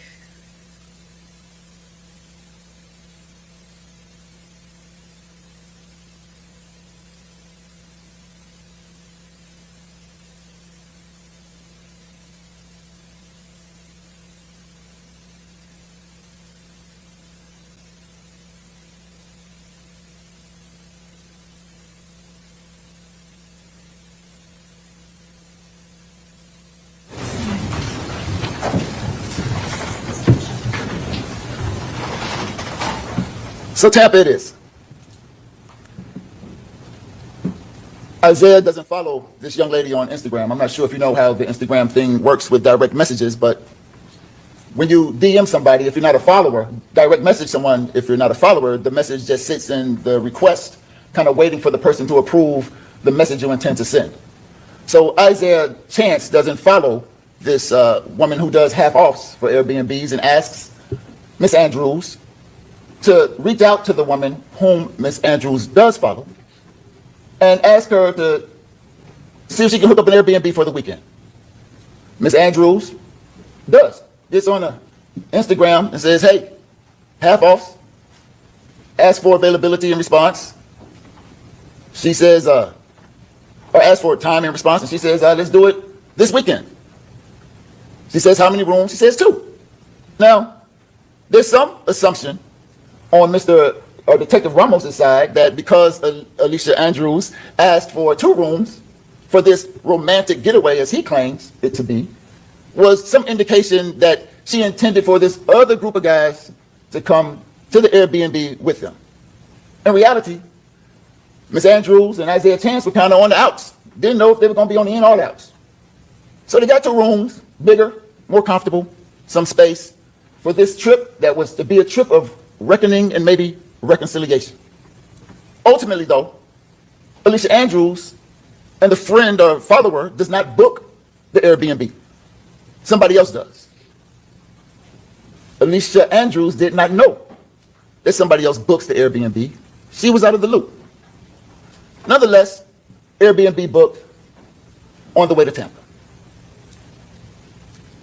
Isaiah Chance, and you saw the video, before he picks up Alicia Andrews, stops by Sean Gaithwright's house, where he packs up all of these bags. Alicia Andrews never sees what goes into the Impala. She's not a part of that packing process, not in the loop. Isaiah Chance goes and then picks up Miss Andrews, brings her back to where they pack the bags, and then they head down to Tampa. Miss Andrews believes that they're about to hit the road, come straight from Jacksonville to Tampa, but they make a stop at this gas station. As Alicia Andrews sees her boyfriend get out and dap up some people and what have you, and the next thing you know, they're on the road again. Now, mind you, Sean Gaithwright's in the driver's seat, Isaiah Chance is in the front passenger seat, and Alicia Andrews is in the back seat, on her phone, TikToking, FaceTiming, or whatever it is they do on a road trip. Once arriving in Tampa, get to the Airbnb, just her, Isaiah Chance, Sean Gaithwright. While the 2 men in front get out of the car, Miss Andrews is in the back still on her phone. The gentlemen get out of the car, go inside the Airbnb. Miss Andrews then later gets out the car a few minutes after, goes to the front door. You saw it in the video. Knocks on the door and waits for someone to let her in. Now, when Detective Juan Ramos sees the video of Miss Andrews at the door, he perceives that Miss Andrews must have been the one who let the people who let her in the Airbnb because they don't see anybody else go in before her. Not the case. And the evidence will show you that. Alicia Andrews knocked on the door for the first time ever, approaching the Airbnb for the first time ever, let in by someone who was already in the Airbnb. She did not walk in the Airbnb and unlock a back door to let people come in to avoid being captured by the Ring camera. And we'll talk about that a little bit more. Once inside the Airbnb, Miss Andrews goes upstairs, takes the laundry off the bed, the linen off the bed, puts it in the washing machine downstairs, and goes back upstairs. And so she's washing the bed linen and upstairs on her TikTok, on the phone, TikToking or whatever it is, talking to her sister via text message and talking to Mr. Chance's mother about how to operate the washing machine. And so she's upstairs the entire time before they leave to go to McDonald's.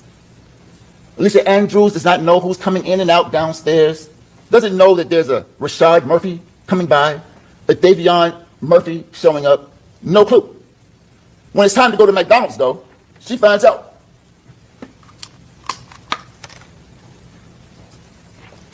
When it's time to go to McDonald's, she comes downstairs, and Mr. Chance gives her the keys and says, hey, go get in the car. And of course she does.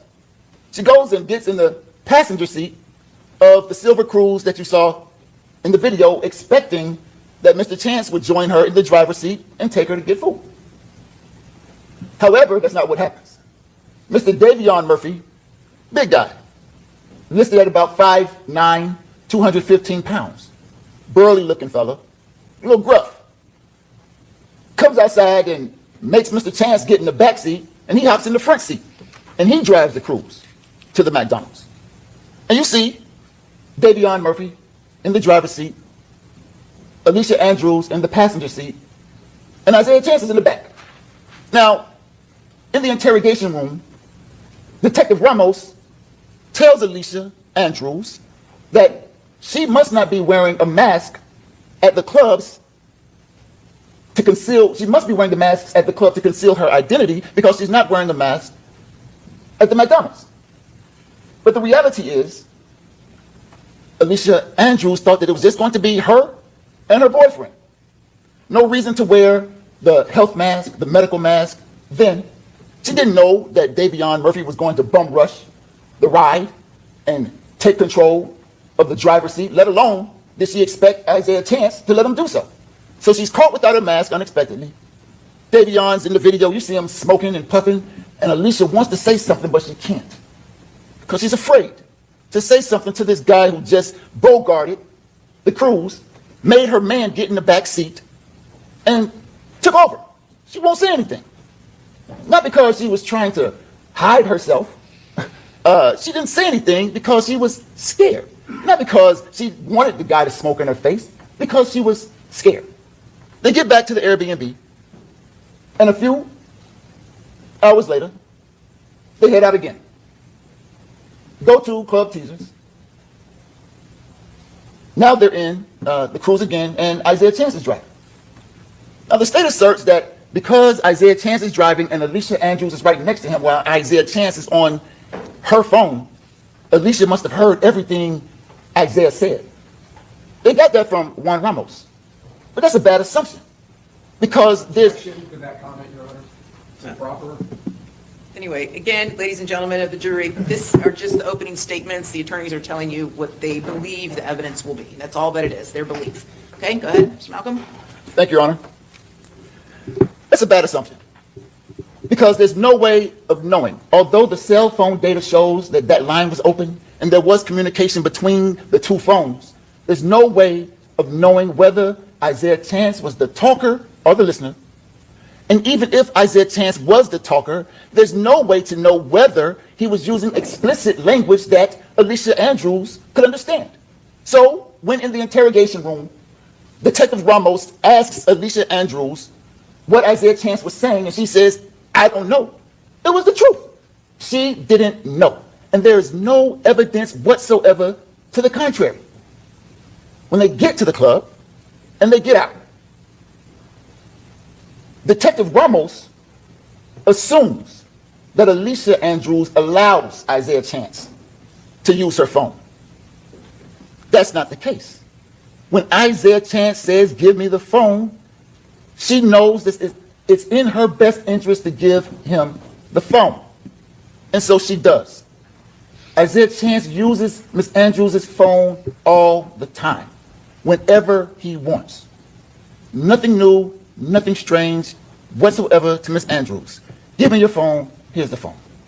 So he asks for the code to unlock the phone, and Ms. Andrews gives him the code to unlock the phone.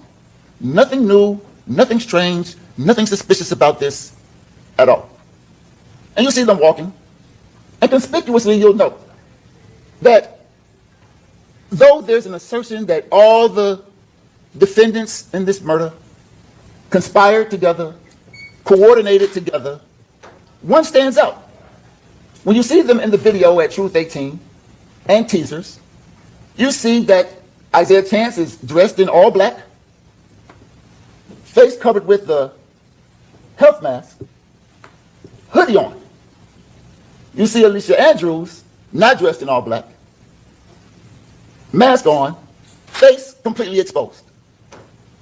When you see the video of the shooters at the hotel, all dressed in black, from head to toe, Rashad Murphy and Sean Gaithright. Everybody's coordinated, dressed in black, covered from head to toe. Isaiah Chance, Rashad Murphy, Davion Murphy, Sean Gaithright. All of them except Alicia. She wasn't in the loop. Then they walk up to the club. You see them go out of camera, then go back to the car, and they leave. Now, the state says that everywhere they went, they were following Charles Jones. As a matter of fact, the state even said Alicia was driving. Said that twice. Alicia Andrews doesn't even have a driver's license. Doesn't even know how to drive. Never drove.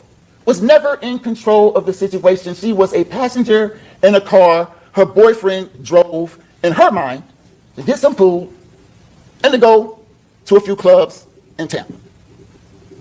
She had one agenda, to be with her boyfriend. No mission to do anything to Mr. Charles Jones. Be with the boyfriend.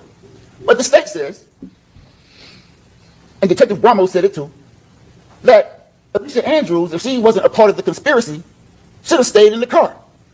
Could have stayed in the car. But at the same time, the state tells you that Mr. Jones died in the car, caged. He was a sitting duck in a car. So of course, when Isaiah Chance gets out of the car in the middle of the night, Alicia Andrews knows better than to just stay in the car. She came with her boyfriend, intends to be with her boyfriend, gets out with her boyfriend, and walks to the club with her boyfriend. She didn't stay in the car like a sitting duck, because bad things can happen to you when you sit in the car in the parking lot. That's it. That's all. No evidence whatsoever suggesting that Alicia Andrews was on some surveillance mission. As a matter of fact, there's no indication that Isaiah Chance needed her help to survey anything. When walking, you'll see Alicia Andrews is farthest away from the club. Both clubs. No indication whatsoever that Alicia Andrews was on some kind of surveillance team, surveillance mission. She wasn't even dressed like the rest of the alleged conspirators. Alicia Andrews tells Detective Ramos this, but he says, no, what are you doing there? You must be stalking. You must be surveying. And she tells him that that's just not the case. I'm with my boyfriend. She says it over and over again, I'm just with my boyfriend. As a matter of fact, in that interrogation room, every time Detective Ramos asks her questions about herself, she's forthcoming and truthful. He tells her she has the right to remain silent. She doesn't exercise that right. She tells him exactly what he wants to know when he asks her questions about her. For example, in the interview, Detective Ramos asks, is that you in the car? Without hesitation. She says, yeah, that's me. Another truthful statement. Do you know the guy who drove you to McDonald's? No, she doesn't know him. Just showed up at the Airbnb that night. You guys went to some clubs? Yeah. Couldn't get in though. And the reason why they didn't go in is because they didn't like the price. They asked the bouncer how much, didn't like the price, didn't go in. Do you remember the clubs that you went to? Not really. Is that you and Zay as they walk through the parking lot? Isaiah, they call him Zay. Is that you and Zay? Yeah. Is he using your phone? Yeah. Who was he talking to on the phone? I don't know. At the McDonald's, was Isaiah in the backseat? Yeah. Every time Detective Ramos asks Ms. Andrews a question, she's honest, forthcoming, not trying to hide anything. It's just the truth. However, Detective Ramos doesn't like the truth. He gets upset, starts yelling at Alicia, starts cussing at Alicia, starts telling Alicia that she's going to die in jail, start telling Alicia that her parents are going to die and she'll never get to see them, tell Alicia Andrews that she'll never be able to see her baby again, all because his perception doesn't fit her reality, and he won't let her reality change his perception. But the reality is Alicia Andrews had one agenda, and this group had an entirely different agenda. You'll see.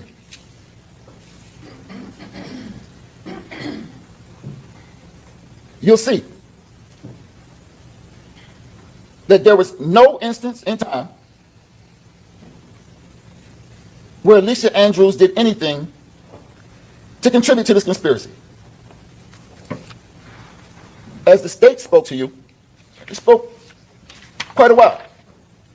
Never once did they say that Alicia Andrews did anything like touch a gun, touch an extended clip, touch a brass catcher, none of that.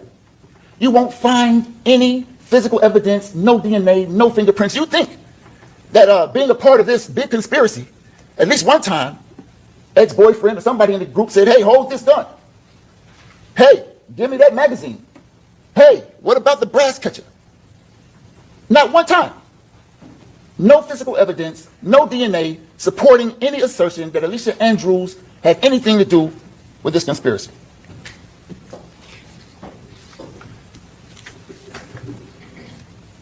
It's almost as if Alicia Andrews was not necessary for the trip.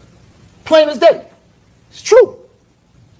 These guys did not need Alicia Andrews to commit murder. No.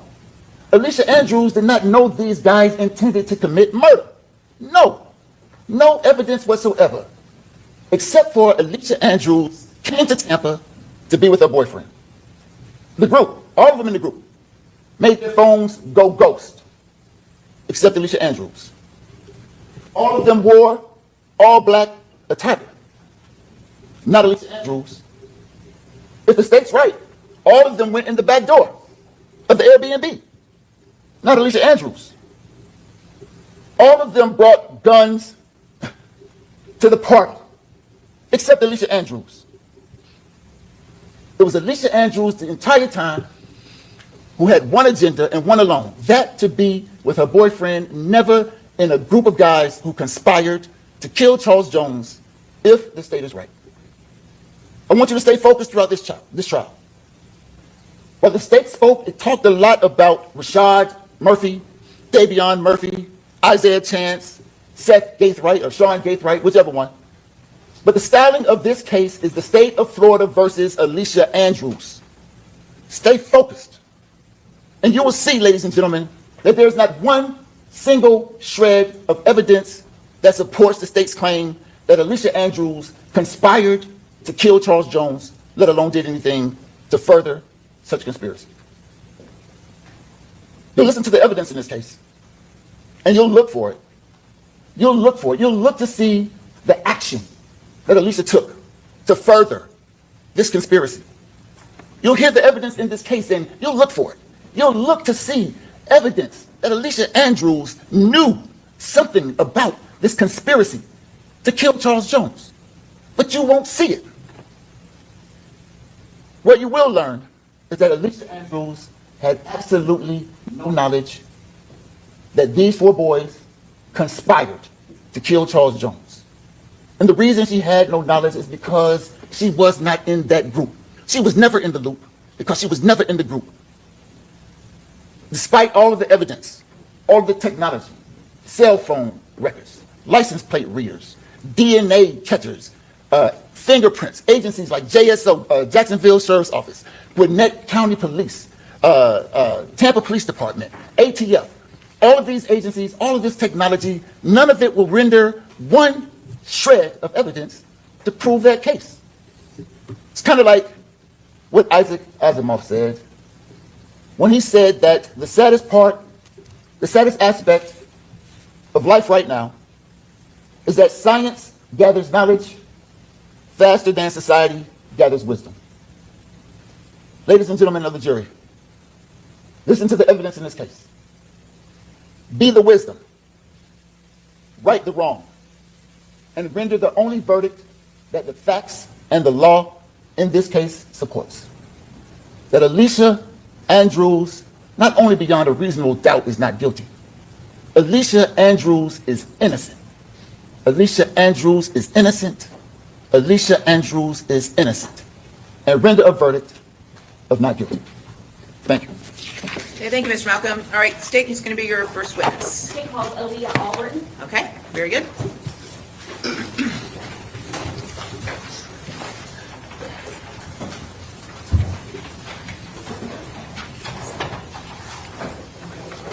What do we think, chat?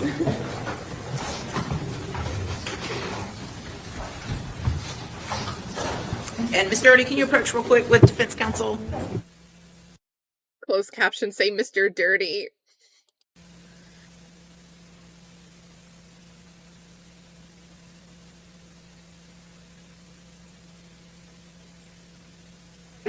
Actually, go ahead, raise your right hand. Actually, don't do that. Stop 1 moment. Step over here, and then I'm going to send the jury out momentarily. Okay, I'll be right back, I promise. Be real quick. All right.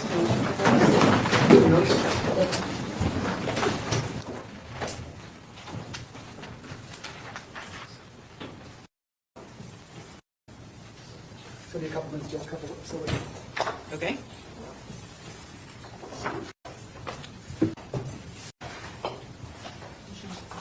Maybe they can't show this witness.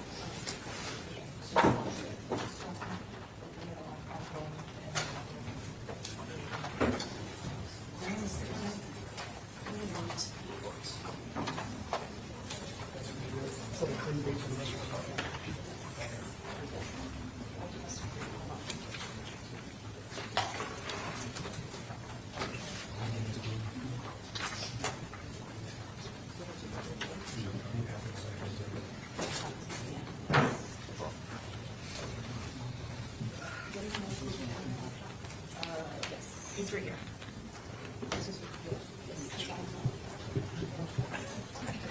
Almost ready.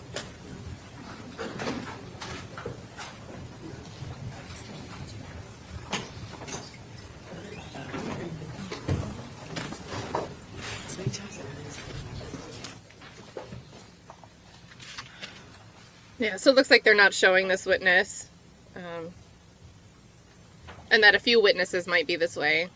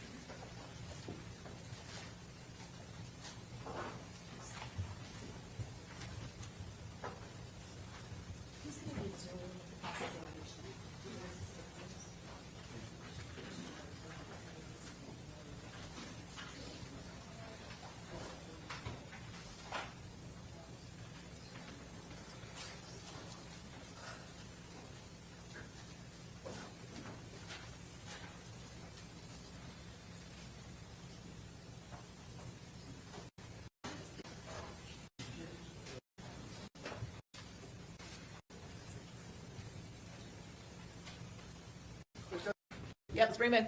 All right.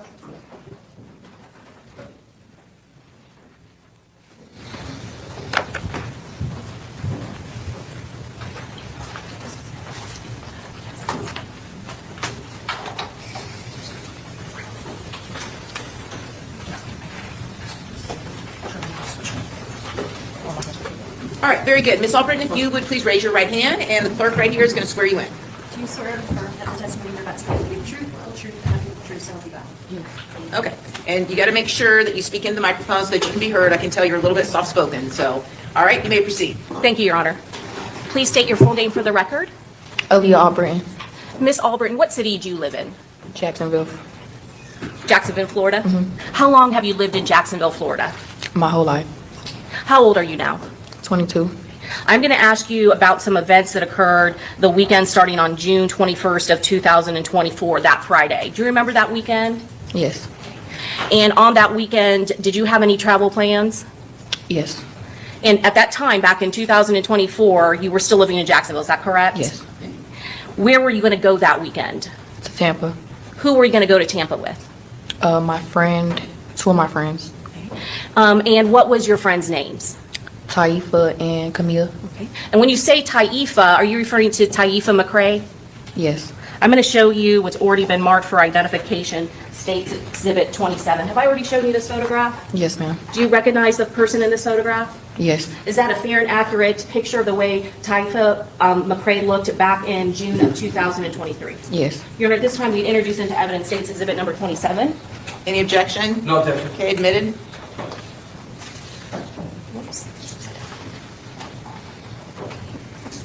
Miss Albritton, is that a photograph of Taifa McCray? Yes. Do you actually recognize the outfit that he's wearing? And I'm going to scroll this up a little bit so that you can see all of it. Do you recognize that? Yeah. Is that what he was wearing that weekend? Yes. Let's go back to the Friday, June 21st of 2024. You said that you were coming down to Tampa with two friends, is that correct? Yes. Who was the other friend that you had mentioned that was coming to Tampa with you? Camille. And is her last name Bentley? Would that be Camilla Bentley? Yeah. How do you know Camilla Bentley? I met her through somebody. I met her through one of my friends. How long had you known Camilla Bentley before June of 2024? Probably a year. What was the nature of your relationship with Camilla Bentley? We were just friends. We just hang out time to time. And what about Mr. McCray? How do you know Taifa McCray? I know him through a friend also. How long had you known Mr. McCray? I've known him a few years. And what was the plan when you came to Tampa? What were you guys going to do together? We were just going to hang out, have fun, go to some clubs. That was really it.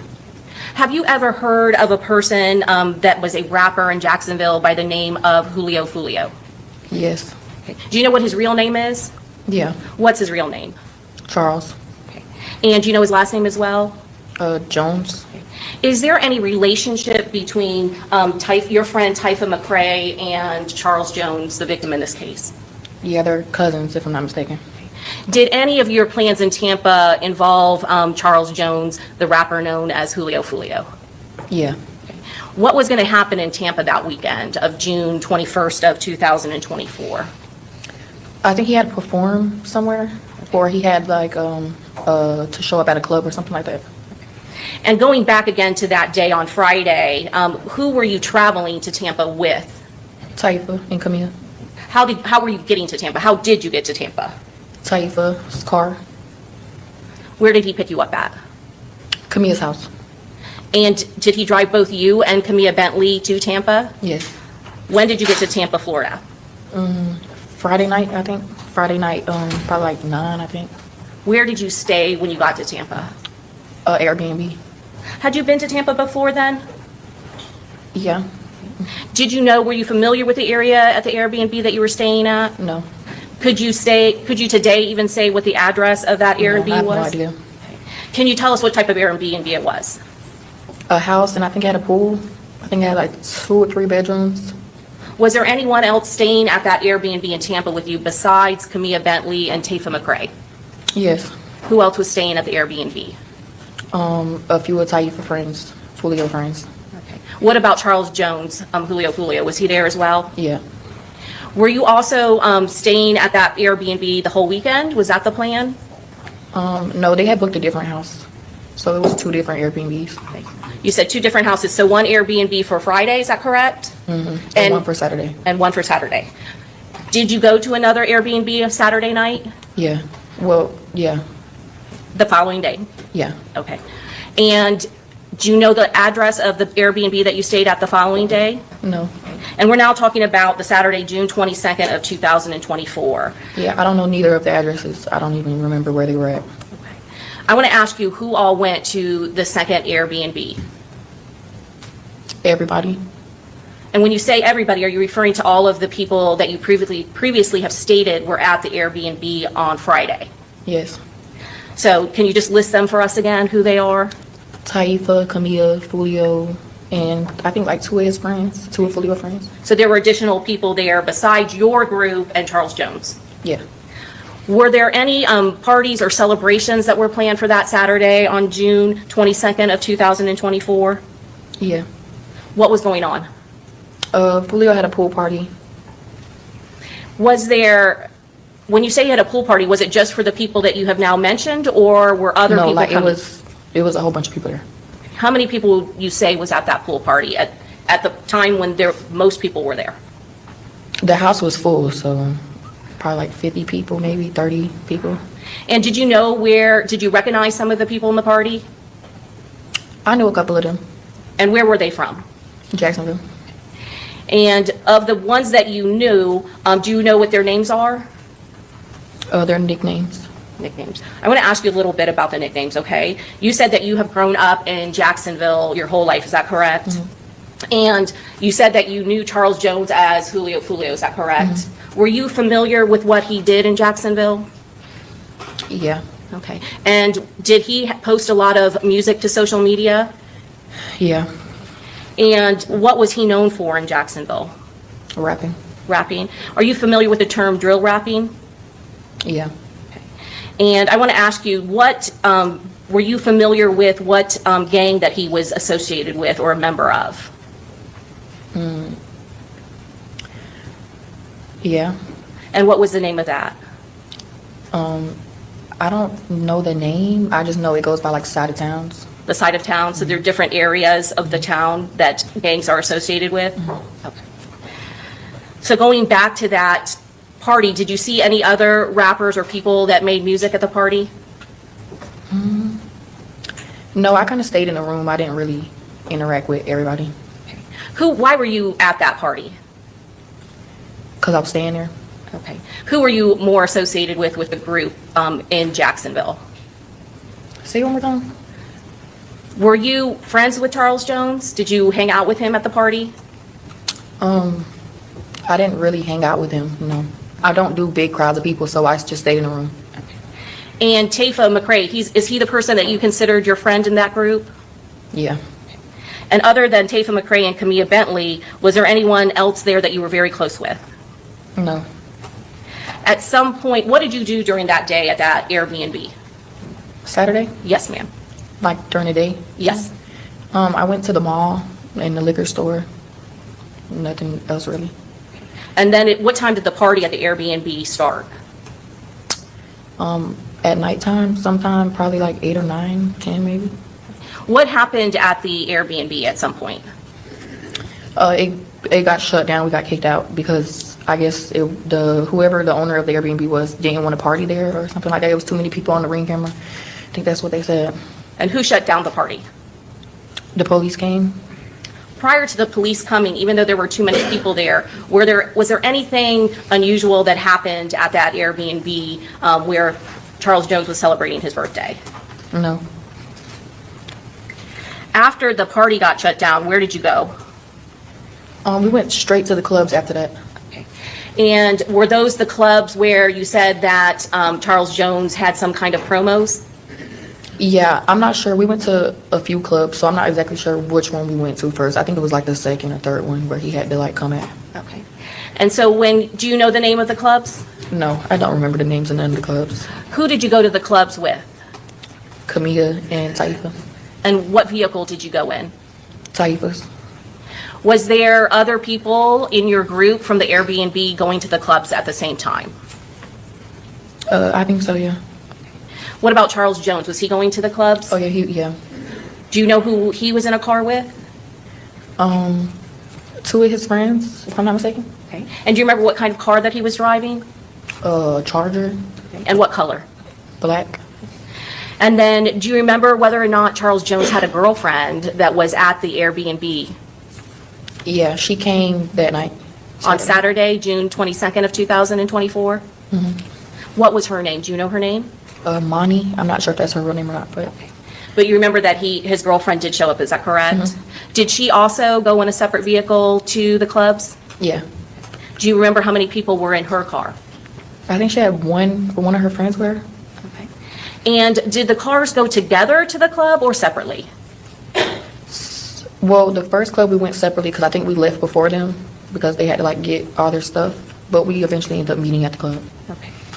And how long would you say that you were at the first club? I really don't remember. Had you been doing any drinking that night? Yes, I was. How much had you had to drink, would you say, before you went to the clubs while you were at the pool party? A decent amount. And let me ask you this, did you feel like you were intoxicated at all? I was definitely intoxicated. Could you still walk on your own? Oh, yeah. Did you still understand what was going on? Yeah. And again, prior to leaving to the clubs, had there been any sort of incidents, fighting, or any kind of thing that would give you concern? No. And you said that the first club, the whole group went, is that correct? Yeah. And there were 3 vehicles? Yeah. Were there other people from Jacksonville that eventually went to that club as well? Yeah, I'm not sure which club they came to, but yeah, it was. Okay. And you already said, I think, that you don't know how long you stayed at that club. Yeah, I don't remember. We went to, I think, over 3 clubs. I don't know how long we were at each club. At any club, whether it was the first one, second one, did you have any issue in the clubs? No. Did you see whether or not Charles Jones had any issues with anyone in either of those clubs? No. And at some point, what happened after you guys were done in the clubs? We had to find somewhere to stay. We didn't have nowhere to stay anymore. Well, what happened? Where did you go? A hotel. Do you remember what hotel you went to? Home to be, I think, Holiday. It was too connected to each other. You said home to, could it be Home to Suites? Does that sound right? I think so. Yeah. And then Holiday Inn, is that correct? Yeah. How many cars went to the hotel? 3. Is it the 3 cars that we've already talked about? Mm-hmm. What happens when you get to the hotels? I had to use the bathroom. I went and used the bathroom, and that's when all that happened outside, I guess.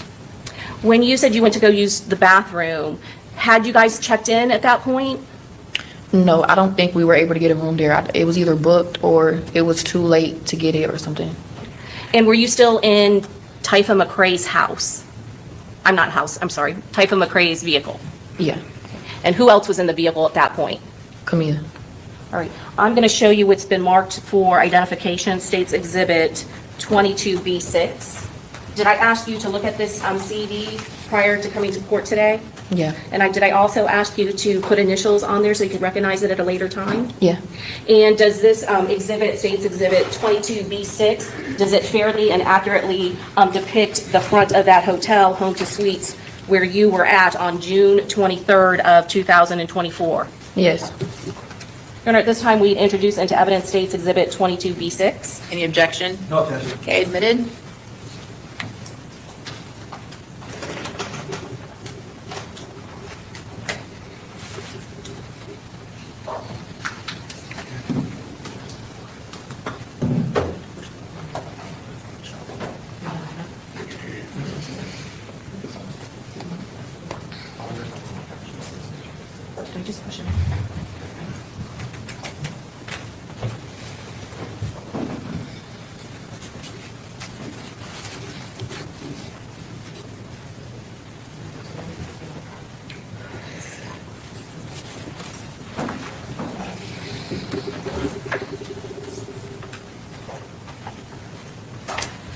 You said that you went to several clubs, is that correct? Mm-hmm. How long would you say it took to get from one club to the next club? I don't remember. Okay. And at the second club, do you remember how long you were at that club? No, I don't remember how long I was at none of the clubs. I don't know how far they are from each other. I don't remember none of that. Okay. I'm going to ask you to take a look at the monitor.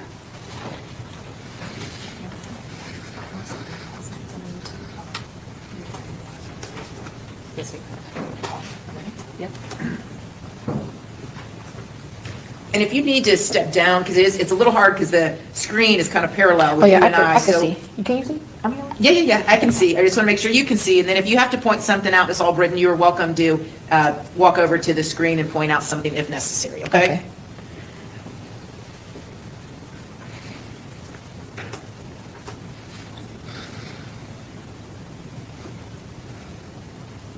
I'm going to pause it right there.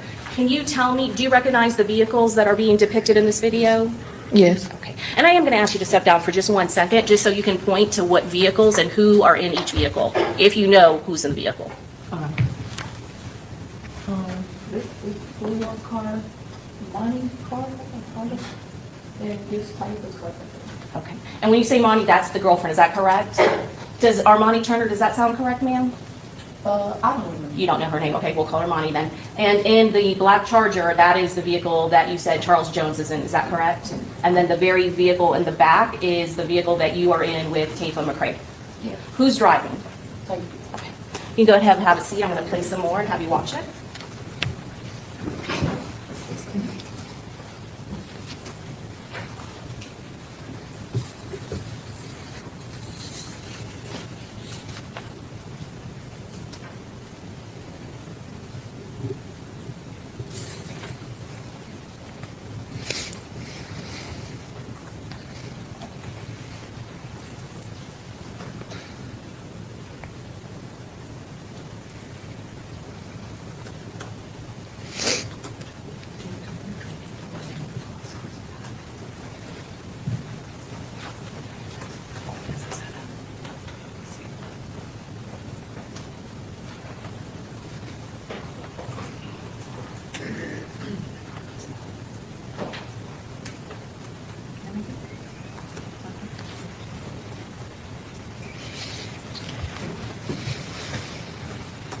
So Ms. Auburn, at some point, there's a period of time where Charles Jones' vehicle and his girlfriend's vehicle is back, and Taifa McCray's vehicle is gone for a little bit. Do you remember that? What's going on when Taifa McCray's vehicle is not following directly behind Charles Jones and his girlfriend's vehicle? Monty was just driving a little crazy, so he didn't want to be close to her car, so he just stayed back. And can you tell us who is getting out of the vehicles now? Me and Taifa. Okay. And could you see where another person got into the driver's seat? In the video? Yes. No. Hold on 1 second, I'm gonna.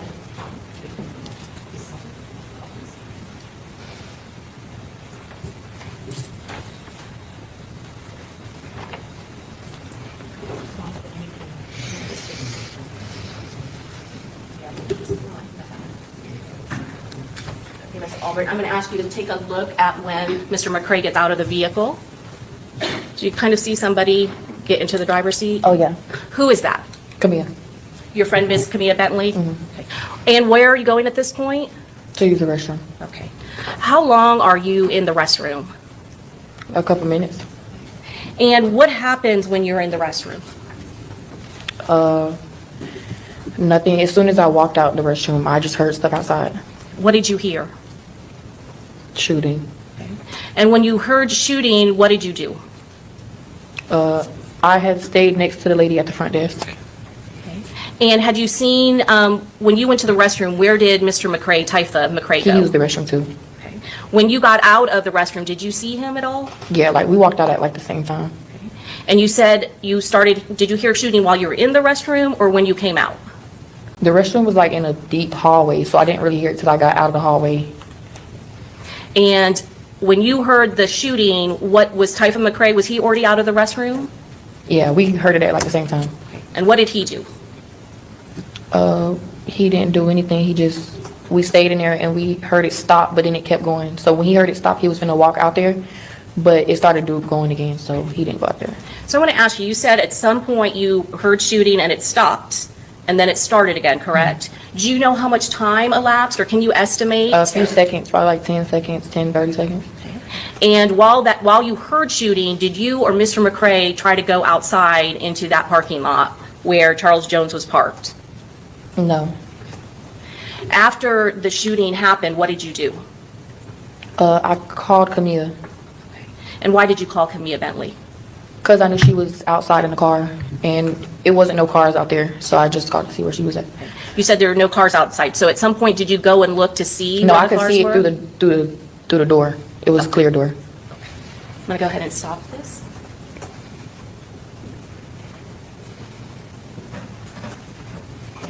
Erin, she's gonna doodle on And her you said face. that there was somebody working at the hotel, is that correct? Yeah, a female. And did she also hear the shooting? Yeah, she had said something about if it was somebody's people outside that they were shooting. And you said you could see out the window at some point and there was no vehicles, is that correct? Yeah, you can. The sliding doors was clear. So At some point, without going into your conversation, did you go get in touch with Camilla Bentley on the phone? yes, And again, without going into the conversation, how soon would you say you got a hold of her after the shooting had occurred? as soon as right after it happened. Right after? And how did she sound? In distress. And then what did she say to you? She told me she was shot, and yeah, she had said she had left, and I think she was telling me kind of where she was at, and I had just told her to come back and get us. Did she do that? And at that point, what vehicle was she in? Taifa. What happened when Camilla Bentley came back to the hotel? And what happened when she came back? She got in the back seat, and we left. Before leaving that, you said you looked out there. Did you see Charles Jones' vehicle again at that point? No, I didn't see his vehicle after that. No. What about Armani, his girlfriend? Did you see her vehicle at all? And you said that Camilla Bentley then got in the backseat, is that correct? Who was driving at that point? Taifa.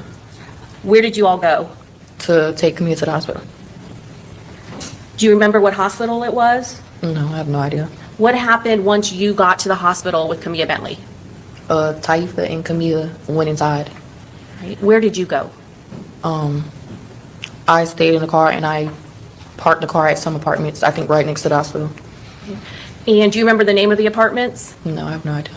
Why didn't you go into the hospital?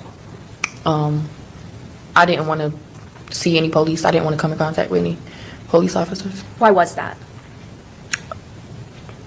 Because I'm on probation. You're on probation back in Jacksonville? Okay. So why did Taifa McCray stay? I told him to stay. Why did you do that? I didn't want Camilla going in the hospital by herself. And what happened once you got to that apartment that was close to the hospital? I got picked up. Picked up by whom? One of Taifa's friends. What happened to Taifa McCray's car? It just stayed in the apartments. And let me show you some photographs.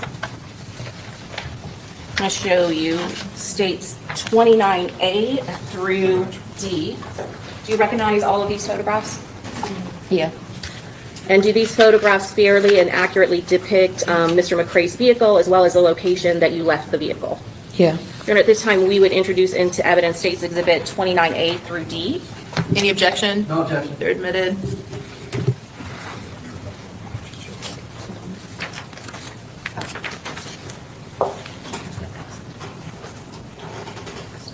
Oh, I see. Yep.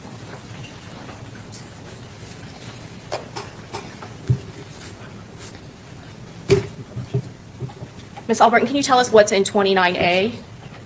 Taifa's car. Okay. And which one? The Hey, Nissan. is that from the impact? The one in the middle, is that a Nissan Altima? Yeah. And See the then I'm bumper? going to show you 29B. Yeah, definitely got hit. Do you see some damage in this picture? Yes. Prior to this night, had there been any sort of damage to the side of the vehicle? No. You don't know, do you know, were you in the vehicle when it was damaged? No. I'm going to show you 29C. Is that the back of Mr. McCray's vehicle? Yeah. And do you see the two bullet holes that are in the back windshield? Mm-hmm. Had that been there prior to what happened, the shooting at Home to Suites? No. I'm going to show you 29D. This is a close-up. Did you see that on the back of the vehicle when you left it at that apartment complex? No. Now, I want to talk a little bit more about why you didn't want to speak to the police. At some point, were you concerned with some of the stuff that is going on in Jacksonville? Yeah. Can you tell us a little bit about that? A lot of people just don't get along. And when you say a lot of people don't get along, are you again referring to these rival neighborhood gang groups? Yeah. Some point when you were younger, did you date someone who was associated with a rapper by the name of Young and Ace? Yeah. What is Young and Ace's real name? Keontae. Okay. Is that Keontae Bullard? And who were you dating that was related to Mr. Bullard? Trayvon. How is Trayvon Bullard related to Keontae Bullard? They're brothers. When did you date him? In 2018. And did something happen? I would launch on that if I was the defense. So this witness, who was hanging out with Charles Jones, Julio Foolio's crew, the weekend, and particularly the night that this is all going down, and they're club hopping, they leave the Airbnb that they're having the birthday celebration at because there's too many people showing up. Her testimony on that, I would pounce on from the beginning of what she said just now. You were already on alert at the time of this birthday party. You guys knew. You had the wherewithal. There's too many people here. It's too hot. Let's get to the clubs that we got to go to. Let's go hop around. Let's go somewhere else. Julio Foolio had a committed appearance at one of the clubs that they go to throughout the night. And now we're finding out that this witness, who's with Julio Foolio's people, dated the brother of Youngin Ace, the apparent op. So ATK gang over in Jacksonville. I would launch on this if I was the defense. To him? And the reason I'm saying that is because that could be part of the intel, where the intel came. The intel could have came from inside the house and not necessarily been because of Alicia Andrews. Because remember, the state's opening argument is this all would not have happened. Sure, she did not pull the trigger, but this would not have happened if they didn't have Alicia Andrews doing the intel gathering. Yeah, he passed away. When did he pass away? June 5th, 2018. And how did he pass away? He got shot. Was that a part of this rival gang war? I'm assuming. And when you say that he, at that point back in, you said 2018, was there even a group called ATK back then? No. Okay. And going back to Young and Ace, what was it known as back then? Young and Gang. And is there music and rap music that is associated? Do you need a Kleenex or a tissue? No. You're okay? Okay. Is there music and nicknames and rap names associated with the music that these gangs are putting out? Yes. And what did your boyfriend's brother, what did he go by? Ace. And is that, you said back then, the group that hung out with him, his gang, was called what? Young and Gang. At some point after the death of your boyfriend, did you continue to hang out with his brother and his brother's group? I kept in contact, but I didn't really hang out with him. Okay. Were you interested in all of that back and forth that was going on between Youngin crew and the rival neighborhood gang? Go ahead. No. Thank you. Sure. Thank you. Oh, I'm sorry. Thank you.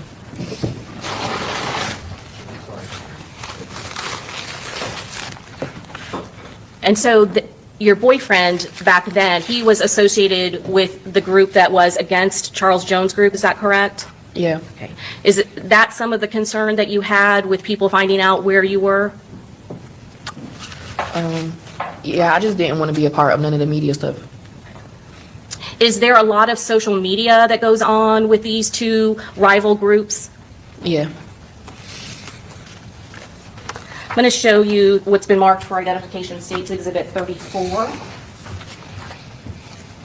Do you recognize that individual? Yes. And is that a fair and accurate picture of that individual? Mm-hmm. Actuate. At this time, we'll introduce into evidence States Exhibit I like number 34. actuate. Any objection? No objection. Okay, admitted. Ms. Albritton, who is pictured in States Exhibit 34? Charles. Charles Jones. And you said that his gang, his rapper nickname was Julio Foolio, is that correct? Is that it? Yes, Ms. Auburn? Yes. Okay. Had you listened to any of the music that he had put out? No, I don't listen to his music. Okay. And during that night when you were with Mr. McCray, were there any concerns at all for your safety or the other safety of the people that were with you?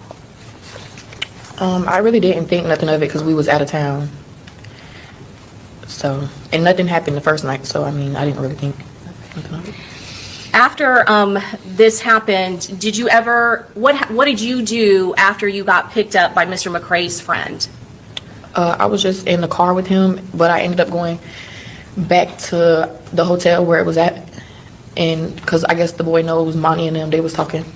Okay. And again, you say Monty, are you referring to Charles Jones' girlfriend? Yes. Did you at some point know what happened to Charles Jones? Taifa had, yeah, when I talked to Taifa, he told me. So you had additional communication with Taifa and McCray after his friend picked you up? Yeah, I was checking on Kamita, so I called him. When you went back to the home to suites, what did you see when you went back there? Was it, and what time was it when you went back there? It was daylight now. It was just the police had it roped off and stuff. Who did you see when you went back to that location after the police had already roped off the area? Monty. I don't know the other people. Okay. Charles Jones' girlfriend? Did you ever give a statement to law enforcement while you were in Tampa? No. At some point later on in the investigation, did a detective, Juan Ramos with the Tampa Police Department, call you to take your statement? Yes. And at that time, did you provide him with a statement? Yeah. Was that the only statement that you provided to the Tampa Police Department? Yeah. Your Honor, may I have one moment? Yes. Repassing. Your Honor, at this time, we pass the witness. Okay, cross.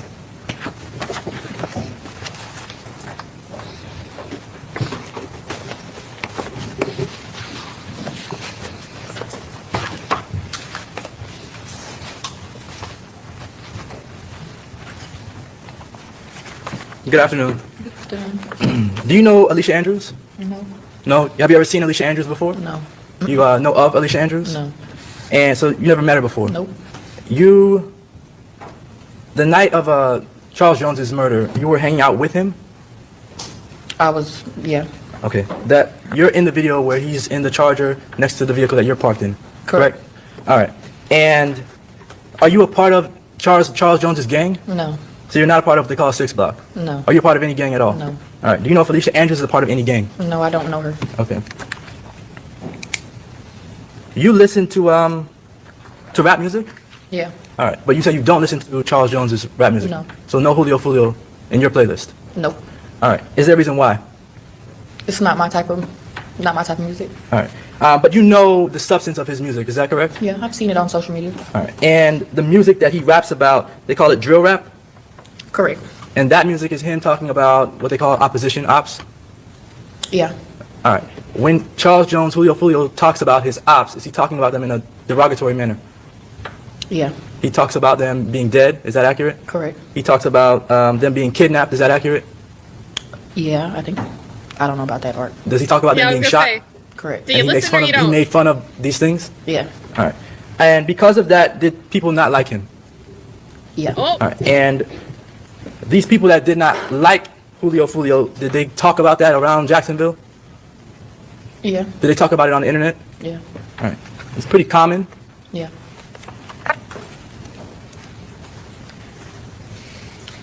You've seen music videos of Charles Jones, Julio Foolio making fun of dead people before?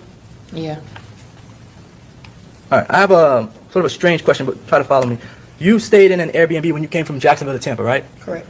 And you didn't book the Airbnb, is that accurate? All right. When you stayed in the Airbnb, did you stay there because you didn't want to stay in a hotel that had cameras in a lobby? No. All right. So you were not at the Airbnb to sort of hide your identity, is that accurate? No. All right. Did you pay or contribute any money to the Airbnb? No.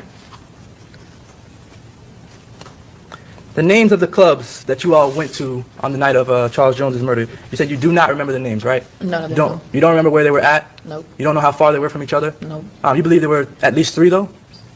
Yeah, like we went to 4 clubs the first night and the second night. Okay. All right. Is one of the reasons why you don't remember the clubs or where they were at because you're not from Tampa? Yeah, and I was just riding. I didn't really care where we went. I didn't look up no place to go. I didn't pick where we were going either. All right, so you weren't driving the car? No. You were just a passenger? Correct. You were just going along for the ride? Mm-hmm. Is that a yes? Yeah, I was gonna say, I think he's trying to mirror match, like, put Aaliyah in the same shoes. Like, Aaliyah is no different than Alicia, so why isn't Aaliyah on trial? This was a court reporter. Okay. Shout You know out anyone to in Sally, the right? group of people that you were with called Fat Boy? Called who? Fat Boy? That was supposed to be with us? Yes. No.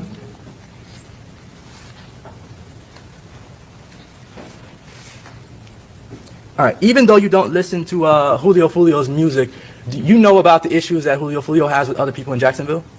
Kind of, sort of. Kind of, sort of. You know that the people, you said earlier, people just don't get along, right? Correct. All right. I mean, And you dated the brother that's of Young Ace. because you don't live under a rock, right? Correct. And you And see you things, dated the whether it be brother on of social Young media, Ace. right? Mm-hmm. Or whether it be on just in your personal conversations, correct? I don't talk about it. You don't? Okay. Let me ask you this. You dated Young and Ace's brother. Is that accurate? Yeah. His name is Trayvon. Trayvon? Mhm. Okay. Trayvon, when you say brother of Young and Ace, is that his blood brother? Yes, same mama. I think they have different dads though. Okay. And to your knowledge, did Young and Ace get along with Julio Foolio? No. So, Trayvon, did he get along with Julio Foolio? No. All right. And you're hanging with Julio Foolio, who did not get along with Trayvon. Is that correct? Yep. Oh, All right. Trayvon was shot. Yes. Did Julio Foolio ever rap about Trayvon being shot? Yeah. Did Julio Foolio ever make fun of Trayvon, your former boyfriend, being shot? Yeah.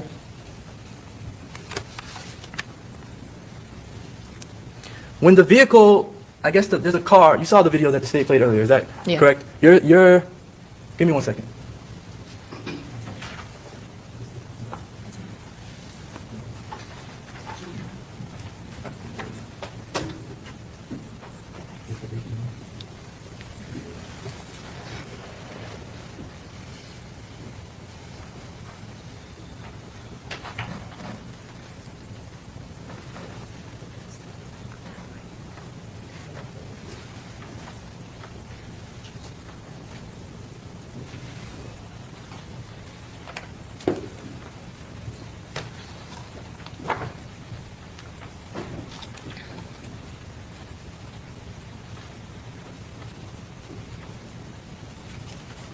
people are messy.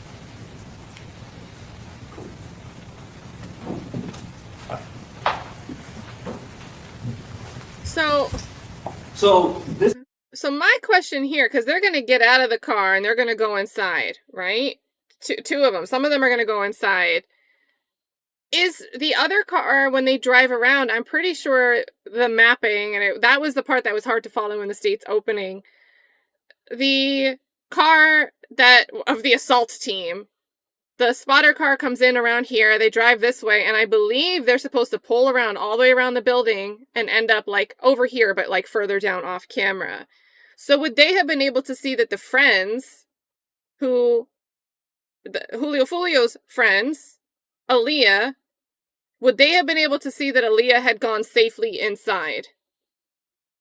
Or not? Or do they come back out to the car and it's a potential that Aaliyah could get hit also? This vehicle here that we see on the right, that's the vehicle you're in? Mm-hmm. Yeah. All right.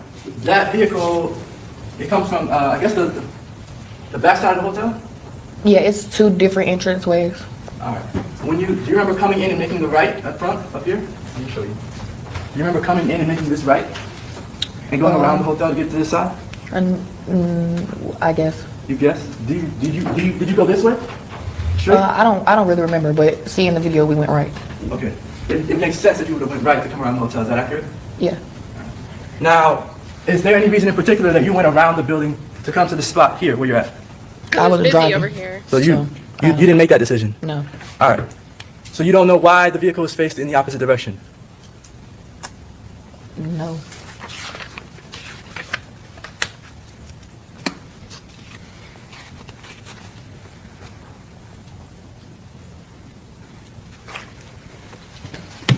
All right. Just you mentioned knowing what ATK is. Did you say that? I said I don't know what that is. Oh, you don't know what ATK is? No, I don't know what that means. I wasn't. No. Oh, so sorry. Not the meaning of ATK, but that Young and Ace is a part of ATK. Did you say whether you know that? Yeah. Okay. ATK and 6 Block, do those two groups get along? No. All right. Charles Jones, just for the jury, is a part of 6 Block, is that correct? Yeah. And Young and Ace is a part of ATK, is that correct? Yeah. And to your knowledge, Alicia Andrews is not a part of either of those gangs, correct? I don't know. I don't know her. All right. Did you see Alicia Andrews at any of the Airbnbs that you had either Friday or Saturday night? No. All right. Was Alicia Andrews inside of any of the clubs that you went to Friday or Saturday night? No.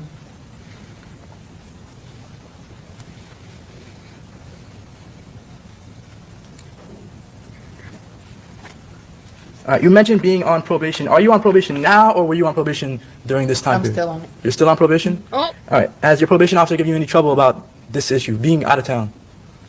No. All right. No further questions. really? Yes, Your Honor. Ms. Auburn, going back to these They need. I'm just thinking of the contrast between what we hear about probation officers heckling and haggling people in some circumstances, but here in like live and living color, she's somewhere she's not supposed to be, right? If that's one of her presumably that's what he was getting at, that she's not supposed to have been out of the area, but the probation officer didn't make a big deal about it. It's just a contrast when you go to different districts. drill rap videos, in particular the song of Charles Jones about your boyfriend. Is that When I See You? Is that the song that you're talking about? She doesn't want to I say guess, she knows yeah. the music. And that's one She of does. the music or drill rap videos that you don't like, is that correct? I don't care for them. Does the other side, does Young and Ace and ATK, do they do similar rap videos about Charles Jones' 6 Block group? I don't know. I don't listen to neither, honestly. Okay. But you are aware of the back and forth, is that correct? Yeah. And how long had you dated Young and Ace's brother, Trayvon Bullard? 6 months. 6 months. And then when you were in Tampa, who were you hanging out with again? Mr. McCray, is that correct? Yeah. How long had you been friends with Mr. McCray? I've known him years. Okay. And were you invited by Mr. McCray to go to this event? Yeah. Do you know how long it had been advertised or how long Charles Jones had planned to go to this appearance in Tampa? No. Do you know whether or not it was posted on social media? I think. I don't remember. You don't remember? Okay. And you said that you didn't know Alicia Andrews. Did you ever know or hear of a person by the name of Isaiah Chance? On Instagram. Okay. And did he also have a nickname, a gang nickname, a rapper nickname? Yeah. What was that? Gutta. Gutta? Okay.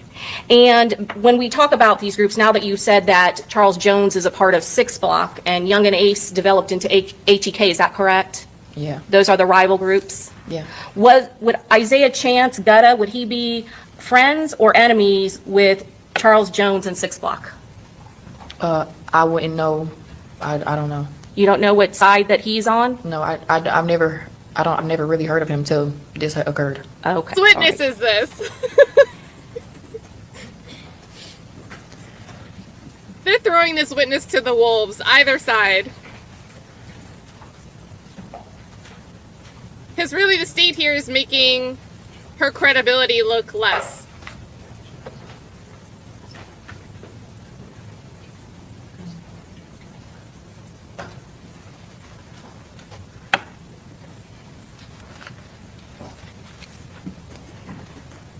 Ms. McCray, when you were in the bathroom, did you have communications with anyone? No. I have nothing further, Judge. Okay, very good. May the witness be excused? Yes. Thank you, ma'am. You're free to go. Thank you. Have a good one. Okay, thank you.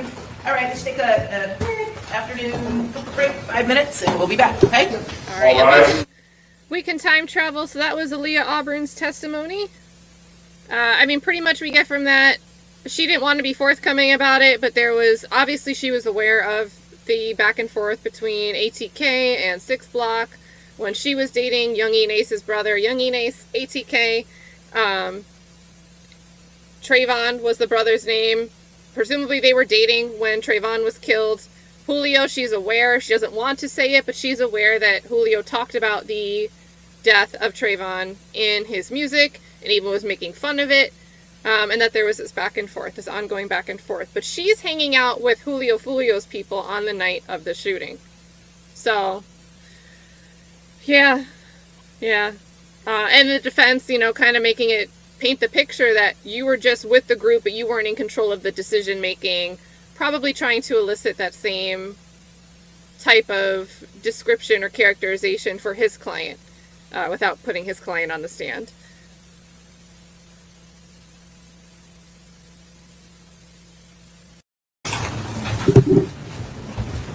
Keep praying.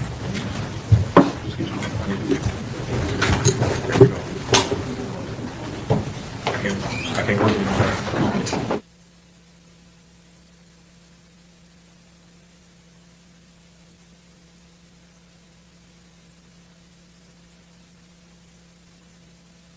Not want to be filmed. Okay, so that would be.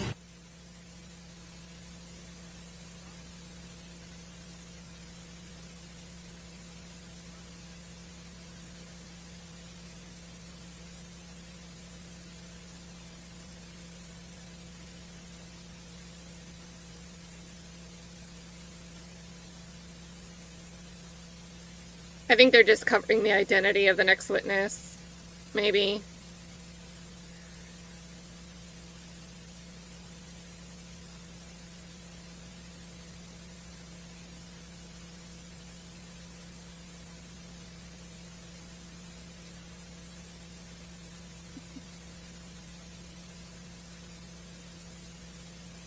Yeah, for that line of questioning, the lady was for the prosecution for the state.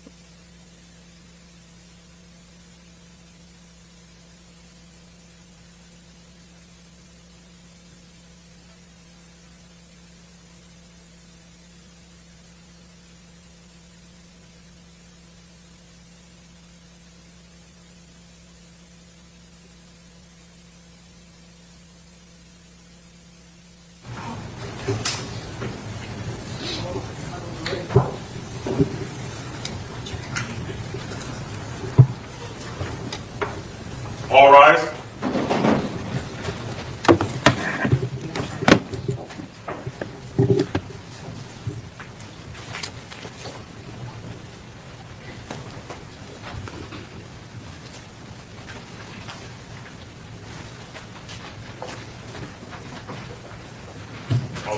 Okay, very good. Welcome back. And state, call your next witness. State will call you.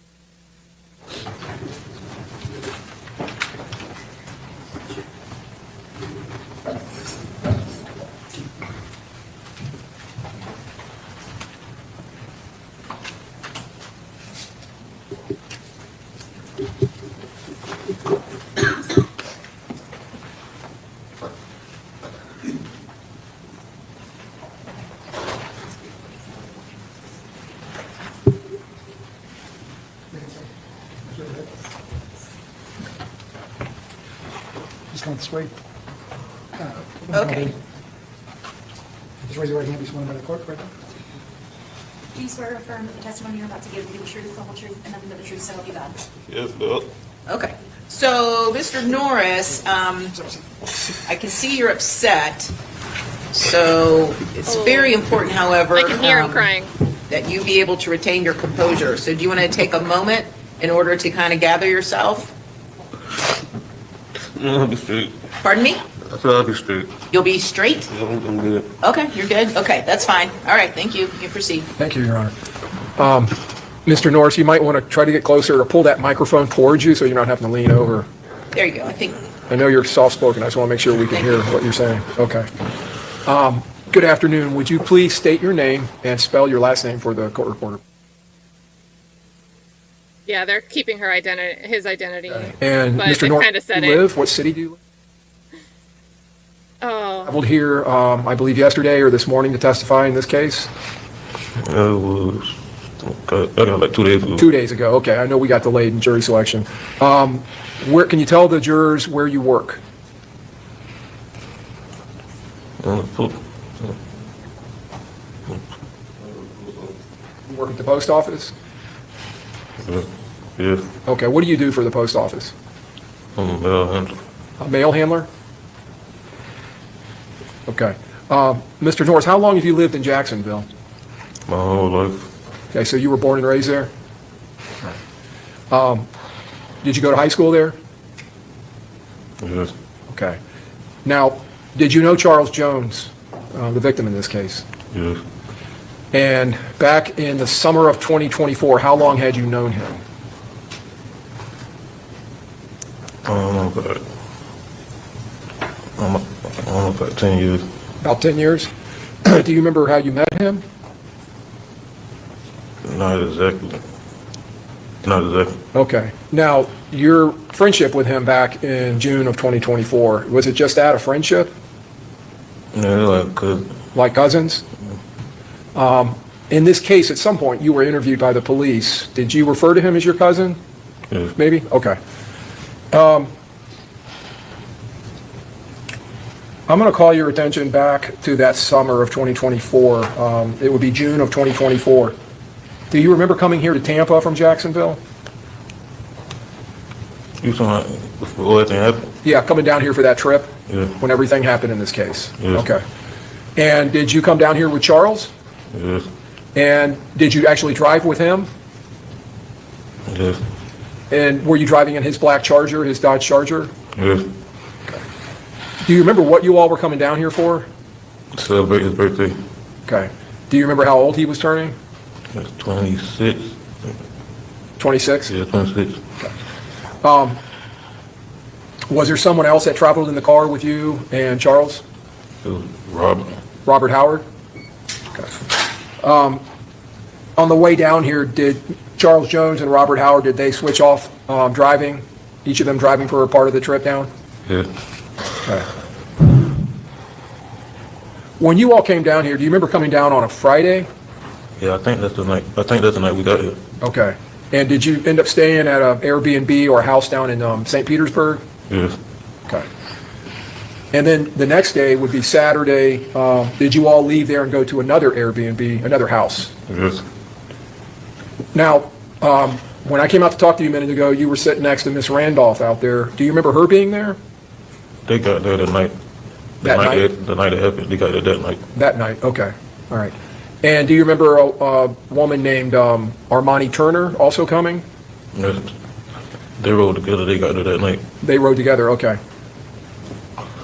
Now, that Saturday, the house you all are at, do you recall that being in Holiday up in Pasco County? No, I don't know exactly. I don't really know. I don't know this place like this. I don't know.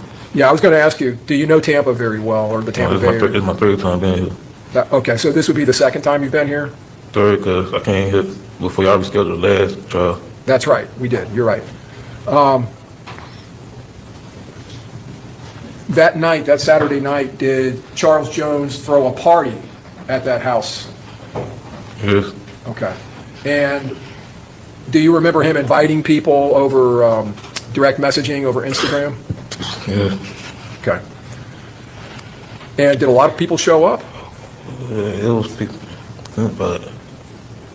about 20-some people. Okay.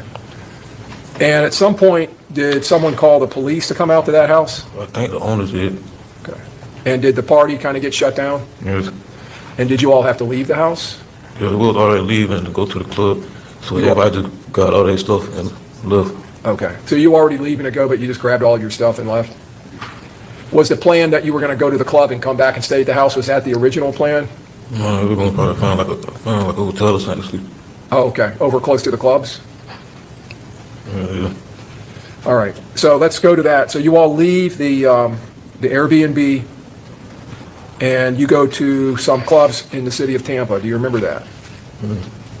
Do you remember one of those being a place called Teasers? Does that sound? I think that's the club he had on his flyer. Yeah. Okay. That's the first club we went to that night. First club, yeah. All right. And did Ms. Turner and Ms. Randolph and some people come in another car?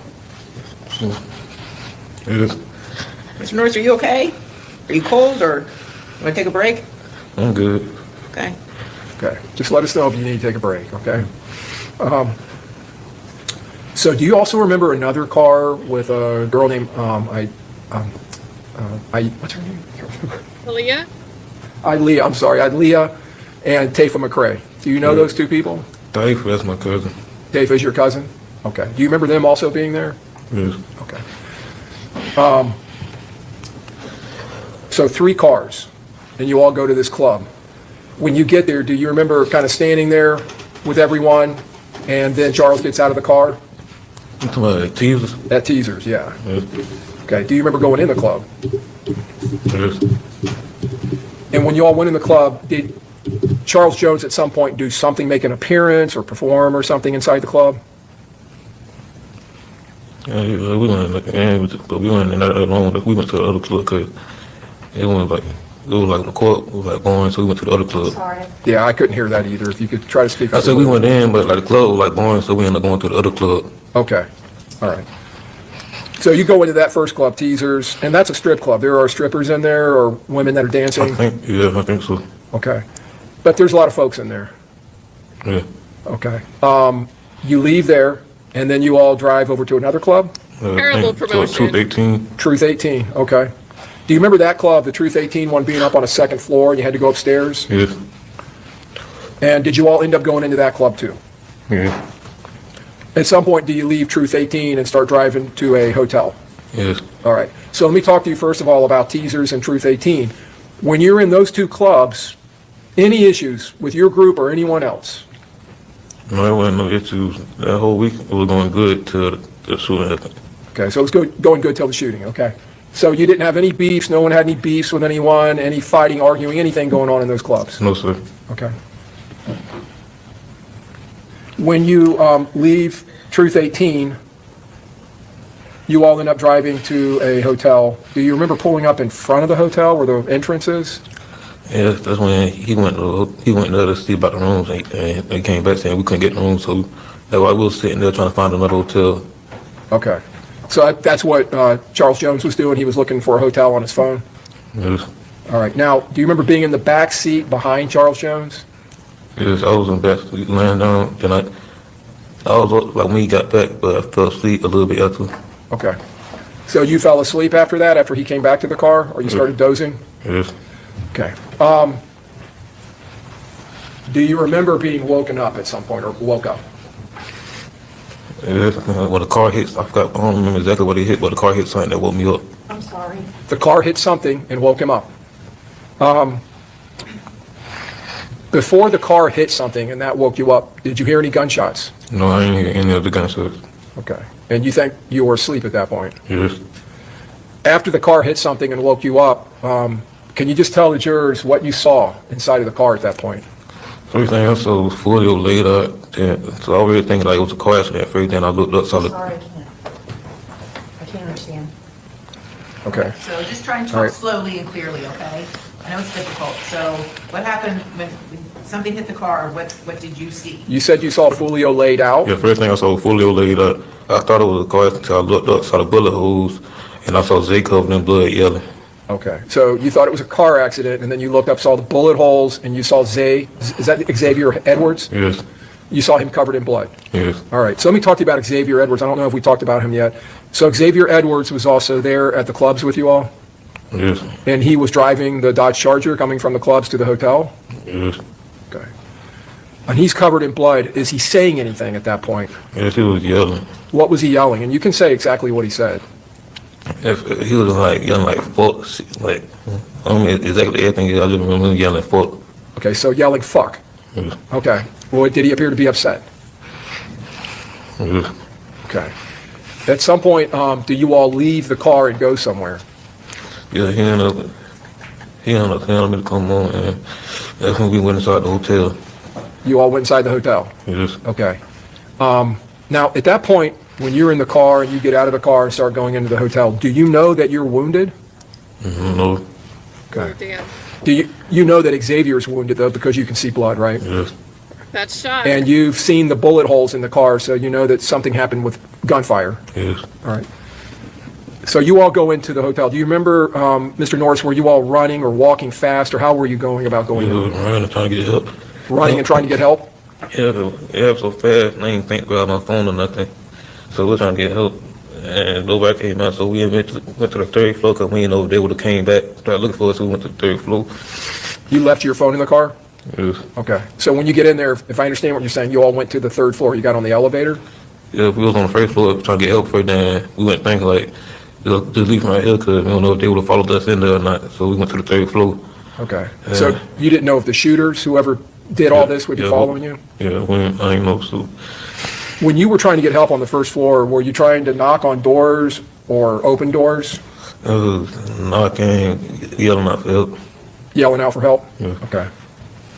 So you all get on the elevator, you go to the third floor. Do you get off the elevator on the third floor? Yeah, we got out the elevator, and he didn't, feel like he was going to pass out and land against the wall.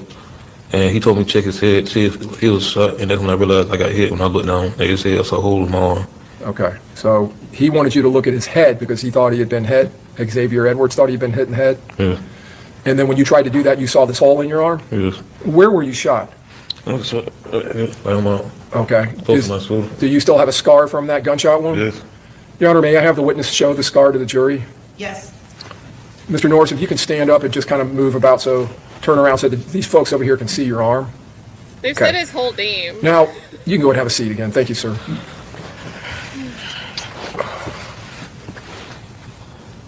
Do you obtain Xavier Edwards' phone and try to call for help? Yes, man.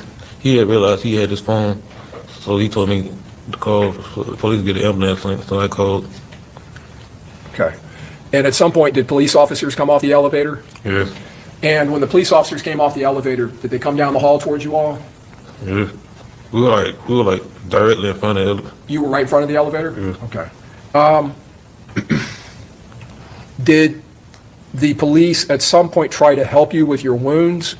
Yes. And did they call for fire rescue for EMT or paramedics? Yes. And did those paramedics come up to the third floor eventually and assist you and Mr. Edwards? Yes. Do you remember being taken out of the hotel on a stretcher? Yes. Okay.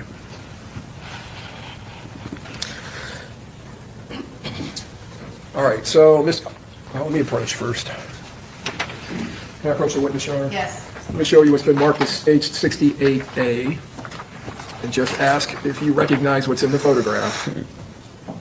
Yes. You recognize that? Okay. Do you recognize that as Charles Jones' black Charger? Yes. Okay. You okay? I'm good. You sure? Yes.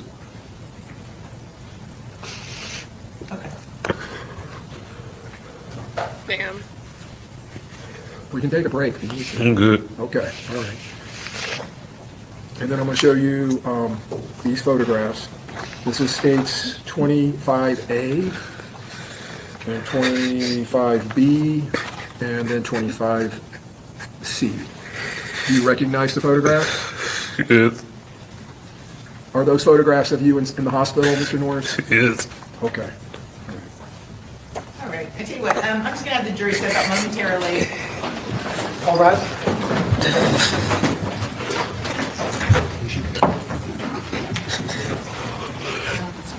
There's tissues right there. They're like paper towels.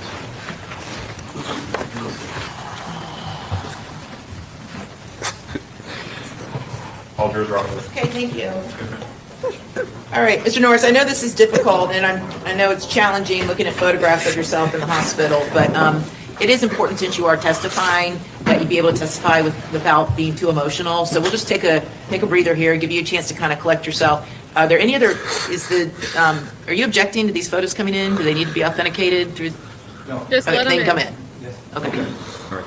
So there we go. We can skip this whole ordeal. There's nothing wrong with getting emotional. You need a break. We just take a break, okay? Everyone here understands.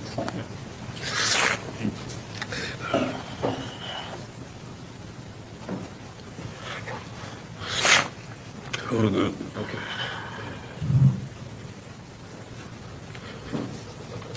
All right, bring it back in.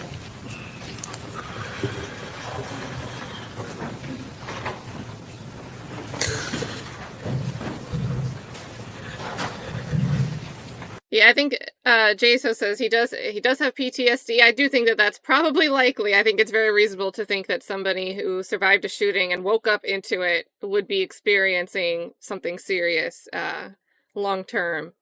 But he has to hold his composure in front of the jury. This is also true. I think this is a good move if they're just going to forego this whole, like, let's show you all these exhibits because we need to get them admitted. If there's no objection, we don't need to go through this like circus act of like making this guy relive it one by one.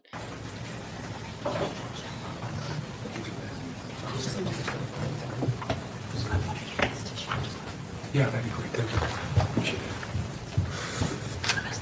All rise. Thank you. Thanks. Appreciate it.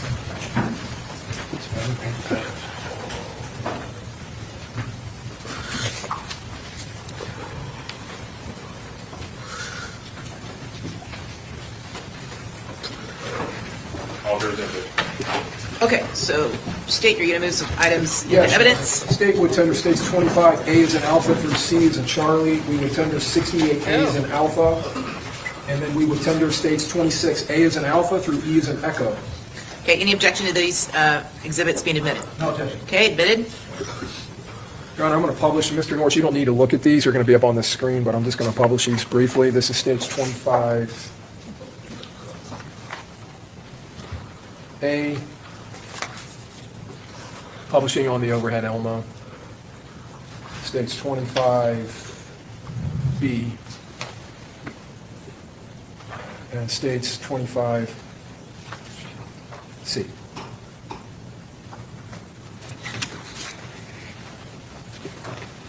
Publishing state 68A.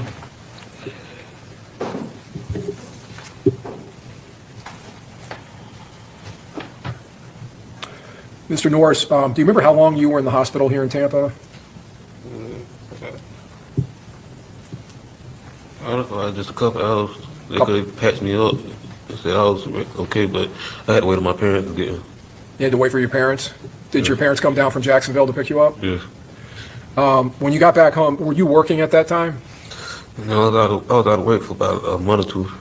Okay. Were you working at Sam's at some point? Yes, I was working at Sam's around that time. Around that time? Okay. Were you able to go back to work? Yes.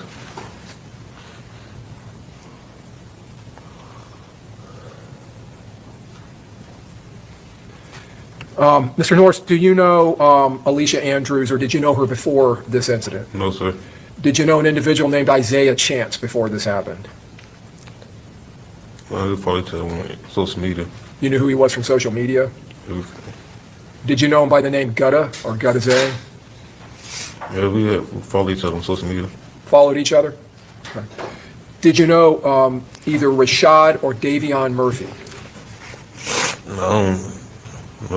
Okay. And did you know a man by the name of Sean Gathright? No. Okay.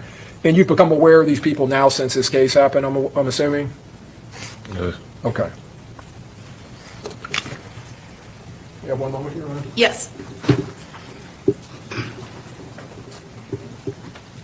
No further questions, Your Honor. Okay, cross.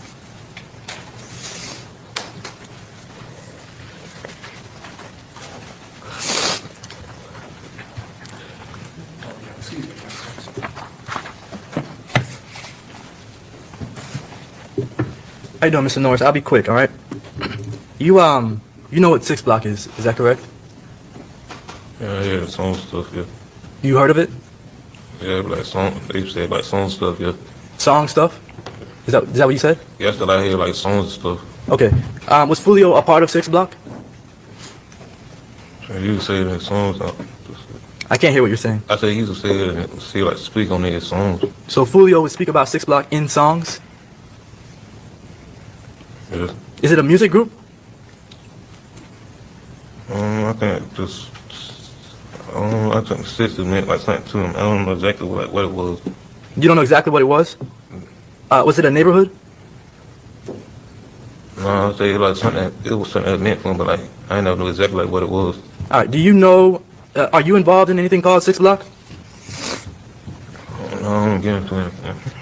I couldn't hear you. What'd you say? I said I don't get into anything. You don't get into anything? Is that a no? No. All right. So you're not a part of any rap groups? No. Have you ever been involved in a music video before? No. You've never appeared in any music videos before? It got at the repass. At the end of the repass, they end up getting me in the background like recording. So that's in the music video, but like just in music videos, no. So I can weird. Make sure I heard it correctly. Somebody got you in the back of a music video before, you said? Yeah, like A at a repass, they recording video at a repass. At a repass? Yeah. Which repass? Julio repass. Okay. So is that the repass was made into a music video? Yeah. Yes? Yeah. Okay. Do you know what ATK is? I hear about it songs. You hear about it in songs? Is that a yes? Yes. All right. You're not a part of any gangs. Is that what you're saying? No. All right. Do you know who Alicia Andrews is? No. Is Alicia Andrews part of any gangs? I don't know. I don't know her from Can of Paint. You don't know Alicia Andrews from a can of paint? Is that a no? Yeah, I don't know her. All right. Was she at the Airbnb the night that you were in Tampa? No, I never saw her before. All right. So she wasn't at the clubs either, Teasers or Truth 18. Is that correct? No, I never saw her. So you can't speak to whether she knew that Julio Foolio was going to die. Is that correct? Objection. It's the legal basis for the objection. Calls for speculation. Well, that is true, so, but you can answer if you know. Do you know whether Alicia Andrews knew that someone was planning to kill Charles Jones? No, I don't know that. You said you do know someone named Gutazay? Yeah. All right. And you followed that individual on social media? Yeah, it was somewhat cool, like talking to her. It was no more than that. I didn't hear what you said. I said like we were like somewhat cool, like we'll talk with him, like no more than that. Okay. You said you would talk to Gutazay on social media sometimes. Is that accurate? Yeah. Okay. To your knowledge, did Gutazay have an issue with you? No. You were cool with Gutazay? Like yeah, it was straight. All right. And to your knowledge, did Gutazay talk to anyone else in your friend group? I'm not sure. You're not sure? All right.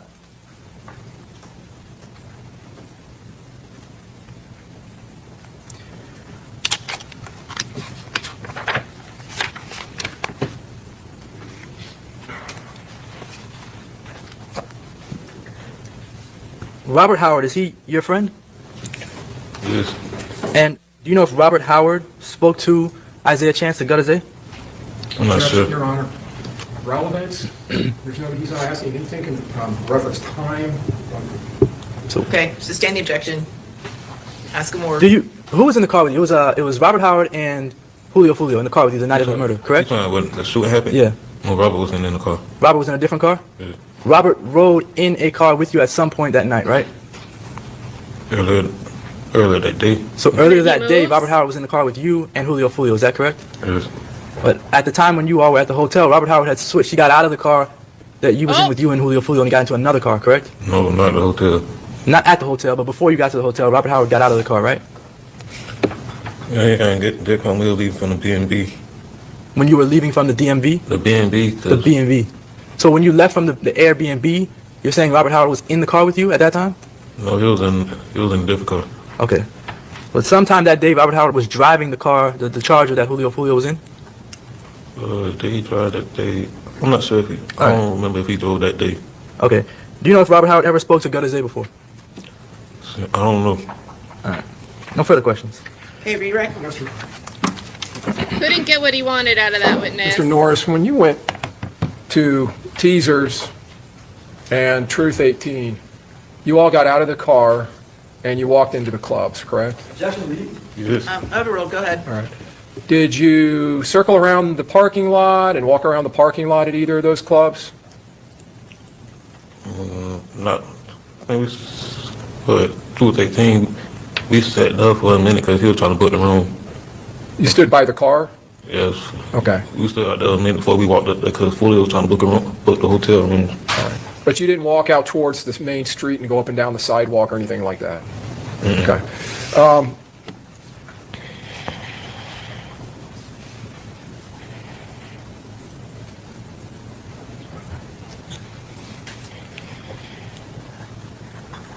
The music video that you said you got caught in the background in, is that what happened?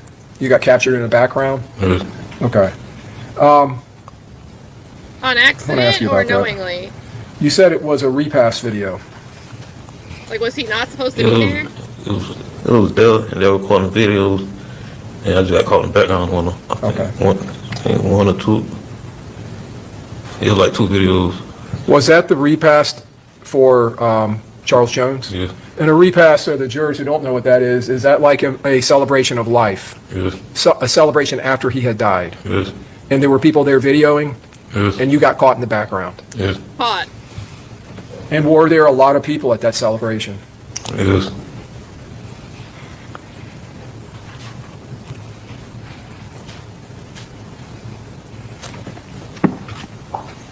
Oh, he doesn't even say no further questions? Okay, thank you. May this witness be excused? Yes, Your Honor. Okay, thank you, Mr. Norman. Now, the reason I think the prosecution got back up there on redirect and honed in on that is if you picked up on the language, the verbiage, when he was first talking about the repass, he was being asked, and are you in any music videos with the defendant? Are you in any music videos with not with the defendant, with the victim? He says no. Are you in any videos at all? And then he's like, well, yeah, I think I was in this video with the repass. Someone caught it and I was in the background. So he's coming back up and saying this caught language.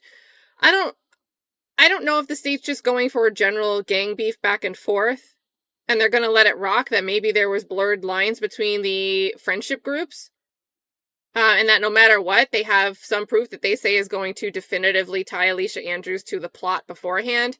But to me, that makes me question this guy who's on the stand, who's crying, who was shot, it's understandable that this is traumatic for him. Was he asleep in the back of the car? Was he laying down for another reason? He was at the repass, but seemingly didn't want to be in videos, wasn't really that close with Julio's crew, even though he was there that night. Is there something weird going on? And I don't know, it's kind of coming out more with the prosecution's questions. And like the first witness, it's like, whose witness is this? I don't know. That's just something I'm treating as food for thought, right? I'm not like, oh, somebody else is guilty. Somebody's innocent. I'm just thinking about it. Let's see. Marsh, you were free to go, okay? Okay. All right, who's going to be your next witness? Dosha Randolph. Okay.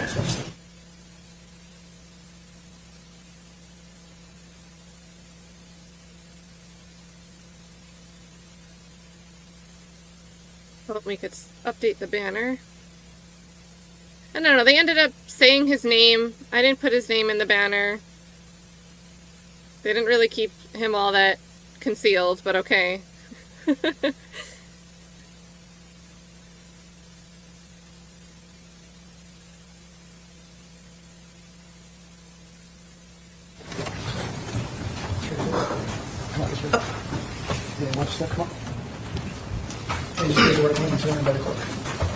you swear to affirm that the testimony you're about to give will be the truth, the whole truth, and nothing but the truth, so help you God? Yes. Thank you. Okay, you can have a seat, and I can tell you're soft-spoken too, so it's very important, Ms. Randolph, that you speak into that microphone so we can hear you, okay? Okay, you may proceed. Please state your full name for the record. And Ms. Randolph, where do you live? Jacksonville. I'm sorry. I'm having trouble hearing you, so you got to speak a little louder. Jacksonville. How long have you lived in Jacksonville? My whole life. Your whole life? And you are very soft-spoken. Can I ask you to get a little bit closer to the mic? Thank you. You said you've lived in Jacksonville your whole life, is that correct? Yes. Okay. I'm going to ask you, did you have plans to travel to Tampa in June of 2024? Mm-hmm. I'm specifically going to ask you, June 22nd of 2024, did you come to Tampa on that Saturday? Yes. Who did you come to Tampa with? Money. Monty? Is that Armani Turner? Okay, is that a yes? Yes. Okay, just please make sure you say yes or no as opposed to So, thank you. Do you know who Charles Jones is? Yes. Had you met Charles Jones before that weekend? Yes. Approximately how many occasions had you met Charles Jones? Well, I know him since 6th grade. Since he was 3? Since 6th grade. 6th grade, I apologize. What was his rapper name? Julio. Foolio? Yes. And back then in June of 2024, did he have a relationship with your friend Armani Turner? Yes. Do you know how long they had been dating at that point? Well, they had just got back together for a couple months, but they used to date back in the day when we was kids. Okay. And this weekend, you said you traveled with Armani Turner from Jacksonville to Tampa. Is that correct? That weekend of June 22nd of 2025? Yes. Who was driving? Money. What kind of car did she have? A Hyundai. Was that a gray Hyundai? Yes. Was there anyone else with you and Miss Turner in the gray Hyundai? Yes. Who else was with you? Xavier. Xavier? Yes. And are you referring to Xavier Edwards? Yes. Did all three of you travel down from Jacksonville to Tampa on that Saturday? Yes. Where did you go in Tampa? To the Airbnb. An Airbnb. Okay. I'm not going to ask you the address, but it was an Airbnb, is that correct? Yes. What was going on at the Airbnb? Nothing. Everybody was just chilling. You say everybody. Approximately how many people were at the Airbnb? I don't know, more than 10, more than 15. Of the people you've already mentioned, Armani Turner, was she at the Airbnb? Yes. Okay. And what about Charles Jones? Yes. Did you know anyone else that was at the Airbnb? Yes. Who else did you know that was there that night? Gino. Gino Norris? Yes. How long would you say, well, let me ask you this. Approximately what time did you get to that Airbnb where Charles Jones was on that Saturday, June 22nd of 2025? Like 11:45, 11:50. When you say 11:45, are you talking AM or PM? PM. So at night. It was already dark out? Yes. What happened when you got to that Airbnb in Tampa?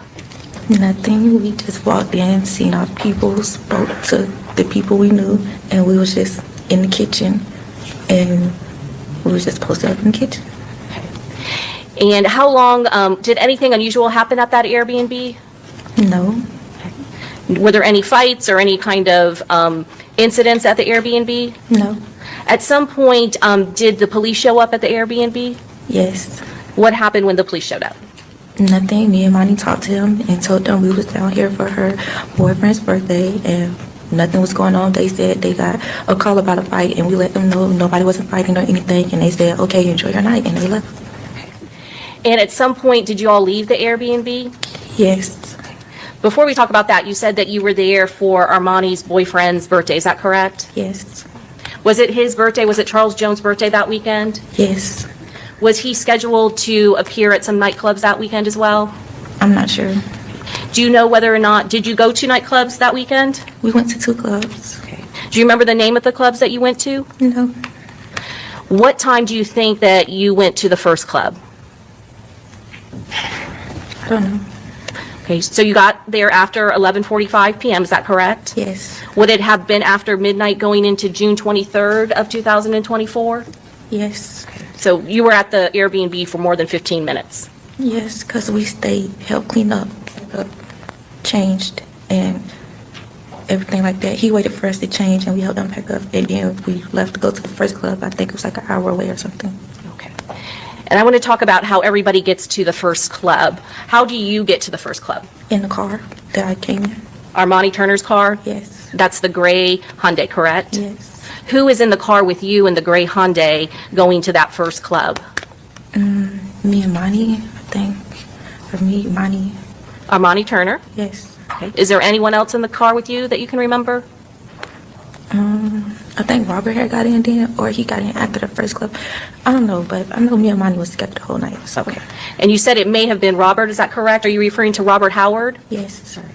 But did you also say that he may not have gotten in at the first club, but maybe at the second? No, like on the way to the first club. Okay. I don't remember, but I know I was in the car with Monty. But after we left the first club, on the way to the second club, I know he was in the car with us. When we left the second club, I know he was in the car with us. Okay. So you were in a car with Armani Turner when you went from the Airbnb to the first club. Yes. Did other people from the Airbnb also go to the first club, but in other vehicles? Yes, they was already there.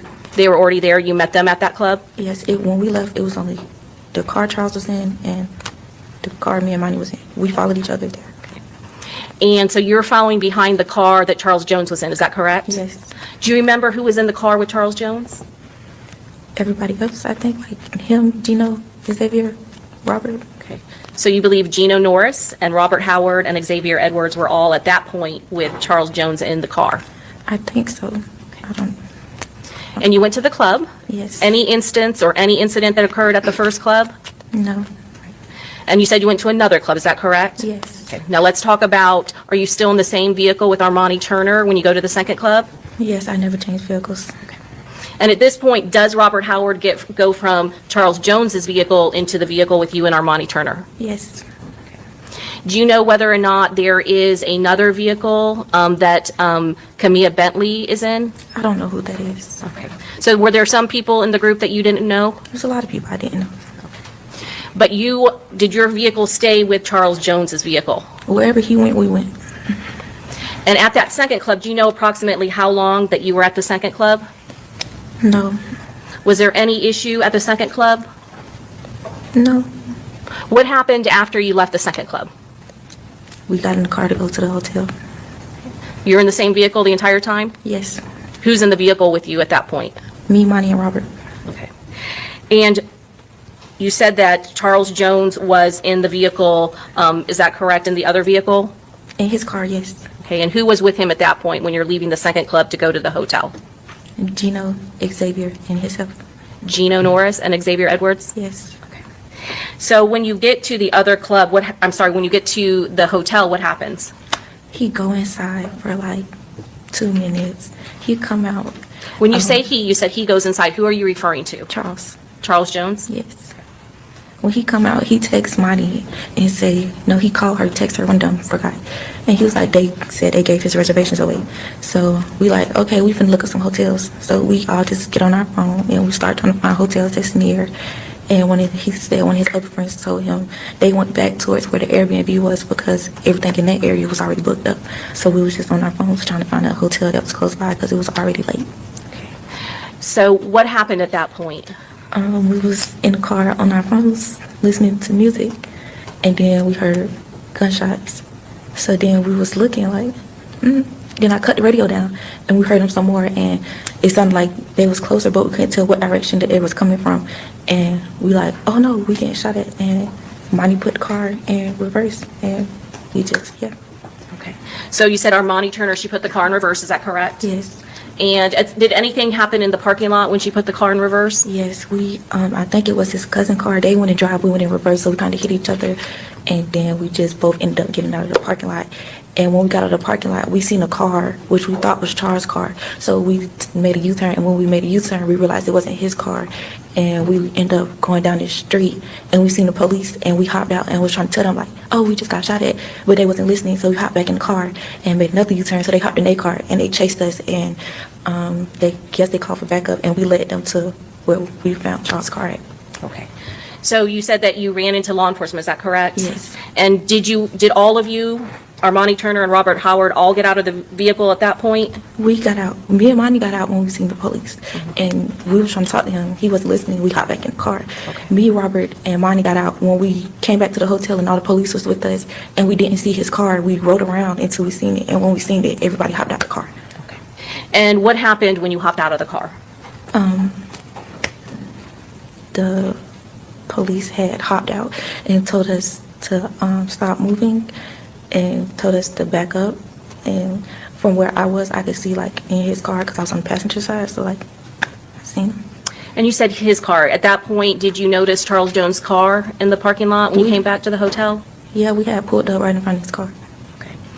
At some point, those police officers that you ran into on the roadway, did they come back and follow you to that location? When we got back in the car and pulled off, they pulled off with us. Okay. And they called for backup, and I guess the other officers met at the hotel, and they told us basically we was running from the police and not do that again. Okay.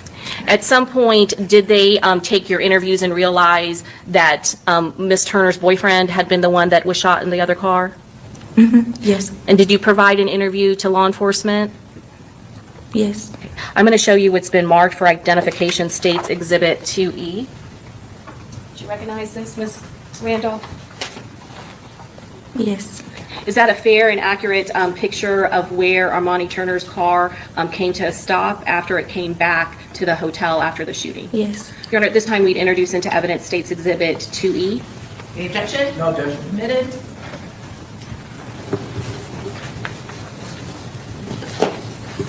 Ms. Turner, can I ask you, I'm sorry, not Ms. Turner, Ms. Randolph, can I ask you to step down and point out to the jury which car in this picture is the vehicle Armani Turner drove and the one that you were in all night? The one to the right with the doors, well, they both have the doors open, but the one to the right of the photograph? Yes. Okay. And there's another vehicle. Is that the vehicle that you saw eventually when you got out of the car and started talking to law enforcement? Yes. And is that the vehicle that you had previously seen Charles Jones in prior to the shooting? Yes. Okay. And is that the location where it was when you came back to Home to Suites after the shooting? Yes, that's what we found him. And prior to coming to court today, did I ask you to look at a video that was from the Instagram feed of Charles Jones on June 22nd of 2023 2024, going into June 23rd of 2024? Yes. And did that accurately depict his Instagram feed on those dates? Yes. Your Honor, at this time, I would introduce into evidence States Exhibit 85C. Any objection? Yes. Yes.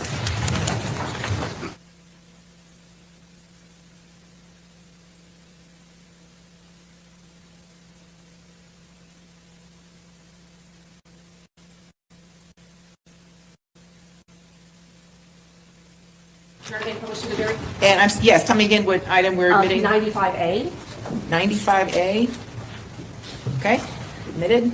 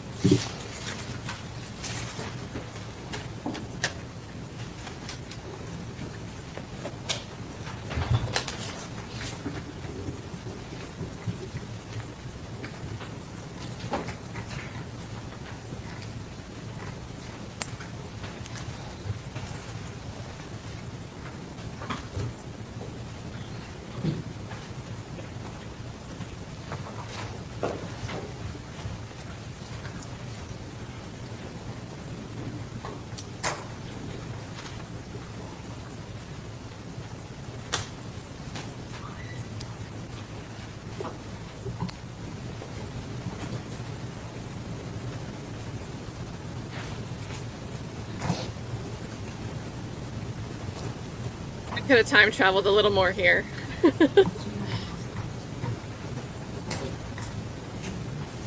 The old Zephyr Hills water. Good old Florida water.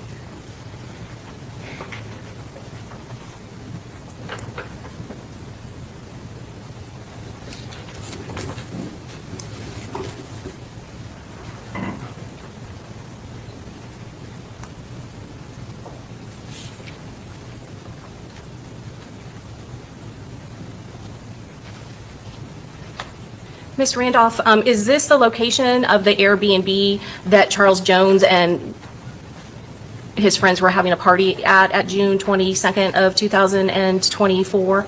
Yes. And you recognize that Airbnb and the people that are in that party? Yes. Okay. The people that I know and myself. You recognize yourself in there as well, is that correct? Okay. And is Miss Armani Turner, your friend, is she in there as well? Yes. And that individual right there, is that Charles Jones that night? Yes. And is that what he was wearing that night, June 22nd of 2024, going into June 23rd of 2024? Yes. And you said he was celebrating his birthday? Yes. Is this that last club that you went to with Charles Jones on June 23rd of 2024? Yes. And is that you actually, are you part of that group going to that club with Charles Jones at Truth 18? Yes. And are these some of the flyers that show that he was going to be there on Truth 18? I'm not sure. I wonder.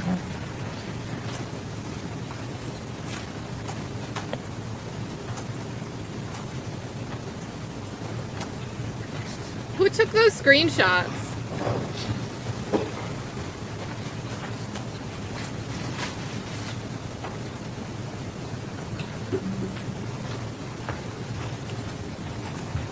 Did the person who took those Ms. screenshots Randolph, have after you 150 got to mutuals? that location where, and I'm going to go back to June 23rd of 2024, when you all got back to the hotel and saw Charles Jones' car, how long were you at that location before you were able to speak to law enforcement officers about what had happened? Hours. Hours? Okay. At some point, did Charles Jones' mother come to that location? Yes. Your Honor, may I have one moment? Yes.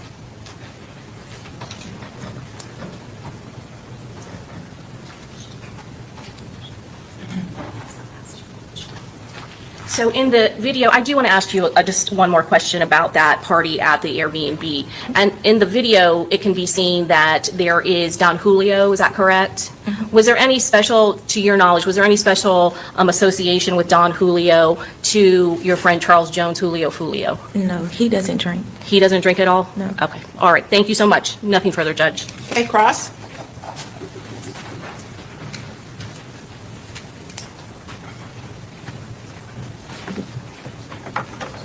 And when you say that Foolio does not drink, that video that we saw earlier, it shows him drinking that one night. Is that correct? Yeah. And that was the only night you've seen him drink ever before? Yes, he's never been a drinker. Okay. Do you know who Alicia Andrews is? No. You ever met her before? No. Have you ever seen her before? No. All right. Do you know what 6 Block is? Yeah. What is 6 Block? Something that he sang about. Something that Charles Jones sang about? Yes. Okay. How long has Charles Jones sang about 6 Block? I don't know. He's been rapping since 6th grade. Okay. Has he been rapping about 6 Block since 6th grade though? He's been rapping about a lot of stuff since 6th grade. But what about 6 Block? I don't know how long he's been rapping about that. All right. Is 6 Block a group? No. Is it a gang? No. All right. If I were to ask you whether you're a part of 6 Block, would you say yes or no? No. You're not? You're not a part of 6 Block? No. Did you All right. see that I was a part of 6 Block? I can't hear you. No. Okay. Are you a part of ATK? No. Do you know what ATK is? Yes. What is ATK? Something. A group, I guess. A group? All right. Do 6 Block and ATK get along? I don't know. I'm a girl. When you say you're a girl, what do you mean by that? I don't get into all of that. Okay. But the other guy said the you same said earlier thing. that you were following Julio Foolio around. Wherever he went, you all went. Is that correct? Yes. All right. You weren't in control of the vehicle? No. You weren't driving? No. And did you know where you were going every step of the way? No, I've never been here. Okay. At any point in time when you were riding around with your friends, could you have just gotten out of the car and went home? My ride. I was riding around with my ride. So you could not just get out of the car and go home, correct? No. Earlier you said Robert Howard was inside the car with Foolio at some point in time. Is that correct? Yes, he was already down there when we got down there. All right. So Robert Howard's in the car with Foolio, and he's also in the car with Gino at some point? Yes. Gino Norris, the witness that was right before you? Yes. The videos that we saw there is Alicia Andrews in any of those videos? I don't know. Was she at the Airbnb with you? I don't know. Was she at Teasers with you? I don't know. And was she at Truth 18? I don't know. All right. I don't know her. She could have been. I'd love this as a defense attorney. You're aware of, obviously, the type of music that Julio Foolio made, is that correct? Yes. That is drill rap? Mm-hmm. That he rapped about dead people? Everybody from my city do that. You said everybody from your city does that? Yes. So it's a common thing in Jacksonville? Yeah. All right. And these people that are rapping about dead people or killing people, they are rapping about killing each other's friends? I don't know. You don't know? I don't Do you know. listen to the music? Not really. Why not? I don't get into all that. You don't get into all of it? Yes. All right, but you do hang out with the people who make the music? I don't hang out with nobody. I've known him since 6th grade. Okay. Have you hang out with him since 6th grade? I got invited to his birthday party, and I went. All right. So if other people in that group of individuals that went out to the birthday party, if they were gang members, would that make you a gang member? No. All right. No further questions. Okay, redirect. No redirect, Judge. Okay, may this witness be excused? Yes, you may. Okay, thank you, ma'am. You're free to go. All right, who's your next witness? The state would call Camilla Bentley. Oh, this is the other girl that was in the car with the Julio side. Camilla Bentley with the car name. As we're trying to figure out what car is what, we have a car name in the mix.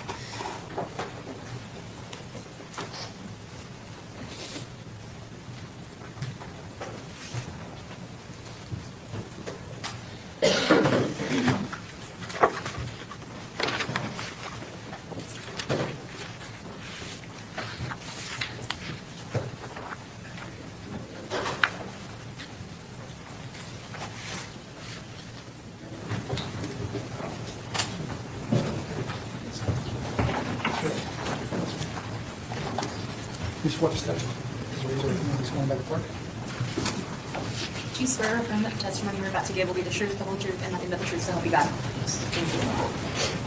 Okay. Yes, you should sit and you should speak loudly so that we can all hear you, all right? Into the microphone right in front of you. All right, you may proceed. Thank you, Judge. Please state your full name for the record. Camilla Bentley, Miss Bentley, where did you grow up? St. Augustine, Florida. And Sounds like Viverito. is that close to Jacksonville? Yes, ma'am. Do you also have family in Jacksonville? Yes, ma'am. And so I'm going to ask you, and you said you grew up in St. Augustine.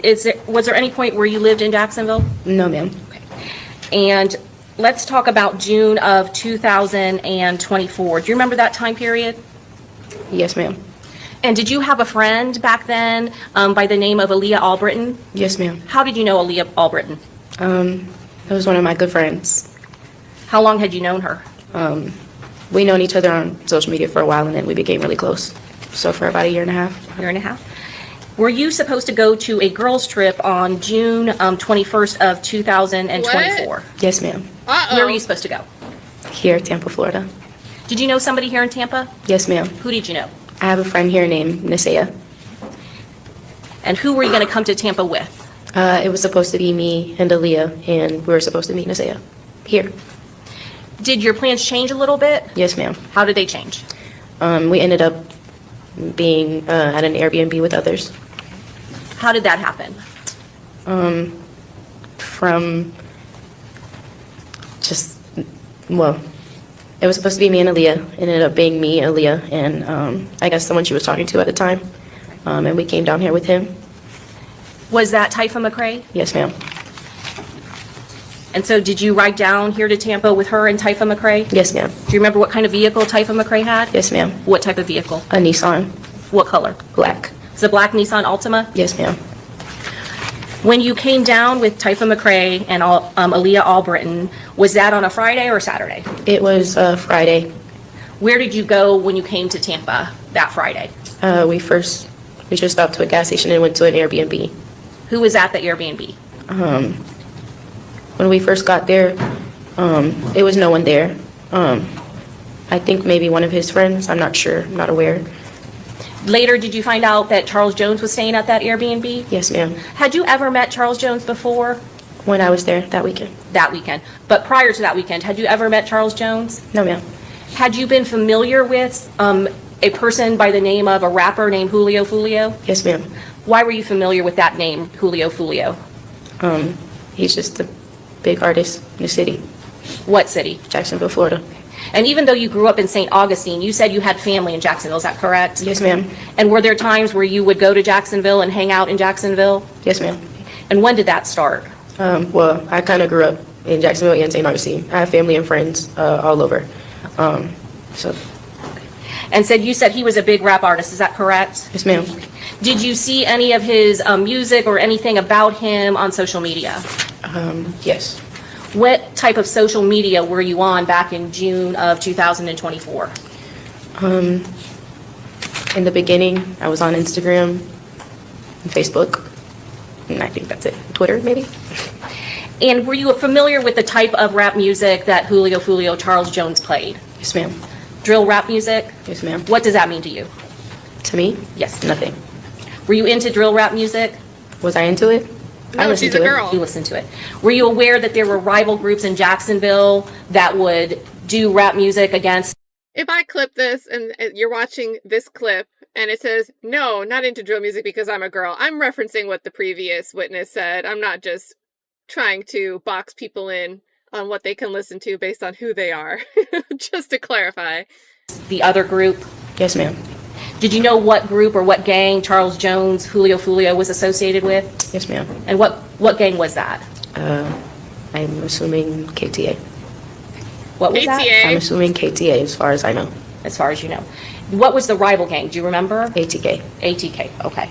And are you familiar with a rap artist by the name of Young and Ace? Yes, ma'am. Was he There's like a backwards acronym that ATK supposedly uses. It's KTA, but it seems like she was just messing up the actual acronym. Associated with ATK? Yes, ma'am. And had you ever met either one of those people before? Met as far as the two rappers? Yes, ma'am. Yes, ma'am. And that weekend was the first time you had met Charles Jones, is that correct? Yes, ma'am. Had you met Young and Ace before from ma'am. ATK? When did you meet him? Probably when I was younger. When you were younger? Okay. Was it somebody that you personally knew and considered a friend or anything like that? No. Were you also familiar with him because of his music and his rapping in Jacksonville? Yes, ma'am. Were a lot of your friends familiar with both of those rap groups, ATK and Charles Jones, Julio Foolio? Yes, ma'am. So going back to that Friday and the Airbnb, you said that he wasn't there at first, is that correct? Yes, ma'am. At some point, did he get to that Airbnb? Yes, ma'am. What did you do the first night that you were there, that Friday, June 21st of 2024? Well, we first got to the Airbnb and it was no one there.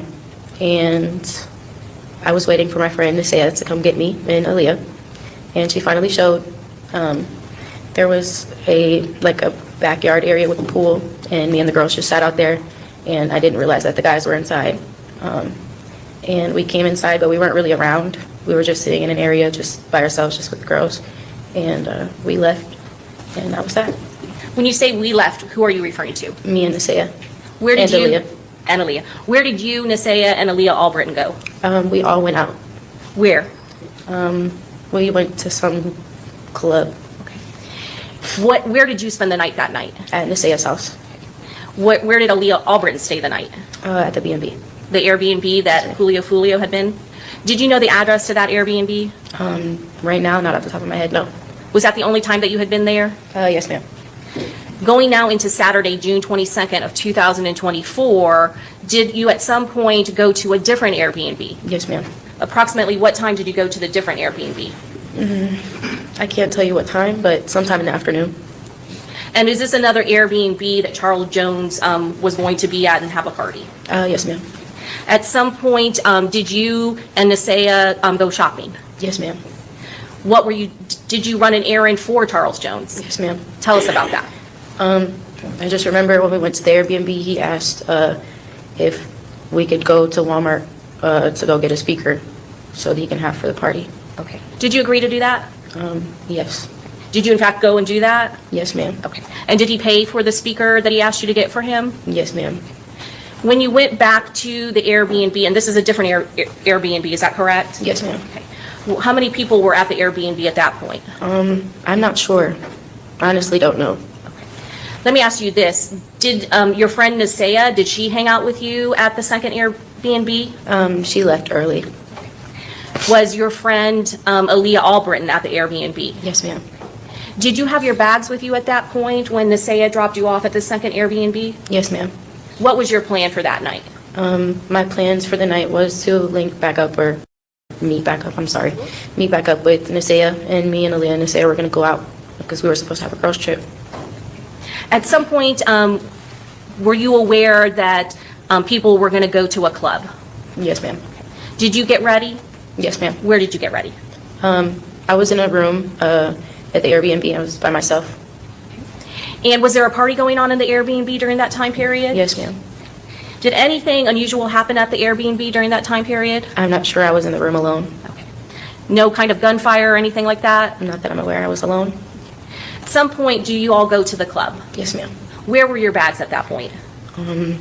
I just remember Taifa getting a call, and I think it was Julio saying he was going to put him in the car maybe for us because I guess they had to evacuate the Airbnb. Had you already left the Airbnb at that point? Yes, ma'am. Who did you leave the Airbnb with? Aaliyah and Taifa McCray. And where were you and Aaliyah and Taifa McCray going? We went to the first club. And at some point you were alerted that they got kicked out of the Airbnb, is that correct? Yes, ma'am. All right. Were you worried about your bag at that point? Yes, ma'am. Okay. Were you already at the club or were you on the way to the club? When we got alerted that they were leaving the Airbnb, we were on the way. When you got to that first club, was that Teasers? I believe so. Was it a strip club? Yes, ma'am. Okay. Did Charles Jones and other people from the Airbnb go to that club? Yes, ma'am. Did you know if Taifa McCray, whether or not he was good friends with Charles Jones? I knew at the end. Yes, had you met Taifa McCray before then? Yes, ma'am. And you, prior to then, you didn't know how close they were, is that correct? I didn't know that they were friends. Okay. And you said that you were with Aaliyah, Auburn, and Taifa McCray? Yes, ma'am. Do you remember how many cars showed up from the Airbnb to that first club, Teasers? I'm not sure. I was in the room alone. Okay. So you didn't see when everybody left, is that correct? I didn't see anybody at all. Okay.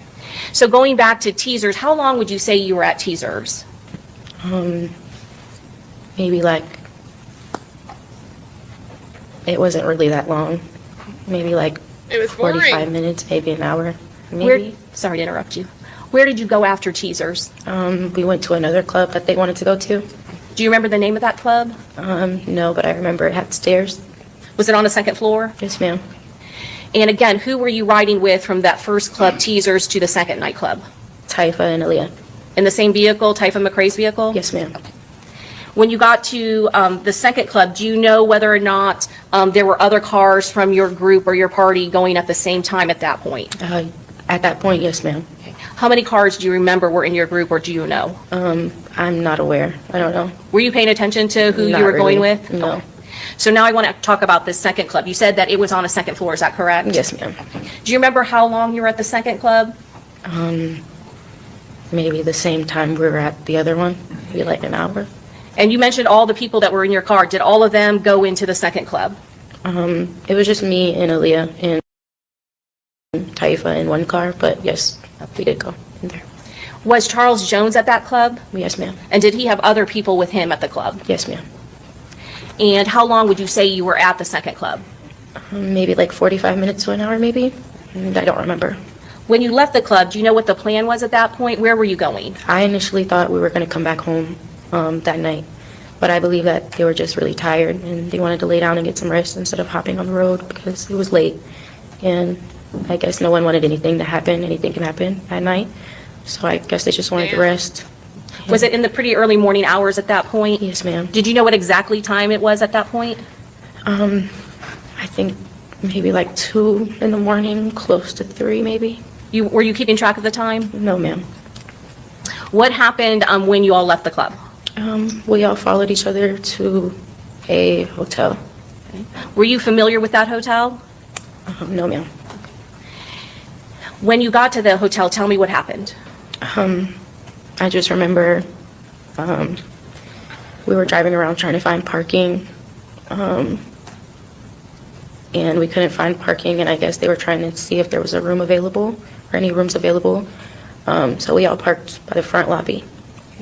At some point, where were you in the vehicle? I was originally sitting in the back seat, in the passenger seat, behind the passenger seat. Who was driving? Taifa McCray. And where was Aaliyah Auburn? In the passenger seat. Okay. At any point, did Taifa McCray leave the vehicle? Yes, ma'am. Why? Aaliyah said she needed to use the bathroom. Okay. And then what happened? I moved into the driver's seat, the front driver's seat. All right, I want to ask you what happened at that point when you got into the driver's seat of Taifa McCray's vehicle. I just remember looking down at my phone and I got shot. Did you hear any gunshots before you got shot? Okay. How many gunshots did you hear? A lot. After you got shot, what did you do? I prayed and I asked God to cut the car on because there was no keys in the car. And I finally got the car to cut on and I drove off. Where did you get shot? In my arm and in the back of my shoulders. Do you know where you were going at that point? I just wanted to get away. Did anything happen in the parking lot as you were trying to get away? I I just remember everybody was just trying to back out of the cars and just try to save themselves. And where did you go? I remember pulling out of the hotel, and I made a left down the street, and I seen a police car, and I stopped at the light, and I instantly thought about everybody that I left behind at the hotel, and I wanted to make sure they were okay, so I turned around. Okay. Did you make any phone calls, or did you get a phone call? I remember making a phone call to Aaliyah and just telling her what happened. And what did she say? She was just in shock, and she said that she heard everything going on from inside the hotel. What did you do at that point? I turned around and I made it back to the hotel, and there was nobody in the front. Did you see any? I'm sorry, I don't mean to interrupt. Okay. Did you see any of the vehicles that you had originally got to the hotel with? Everyone was gone. So tell me what happened once you got back to that hotel. Aaliyah and Taifa came outside, running outside, and I just remember my adrenaline rush was just my anxiety. Everything was up there, and I just begged them to take me to the hospital. Okay. Did they do that? Yes, ma'am.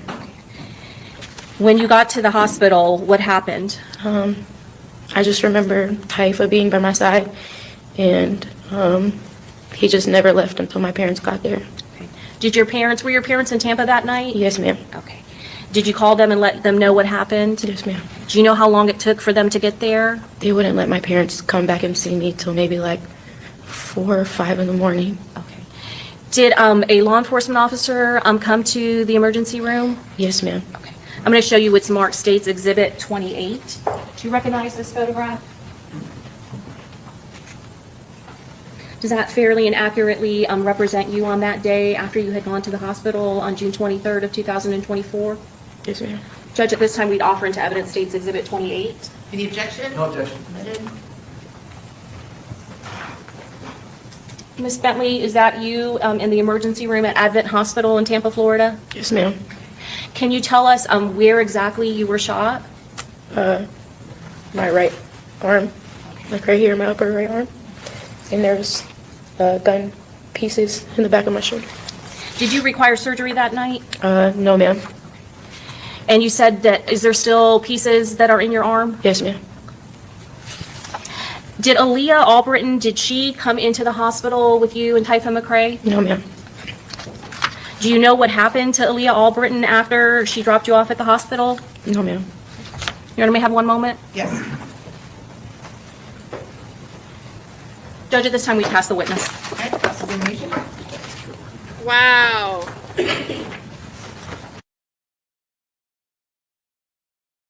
You befriend somebody you meet on Instagram, this girl Aaliyah. Aaliyah, when she was on the stand, was saying that she only knew Taifa McCray through a friend, but that they'd also been friends for years, which was kind of weird. It's just something that stood out to me. Now we're finding out Aaliyah says, hey, I need to go to the bathroom. Let me go inside. Taifa, who was driving, goes inside with Aaliyah. I guess it must be a push-to-start car, right? Maybe they were close enough because we have Camilla Bentley saying, all I know is I was looking down at my phone, and I was trying to get the car to start, but it wouldn't. So I'm thinking it was one of those push-to-start cars, and she might not have known how to, like, speaking from personal experience, I finagle with that too. It screws with me. I like to put the key in the ignition and go. So that seems like that must have been what was happening in a panicked moment. This is kind of weird to me.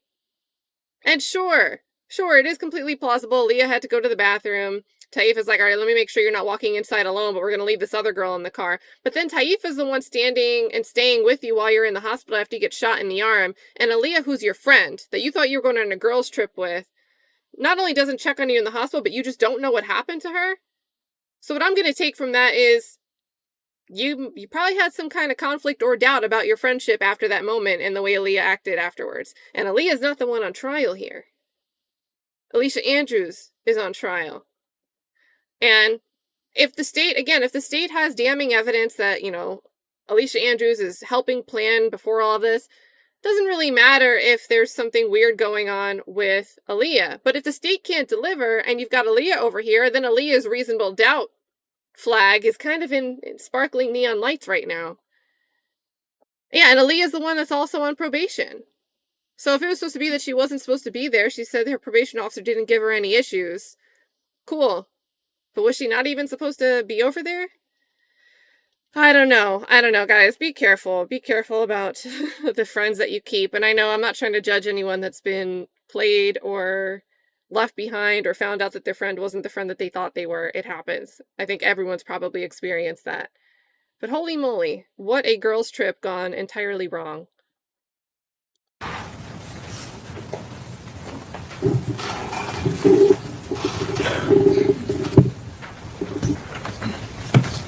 Good afternoon, Miss Bentley. Good afternoon. How you doing? I'm all right.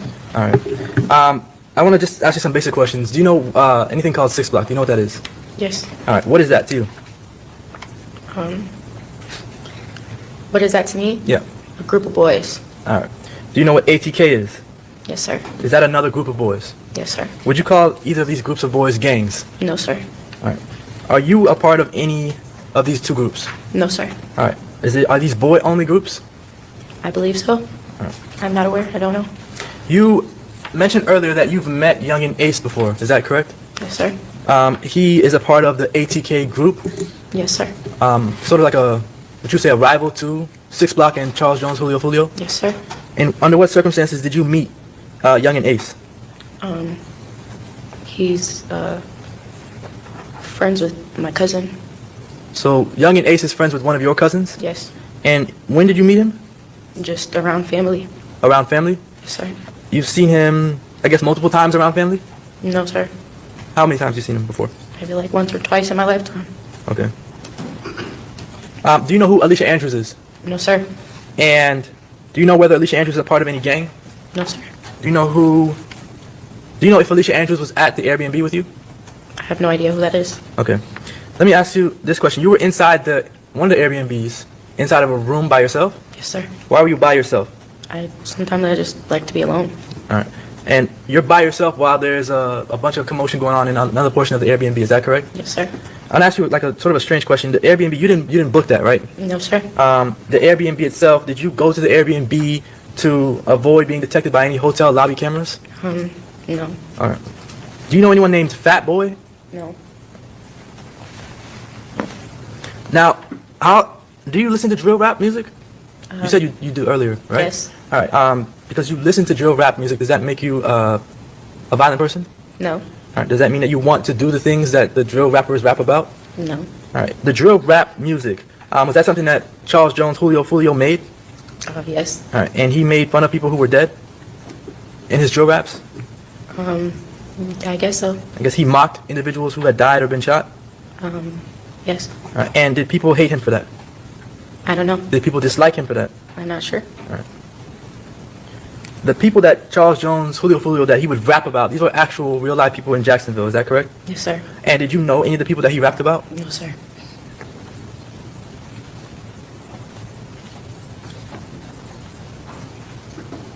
I don't have any other questions. Okay, thank you. Redirect? No, you're good. Okay, this witness be excused. Yes, you may. Okay, thank you, ma'am. You're free to go. Okay. All right, who's your next witness? Officer God Charles. Okay. Finally getting officers.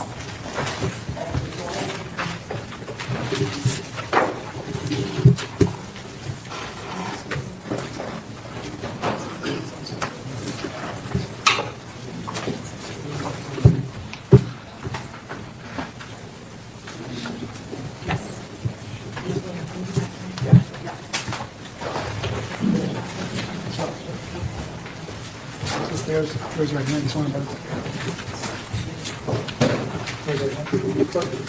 You swear to affirm that the testimony you're about to give will be the truth, the whole truth, and nothing but the truth, so help you God. I do. Thank you, sir. Okay, you may proceed. Thank you, Your Honor. Good afternoon. Good afternoon. Would you please state your name and spell your last name, please? Officer Brian Godcharles, last name Godcharles. And how were you employed, sir? City of Tampa police officer. How long have you worked for the City of Tampa Police? Almost 3 years. 3 years. And what's your current assignment? Patrol. Back in June of 2024, what was your assignment? Patrol. Okay. Are you certified by state of Florida guidelines and regulations as a law enforcement officer? Yes. Did you attend a police academy at the beginning of your career? I attended a police academy in Philadelphia. Philadelphia, okay. I wanted to talk to you about that. Did you have to attend a police academy here in Florida when you came here, or did your certifications from Pennsylvania transfer? I did an equivalency of training An course. equivalency? Okay. How many years did you work in Philadelphia in law enforcement? Around 5. In what agency? Philadelphia Police Department. Okay. And did you work patrol there? Yes. Did you work anything else other than patrol? No. Now, here in Florida, you've indicated that you are certified as a law enforcement officer by Florida guidelines and regulations, correct? Yes. Does that require you to maintain annual certifications or qualifications or training of any type? Yes. Do you undergo periodic training as a law enforcement officer with the Tampa Police Department? Yes. I'm going to call your attention to the early morning hours of June 23rd, 2024. Were you on duty in the early morning hours, like say around 5, 6 o'clock in the morning? Yes. Is the city of Tampa, is it divided the jurisdiction into districts? Yes. And what district covers the area near the University of South Florida, or I'm sorry, yes, the University of South Florida near Fowler and McKinley? District 2. District 2. Is that still your current assignment? Yes. And at the time you were assigned in that district? Yes. Did you have occasion to respond to a shooting call at a hotel complex at McKinley and Fowler? Yes. That area of that hotel complex, is that entire complex the University of South Florida and all the areas surrounding it contained within Hillsborough County? Yes. And is that area contained within the city of Tampa? Yes. And within your jurisdiction? Yes. There are areas near there where the city's jurisdiction ends and the sheriff's office begins, correct? Correct. But not that area? Correct. Okay. When you responded there, were there other officers there on scene? Yes. Were there other agency officers there on scene? Yes. And what agency? University of South Florida Police. Okay. And when you responded there, did you respond to an area on the southeast edge of that property? Yes. May I approach the witness, Your Honor? Yes. Showing you what's been marked as states 1. Just trying to orient it here. Okay, so it's oriented like a normal map. Kinley and Fowler? Correct. Do you recognize this area depicted in this aerial photograph? Yes. Does this photograph accurately depict the area that you responded to and that encompassed the multiple crime scenes in that area? Yes. Okay. Your Honor, I would tender states 1 aerial photograph of the hotel complex. Any objection? Okay, admitted. Move to tender and publish, Your Honor. Yes. Publishing states 1. Okay. Can you see that screen, officer? A little bit. Okay. If you need to reposition, please do so. You can come off the witness stand. Okay. If you need to. Okay. Would it be fair to say that this is McKinley, that's Fowler, Correct. okay? And there is an entrance down here on the southeast corner of the property? Correct. Is that the entrance that you first responded to? Yes. When you entered there, where did you go? I went to I kind of stayed right there because I saw another police vehicle, and I got out of my car because I thought another officer was there because at that point in time I didn't know where the scene was. Okay. Where was the other car that you saw? So right as you enter there, it was just right off to the right, out of the way of the entrance. Okay, so it would be to the north? Yeah, to the north of that entrance. Okay. So right up in this area where my pen is pointing? Correct. A little further south. But Now, at that time when you arrived, do you remember the time, approximate time? I would say it's around 4:40 in the morning. 4:40. Was it still dark? Yes. When you came into that entrance, did you notice any debris in the roadway here? After I got out of my vehicle, I had my flashlight because, like you said, it was dark, and I was looking around to see if I could find anything, and I found a couple pieces of looks like broken plastic. Okay. Did it look like to you items or material consistent with a motor vehicle collision or a minor collision? Yeah, it looked like a fender bender type of plastic that came off a vehicle. Now, when you were down in this area, how long did you stay there in that area when you responded? I'd say less than 3 minutes. Okay. And were you summoned to another part or another area of that property? Yes, I heard over radio that the scene was on the Fowler side, so I got back in my vehicle and went up there. Okay. Did you proceed up this eastern edge of the hotel? No, I went through the west side and went around. Okay. So that would involve going around this way? Correct. And coming back up, okay. When you came up to the Fowler side, would that be this area where my pen is? Correct. I parked my vehicle in front of the Holiday Inn kind of park and drop off area. Okay. So this would be the Holiday Inn that I'm pointing at? Correct. And this would be that area here? Yeah, it was just north of that. Just north, okay. When you came into this area, did you encounter University of South Florida Police Department officer? Yes. And did you talk to that officer? Briefly, yes. Okay. And were there some civilian witnesses in this area? Yes. was there a motor vehicle a little further down this way to the east? Yes. And over in this area, was there a car that appeared to have significant damage to it? Yes. Did you get close to that car, the car with the significant damage? I saw that car briefly when I was investigating the Hyundai, which was further up. Okay. So the vehicle that was closer to the entrance to the Holiday Inn, that was a Hyundai? Correct. And were the civilians that you encountered, did they appear to be associated to that Hyundai? Yes. Was that an individual by the name of Armani Turner? Yes. And did you speak with her? Yes. And was there another individual there, Miss Randolph? Yes. Did you speak with her? Yes. And was there a male, a black male by the name of Robert Howard that was also in that area? Yes. And did you speak with him? Yes. When you got up on that north end, you indicated earlier you were summoned there. Were you summoned by a supervisor? Yes. And who was that? Sergeant Portman. And did you meet with the sergeant when you got to that area? Yes, at a certain point in time, when I went to investigate the Hyundai, I spoke with Sergeant Portman. Okay. He's got worse posture Were than there I any do. individuals, any law enforcement personnel, whether it was you or the University of South Florida Police Department officers that began to tape off that area with crime scene tape? Yes. And were you all trying to get a handle on this area and secure it? Yes. Did it come to your attention that before you arrived, officers, including that sergeant, had entered the hotel and had gone up and were clearing the third floor of the hotel? I know via radio officers were going into the building. Okay. You were hearing radio traffic and people were doing that? Correct. And I'm pointing to my ear, but your radio is actually mounted on your chest. Correct. After you were in that area and that you spoke with those witnesses and your sergeant and the University of South Florida Police Department officer, did you at some point after being in that area for a while, did you then travel to another part of the complex? Yes. And where was that? So I was trying to locate the scene of where the casings would be. Okay. So I went east, kind of in the parking lot, east and then south, and I ended up finding the casings at the south side of the Home 2 Suites by Hilton, near their carport. So would that take you east, where my pen is going, and then south down the eastern side of the Home 2 Suites? Correct. And then into this area? Correct. When you got into this area, is this an area where you started looking for shell casings? Yes. Did you see what appeared to be damage to the front of the south end of the building? I saw one window that had been shot by something, it appeared. Okay.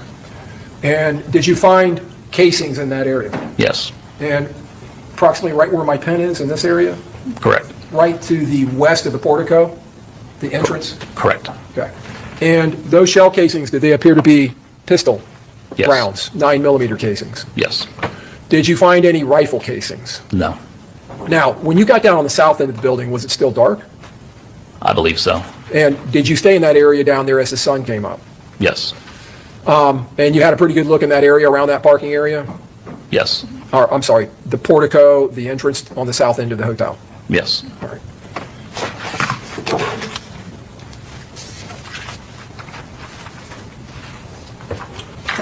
Publishing states 2, E is an echo. Do you recognize what's depicted in that photograph?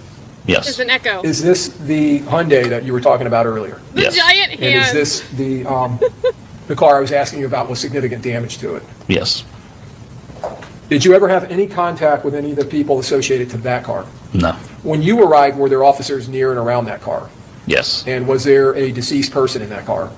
From what I heard on radio and what I saw in the car briefly, it appeared to be someone who was deceased in the vehicle.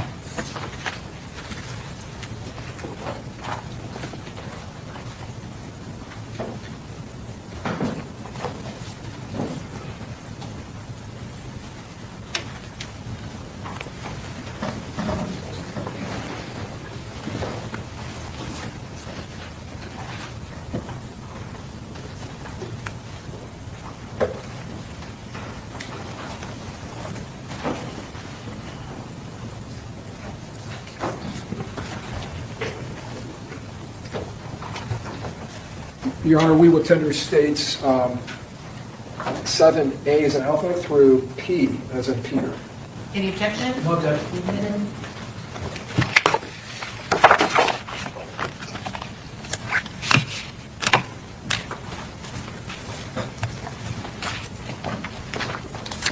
Publishing states 7A as an alpha. Does that appear to be that same car I was just questioning you about? Yes. Okay.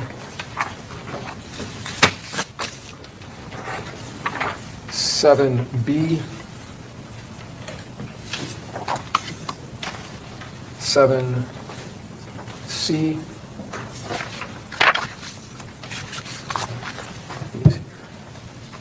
7D is in Delta. 7E is in Echo. 7F is in Foxtrot. 7G is in Golf. 7H is in Hotel.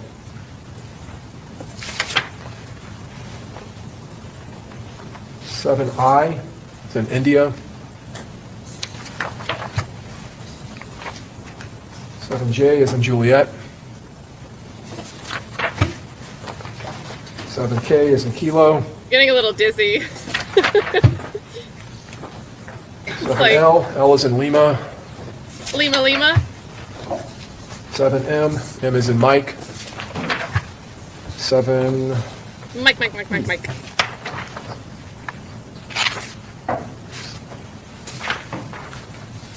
You have 1 moment, Your Honor? Yes. Make one at the end. We'll make one. 7, okay.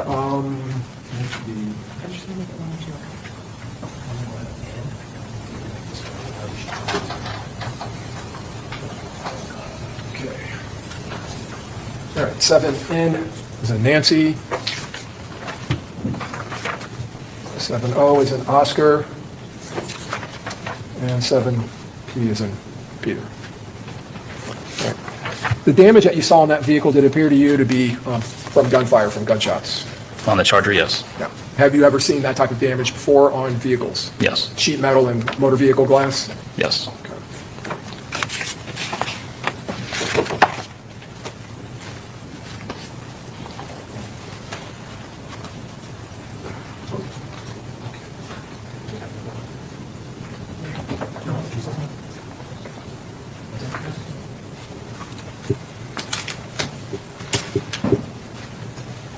Publishing states 5A. We're gonna speed demon this a little bit. In this photograph, is this a view, Officer Guy Charles, from the southeast section of the home to suites facing through the portico entrance? Yes. Okay. States 5B. In this photograph, do we see the entrance up here? In this area, I'm sorry. I'm not sure what that is. Okay. So, I'm sorry, 5C. In this photograph, you talked about earlier finding debris that may have been consistent with a minor fender bender. Is this the debris or part of it? Yes, that's the debris. Okay. Did it appear to be possibly a cowling from a side mirror on a car? Yeah, it looked like to be the shell to the driver's side mirror. Okay. Now, this would be the entrance here. Is that correct? Yes, that'd be the entrance where the vehicles were and the fired cartridge casings were. Okay. States 5D is a Delta. Is that just a straight-on shot at the entrance? Yes. Okay. I don't know if you can see it, but do you see one of the windows with damage to it? I can't see it from here. Let me see if I can zoom in on it. But I know it was to the right of the walkway door. Fun doing this backwards. Looks like the third to the left. Yeah. Third from the left is broken. Okay. I can't tell. I should put my glasses States on. 5E. Do you see in this photograph, officer, the area where you were looking for shell casings? Yes. Okay. And would that include this entire area around here? Yes. Okay. And is this the area up in here where you found 9mm shell casings? Yes, between the portico and the white SUV. The Lexus SUV sitting here? Yes.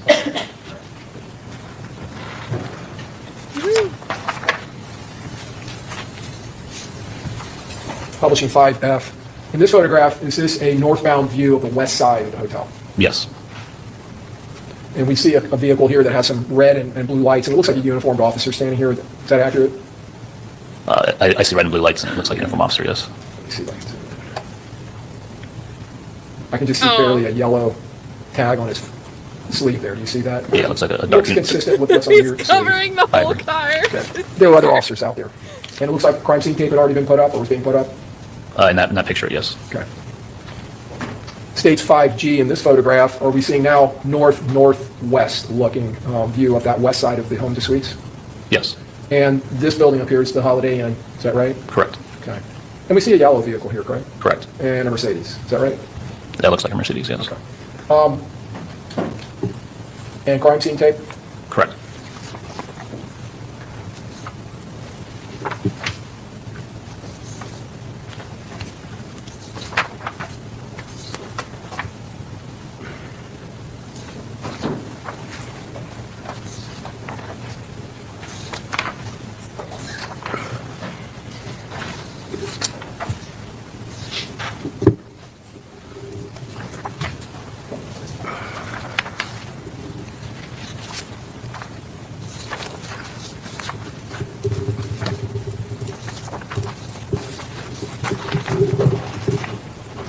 Stage 5W. In this photograph, now that debris in the southeast section has been marked with evidence markers, is that correct?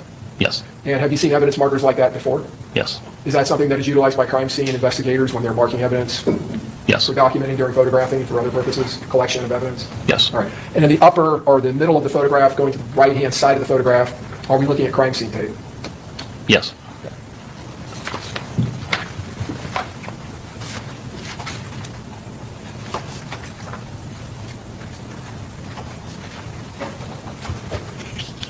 State with tender stage 6A through Q is in Quebec. I think you've seen this, counsel? You saw this? Yeah. Okay. It sounded like he said shoe, not Q.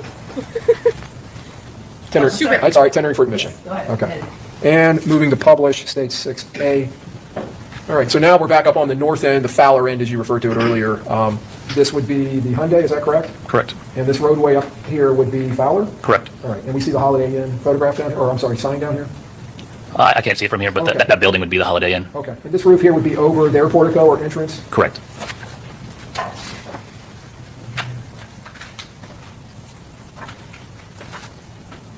Stage 6C. You can see that Hyundai now that you were dealing with earlier when you first arrived? Yes. All right, and we can see the entrance to the Holiday Inn? Yes.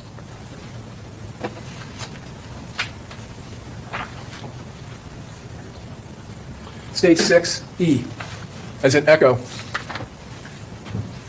May I have one moment, Your Honor? Yes.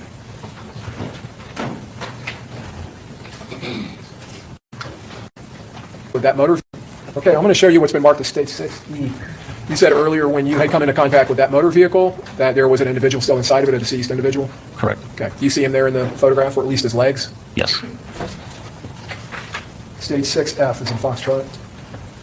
Is this a view from the back seat of that individual? Yes. Did it appear to you when you saw him that he is straddling, his body is straddled through the two bucket seats across the center console with his head back here? I only saw it through the windshield, so I didn't have a great view. All right.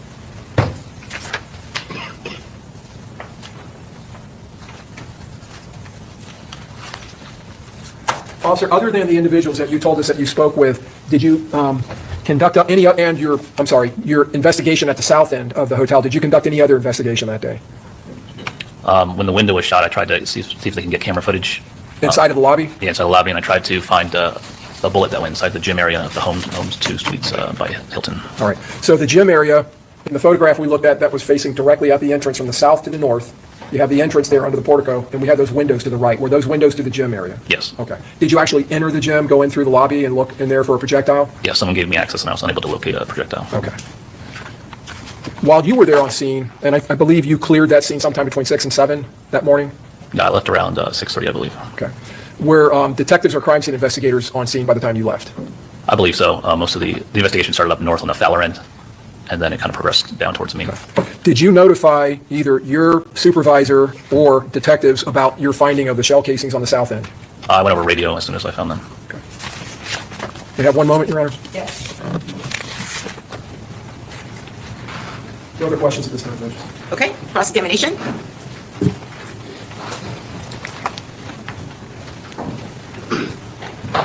Good afternoon, officer. Good afternoon. Your job in this case entailed you going to the scene and roping the scene off and collecting some evidence. Is that correct? I didn't rope any scene off. Did you try to rope the scene off or take the scene off at some point? I think another unit helped start putting tape up, and I think I might have put some up at the rear, helped him. I believe he put up the most of the tape. But you put up some tape. I don't recall. All right, no problem. So you go to the scene the night of the shooting or the day after, the morning after? Can you restate that? Was it nighttime or was it daytime when you went there? It was around 4:40 in the morning. All right. Did you stay until it became daytime?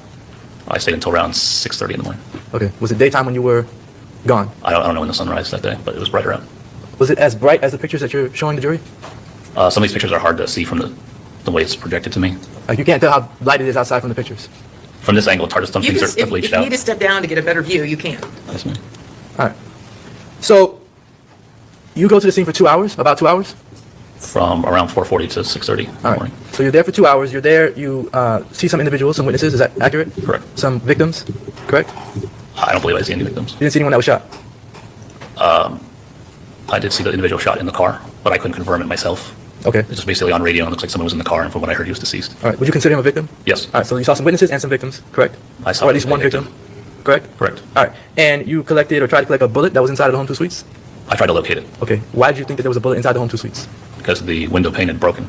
All right. You didn't locate a bullet inside? I did not. All right. Did you collect any evidence? I located evidence, but I didn't collect it. We have a crime scene technician who collects things. All right. So you located it. You told the crime scene, I guess, analyst or the crime scene personnel where the evidence was that you located? I passed the information on to other officers. On the radio?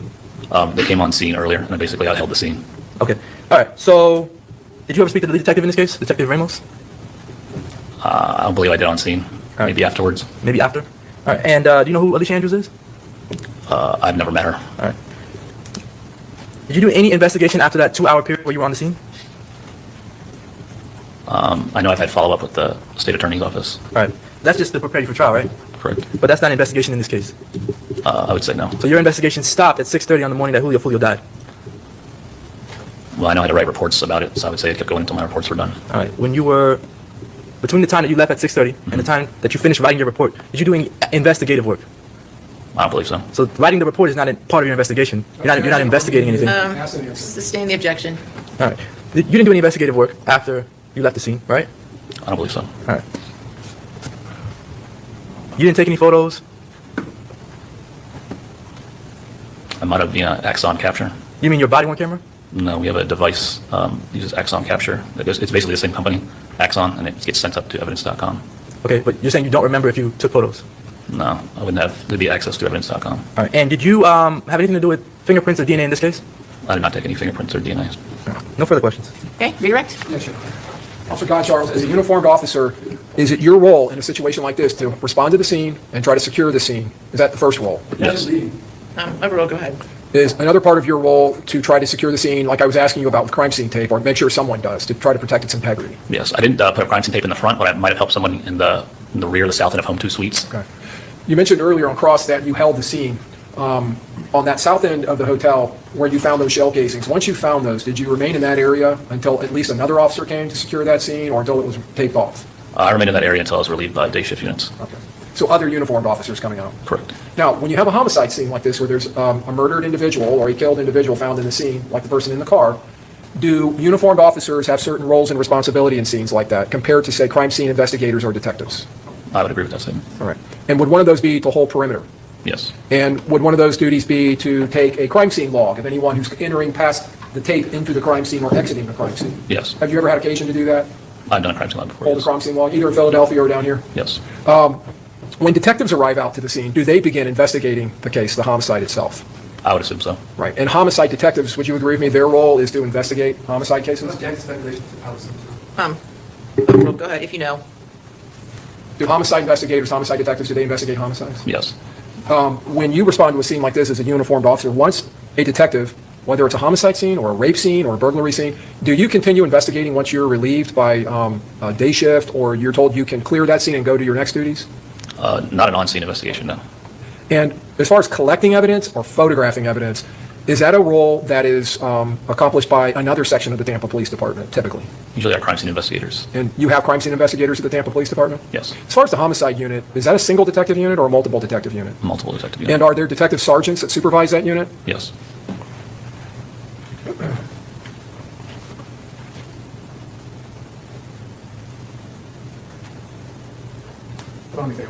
Okay, may this witness be excused? Yes, sure. Okay, thank you. You're free to go. Thank you. All right, who's your next witness? Officer Michael Fusco. Okay.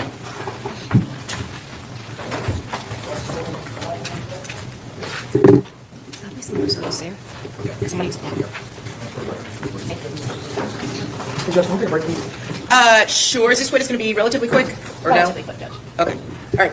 Like how quick? Because we're probably going to break at 5. Will we be done by 5? Maybe not. Probably. Okay. Can't wait.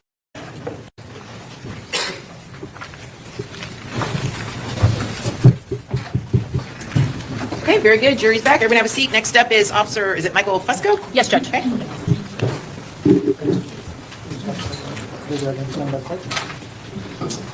you swear or affirm that the testimony you're about to give will be the truth, the whole truth, and nothing but the truth?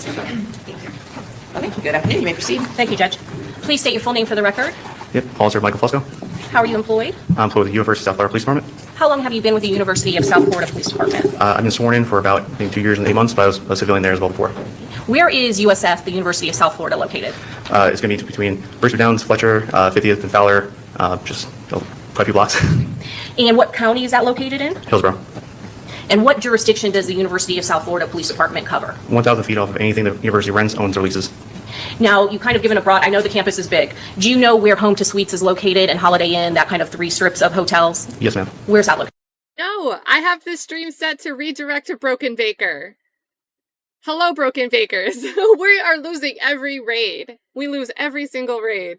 Welcome, welcome, welcome. We are watching the Florida vs. Alicia Andrews trial. She's charged with first-degree murder as a principal.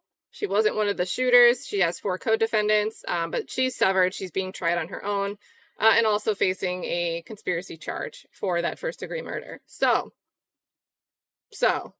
it's been a time so far.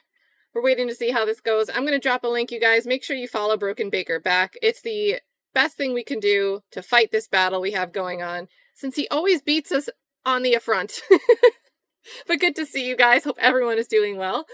It's just south of Brisbane Downs and Spectrum Boulevard, which is part of our jurisdiction. Now I'm going to go to June 23rd of 2024, the early morning hours. Were you working on that shift? Yes, ma'am. And were you a uniformed officer at the University of South Florida Police Department? Correct. At the time, I was part of patrol. What kind of vehicle did you drive? At that time, I believe I was in a marked Ford Explorer. Was that have lights and sirens? Yes, ma'am. Now, going to approximately 4:42 a.m. in the early morning hours of June 23rd of 2024, what were you doing? I was completing a traffic stop with a subject we just did a vehicle search of. Where were you located? I was on East Fowler and North 50th. Who were you working with? I had Corporal Frank Adams, and I had Officer, now Detective Diana Surratt. And you said you were on a traffic stop, is that correct? Yes, ma'am. While you were on that traffic stop, did anything unusual happen? Yes, ma'am. A sedan went through the intersection of 50th and Fowler and positioned their vehicle between Officer Surratt's vehicle and my vehicle, and got our attention and let us know that there was a shooting that happened at the Homestone Suites. You said sedan. Do you remember the type of vehicle it was? It was a Hyundai sedan. Was that a gray Hyundai Sonata? Yes, ma'am. And you said some individuals got your attention. How did that happen? What did they do? Yep, there's 3 individuals, 3 occupants of this vehicle. One individual exited the vehicle, and 2 other ones had loud screaming, saying that there's been shooting, and one of them said that her boyfriend had been shot. And you said 3 individuals. Can you tell us what the sex of each of those individuals were? Yes, there was one male who was positioned at the rear passenger seat. I believe that was Mr. Howard. Then there were 2 females. One was Ms. Randolph, and another one was Ms. Turner. Okay. Ms. Turner was one who was screaming that her boyfriend had been shot. Okay. Did you know their identities at that point? No, I found out later on. That's something that you learned later on? Correct. Okay. Now, when they said that, as soon as they said that, what did they do? They're screaming typical emotions when someone has witnessed a shooting being involved. So they were very animated. Okay. And after they got out of their vehicle, did they do anything else? They got out of the vehicle once I was approaching mine to get in the vehicle to respond. They went back around and traveled to the Homes to Go Suites as well. Okay. Did you realize they were going to leave again in their vehicle? No. Okay. What did you do when you saw? You said their vehicle spun around. Can you kind of describe what they did exactly? So when I got my vehicle, because I was actually in front of them, I had gone to U-turn lane. I didn't notice they were going the opposite direction until I was already driving on Fowler. So and what do you mean they're going the opposite direction? They're driving the wrong way of traffic. Okay. They're going westbound and eastbound lane. And I think you said it was Armani Turner who was originally driving? I don't know who was originally driving. I believe it was, but I can't. You can't say for certain? Yes. Okay. But you said the male got out of the passenger seat? He was sitting in the rear passenger seat. Rear passenger seat. So if there's 2 females and 1 male, one of the females was driving. Okay. So. And after you saw the car going the wrong way on that street, what did you do? I still continued my way to the shooting. Obviously, my job as an officer is to preserve life. So if there's any chance to preserve life, I'm going to look at the immediate threat, which was the shooting. Okay. So she gave you some initial information that her boyfriend has been shot. Was she able to tell you the location of where the shooting occurred? She was in the Homes to Go Suites. Okay. So is that the direction you headed in? Yes, ma'am. Okay. what side of the road are you going on? The correct side. As you're responding to Home to Suites, can you still see that gray Hyundai Sonata? So momentarily, but I was going a little faster than I was. Did you eventually get to the Home to Suites? I did. How did you proceed when you got to the Home to Suites? When I rolled on scene, myself, there was another Tampa officer who we both pulled in at the same exact time together. We approached from the southeast entrance and went around the building because we didn't know where exactly the shooting occurred. Once we were able to approach to the north side of the hotel, we were able to see a vehicle that was still smoking and clear signs of the bullet holes. Okay. What do you mean by still smoking? When I got on scene, there's smoke clearly still in the air, just from the rounds hitting the vehicle. Plus, there's still glass fragments still kind of in the air. Okay. And what was the glass fragments from? From rounds striking the vehicle. Is that the type of glass that the vehicle that is in the windows of the vehicle? Yes, ma'am. Now I want to go back to the gray Hyundai Sonata. Do you see that vehicle there next to the vehicle that had all of that damage? Yes, ma'am. And where are those occupants? Are there still those occupants around those vehicles? Yes, they're outside the vehicle at this point. What happened when they got outside the vehicle? They were still yelling and worried about the occupants that were in the Charger that was on scene. Because this is another agency, Tampa, that's their primary jurisdiction, we phone a mutual aid. Tampa will be the one who takes over the entire investigation or anything, so we're just there as support. So the officer is on scene, I believe, to the sergeant, requesting them get back, so I have him go back a little bit and then proceed with helping him with the Charger with the victim inside. Was that Sergeant Portman with the Tampa Police Department? I don't know who that is, unfortunately. I didn't That's see him okay, after that. but it was a rank of sergeant, is that correct? Yes, ma'am. And clearly it was a Tampa police officer? Yes, ma'am. So did you kind of take custody of individuals that came out of the Hyundai Gray Sonata? Momentarily. And you said that you later learned what the names were for all those individuals? Yes, ma'am. And who were they again? It was Mr. Owens, Howard, Mr. Owen. Robert Howard? Howard, thank you. Mr. Howard, Ms. Randolph, and Ms. Turner. After TPD responded into the hotels, you said you only had custody of them momentarily, is that correct? It was a very brief moment. I went to go render aid to the victim with the sergeant. That's what I want to ask you about. When you went to tell me your initial observations of the black Dodge Charger that was there.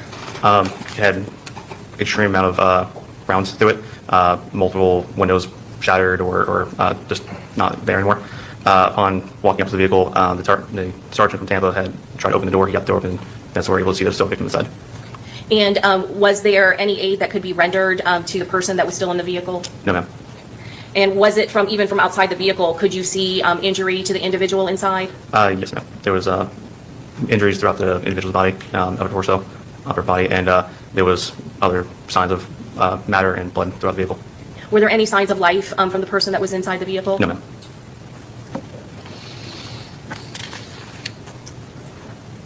I'm going to show you it's already in Evidence States Exhibit 2E. And the vehicle over to the right of the photograph, is that the vehicle that came up to you when you were on that traffic stop? Yes, ma'am. And is this the second vehicle that you said when you pulled up that you saw that still had the person inside? Yes, ma'am.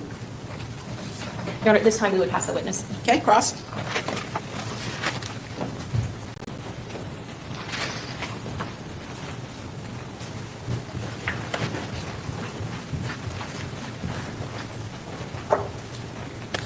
Good afternoon, Officer Fusco, right? Yes, ma'am. Okay. You mentioned that you were on a traffic stop when this all occurred. Correct, yes, ma'am. And that was unrelated to anything that you ran into afterwards? Correct. Okay.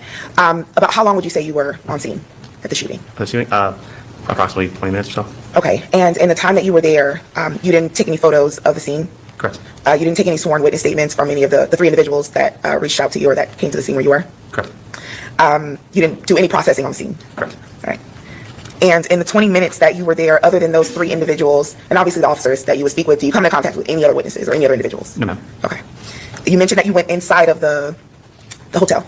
I did not go inside. You did not go inside the hotel? No. Okay. All right. You didn't collect any physical evidence while you were on the scene as well? Correct. Right. And when you say that you momentarily took custody of the individuals that were there, you don't mean that they were arrested. You just were where they were. Is that accurate? Correct. Okay. All right. And you didn't arrest anyone on scene? Correct. Okay. All right. Is there anything else that you did on scene other than observe the individual inside the vehicle? I set up perimeter tape. I'm sorry? Perimeter tape. And you put the perimeter tape? Yes. All right. No further questions. Okay, redirect. We have Officer redirect? Fusco, as a agency that is assisting another law enforcement agency, would it be your role or responsibility or the USF Police Department's responsibility to collect any evidence in this case? No. Would the originating agency, Tampa Police Department, would they have assumed the responsibility of the crime scene and collection of evidence in this particular case? Yes, ma'am. But as a fellow law enforcement officer, you would assist whenever requested by a fellow law enforcement officer, including one from the Tampa Police Department? Correct, yes, ma'am. And you did do a report regarding your involvement in this particular case and the assistance that you rendered to Tampa Police Department. Is that correct? Yes, ma'am. Nothing further, Judge. Okay, may this witness be excused? Yes, ma'am. Okay, thank you. You're free to go. Do you have any other All quick? right, so they end that out today. There's like 2 seconds left. They're not going to do any housekeeping. Obviously, guys, that was day 1 that we're getting caught up on. It is 4:30 right now. I think we're going to pivot and we're going to look at, let's do one more witness from today. And we'll give a chance for the Sean Grayson trial to finish because they're still in session. There's still some tweets coming through. And I'm assuming they could go all the way till 5. Let's go to day 2 today of the Alicia Andrews trial. Watch the first witness that they put on this morning. And then we'll pivot over when the Sean Grayson trial ends. Look at the day 4 recap for that because that's not being televised. And that'll be how we kind of get a little bit of a head start on catching up on day 2 into day 3 tomorrow. So let's do day 2.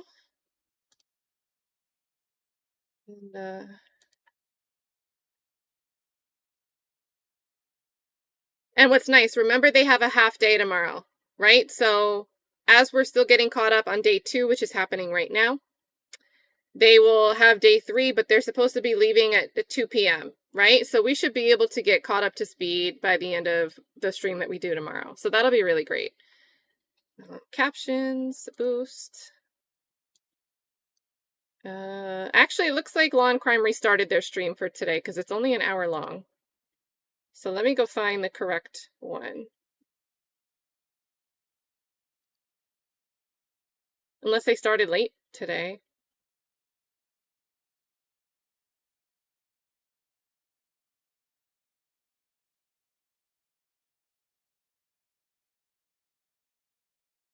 All right, so I'm not tripping, right? This starts right in the middle. Let's try Court TV. Let's try Court TV. Look at the proper day 2. If not, we'll be caught up really quickly. If there's really only an hour today, which I don't think there is, we'll stay and get caught up. But I think their feed messed up. So let's see. Maybe they showed something they weren't supposed to show. And they had to post-process a little.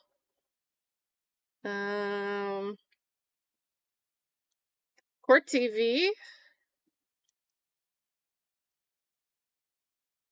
Maybe they started late.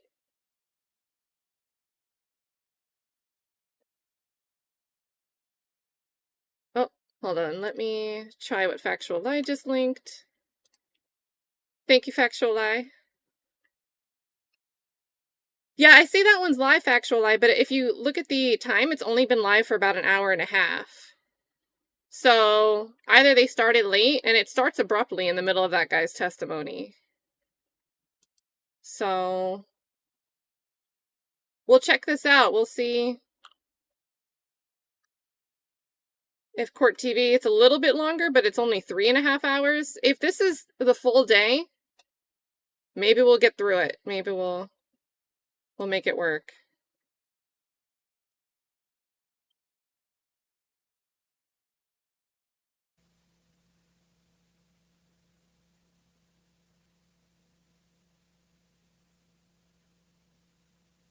All right, Court doesn't have audio yet. Why is there chat lingering up there?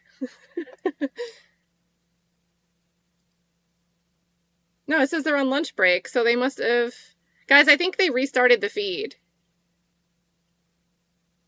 So if we were to start with this, we'll be missing the morning. So my gut instinct is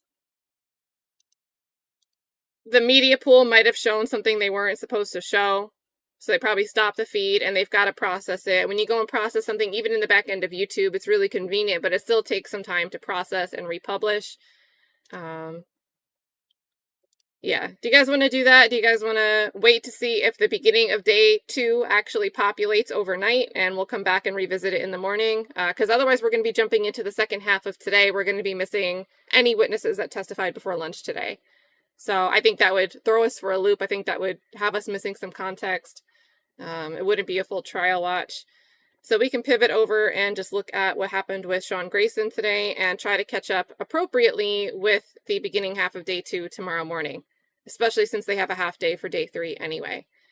So put a 1 in the chat if you want to do that. Put a 2 if you just want to jump to the second half. I guess I'm fine with whatever, but I probably will end up rewatching the first half tomorrow. So while you guys decide on that, I'll pull up the ABC 20 coverage of the Sean Grayson trial. Oh, we got a split vote, guys. We've got a 7. What is a 7? What is a 7? 2 people want to jump to watching the second half. Aaron wants to stick with this. 7-11, I don't know. And now we're back to a split vote. Let's see. Oh, we read this thread already. We need day 4.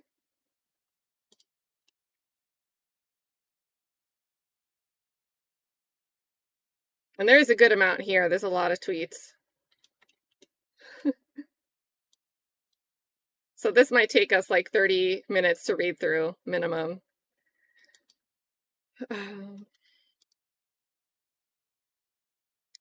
That's weird. It's showing as, I swear it was showing as a 1.5 when I pulled it up. Let me click again and make sure I didn't just like route to something weird.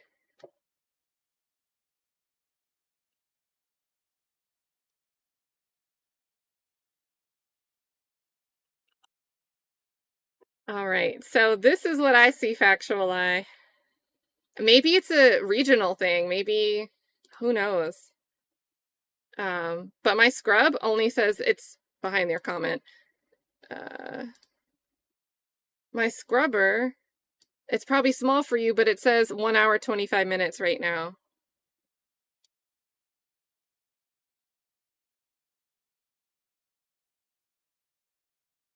And it's in the middle of this guy. So who knows? So, and I think this is after the lunch break. So, I don't know. With that context in mind, let's take a look. Maybe if we'll refresh, maybe it'll be populated. Let's do the Sean Grayson coverage for the time being and then make a decision on that. Yeah, I don't know. To be honest, maybe they played like a video and it got flagged in like the United States or something and they had to trim it. I don't know. I don't know. It's YouTube. It's YouTube. Let's see. So it is, I told everyone I'd put a timestamp to the second part of Sean Grayson. All right, so we are going to look at day 4 of the Sean Grayson trial. Again, since it's not being streamed, we are relying on text-based coverage. It's awesome that ABC 20 is doing this coverage. Link is in the description for their Twitter if you're on there and want to follow directly. I also just dropped it in the chat. And then let's get into it. And again, by day 4, it's really day 2 of like opening statements were yesterday, and this is day 2 of the trial. That's typically how we count the days when we talk about trials. But they've been counting it since the trial calendar date, which is the day of voir dire. And they had a motions hearing on day 2. So they're doing day 4. We would typically call that day 2. We are covering the trial of Sean Grayson for the murder of Sonya Massey in July of 2024. Day 4, they're still on the state's case in chief. Sean Grayson chats with his defense team wearing a black suit and emerald green tie. Sonya Massey and Sean Grayson's families are seated in the gallery behind the media. There is a large, oh, and I'll update my banner.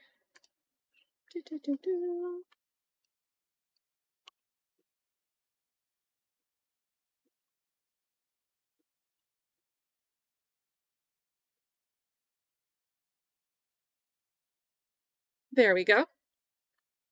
So there is a large cardboard box with evidence tape around it on a cart in front of the state's table, and we talked about this morning. Judge Cadigan and the jury have entered the courtroom. The 4th witness is Illinois State Police Trooper Adam Markwell. Mary Beth Rogers, Assistant State Attorney, questions him. Markwell explains what crime scene processing is. Markwell is the one who processed and collected evidence from the department, from Deputy Dawson Farley and Sean Grayson. Those are the two officers that were present when shots were fired at Sonya Massey. Rogers approaches Markwell with photographs that he took of Grayson while collecting and processing evidence the day of the shooting. We are now viewing them on the screen. Sean Grayson is watching photos flash on the screen. Rogers has asked the witness to step down to look at evidence from the evidence cart. Markwell kneels on the floor and reads the contents of a bag that contains Grayson's uniform. Markwell stands and confirms Grayson's firearm on the evidence cart. He returns to the stand. We are now viewing photos of the crime scene on the monitor. Grayson is watching them intently. The pot Sonya Massey was holding rested on the kitchen floor. 2 bullet casings are shown in the photos. Rogers hands the physical casings to Markwell to identify. Malachi Hill Massey, Sonya's son, has entered the gallery. He's sitting with the rest of the Massey family. Markwell has stepped down towards the evidence cart. He put disposable gloves on. They're noting they use gloves. This is so detailed.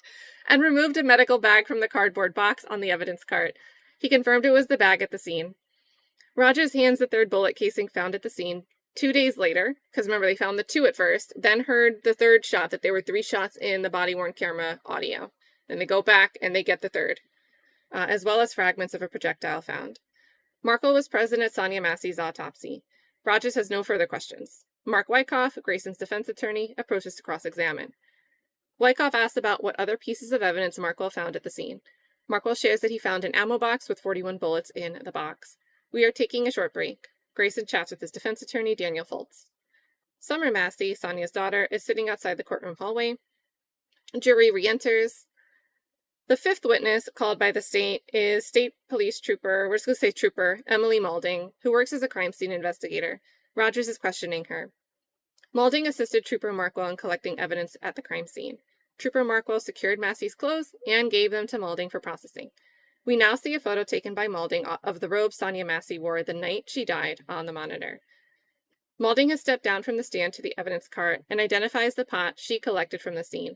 She puts on gloves and holds it up for the jury to see. Defense does not want to cross-examine. Maulding has left the courtroom. The 6th witness is Haley Carls-Miller from the crime lab, from the ISP crime lab. Millhiser questions her and asks Judge Cadigan to declare her an expert of firearm and tool mark identification. The defense and Cadigan agree. Carls-Miller explained how she processed Grayson's weapon and bullets. She determined the 3 fire cartridges received from the scene were fired from Grayson's weapon. Carls-Miller walks to the evidence cart and shows Grayson's weapon to the jury. Carls-Miller returns to the stand to continue questioning with Millhiser. Wyckoff is now cross-examining. Wyckoff asked Carls-Miller, "You can't guarantee that they, and it's in parentheses, found bullet casings, the found bullet casings were fired from that same Grayson's firearm." Carls-Miller, quote, "It is my opinion they were based on my training and experience." So it's my opinion they were fired from Grayson's firearm based on my training and experience. So defense is disputing that the 3 rounds are from Grayson's firearm. Wyckoff began asking Carls-Miller about Grayson's mindset while firing the gun. Millhiser objects to the question because Carls-Miller is an expert on firearms, not mindset. Judge Cadigan asks Wyckoff to rework the question. Millhiser has no redirect. Carls-Miller has left the stand. We are on a short break. Sean Grayson stands and chats with a member of his team. Then we are about to take a look at Massey's autopsy photos. Millhiser says the autopsy photos are graphic but necessary. Wyckoff says the autopsy photos are repetitive and can inflame the jury. So this sounds like arguments before the jury comes back in. Judge Cadigan has called both parties up to go through which photos they will show the jury. Sean Grayson watches the attorneys and Judge Cadigan as they deliberate the relevance of the photos. His hands are clasped in his lap and he's leaning forward. A sidebar took place between Judge Cadigan, Wyckoff, and Millhiser regarding a single photo. Judge Cadigan, "I'm fine with letting the gallery know that with the next witness, there will be photos that will be hard to look at potentially, just so everyone's on the same page about what's to come." The 7th witness is Dr. Nathaniel Patterson, forensic pathologist with the Sangamon County Coroner's Office. Millhiser questions him. Dr. Patterson conducted the autopsy of Sonya Massey. The court recognizes him as an expert in the field. Millhiser approaches Dr. Patterson with photos from the autopsy. We are now viewing the autopsy photos on the monitor. Millhiser asked Dr. Patterson to explain each photo to the jury. Grayson looks at the table while photos of the gunshot wound on the left side of Massey's face are shown. A member of the Massey family leaves the room when a photo of Sonya Massey's brain is shown. Dr. Patterson explains a gunshot wound that entered under Massey's left eye and exited the left side of her neck. Her right leg had minor bruising. The brain had a little bit of hemorrhaging on the underside of the left side of the brain and a hairline fracture to the skull, on the skull. The bullet did not go through her brain. The left internal carotid artery had been cut in half. A member of Grayson's family closes her eyes while the photos flash across the monitor. An x-ray of Sonya Massey's head reveals bullet fragments on the left side of her face. Dr. Patterson, quote, she died of a gunshot wound to the head. And she bled to death through that transected carotid artery. Dr. Patterson shares that the wound could have been survivable if medical treatment had been provided soon and bleeding had been controlled. Uh-oh. Uh-oh. Because we heard from the officer Farley that was there, the only one that was present inside the house when Sonya Massey was shot, besides the shooting officer, Sean Grayson, the defendant, that Grayson ends up saying, it's not worth to render aid, don't bother. So now you have a medical examiner saying it could have been survivable if medical treatment had been provided soon. That's a rough set of facts for the defense. Dr. Patterson, if you lose your left carotid artery and you still have your right, there's a chance blood could still circulate if you tie off the left one. Although, would the individuals present in the room be able to do that successfully? I don't know, but they didn't try. And not trying could look against procedure. It could look against, a sense of humanity. I don't know. That's tough. That one's tough. Wyckoff is now cross-examining Dr. Patterson. Wyckoff says medical literature shows that some people live and some people die after having a cut internal carotid artery and receiving medical treatment. Dr. Patterson says, yes, it's very true. A short break has been called after Millhiser objects to a question Wyckoff asked Dr. Patterson. So prosecutor objects to something that the defense asks. Jury leaves the courtroom. There's a sidebar. Sean Grayson's leaning back watching the sidebar. In the sidebar, Wyckoff says Massey was positive for some substances that were found in her peripheral blood. Wyckoff wants Dr. Patterson to explain what he saw in his report. Wyckoff wanted to err on the side of caution when it comes to medical explanations. Millhiser has withdrawn his objection, so the jury has re-answered. Wyckoff has continued his cross. Wyckoff shares that Sonya Massey's peripheral blood sample was positive for delta-9 THC and positive for gabapentin. Dr. Patterson says delta-9 THC can cause distorted perception, and gabapentin is a central nervous system depressant.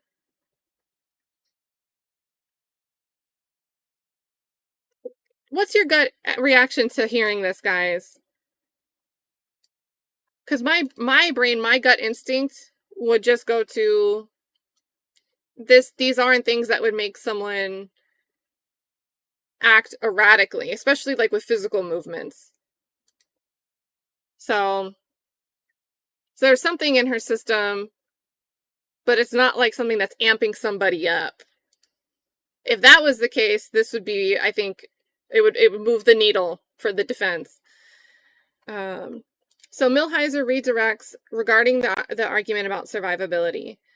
Would you agree the sooner medical treatment is provided, the higher the chance of survival? Dr. Patterson says yes. And then the court's in recess. We will resume at 1 p.m. after lunch. They re-answer. All right, the ninth witness is retired Sergeant Anthony Regano. That's from the Elgin Police Department.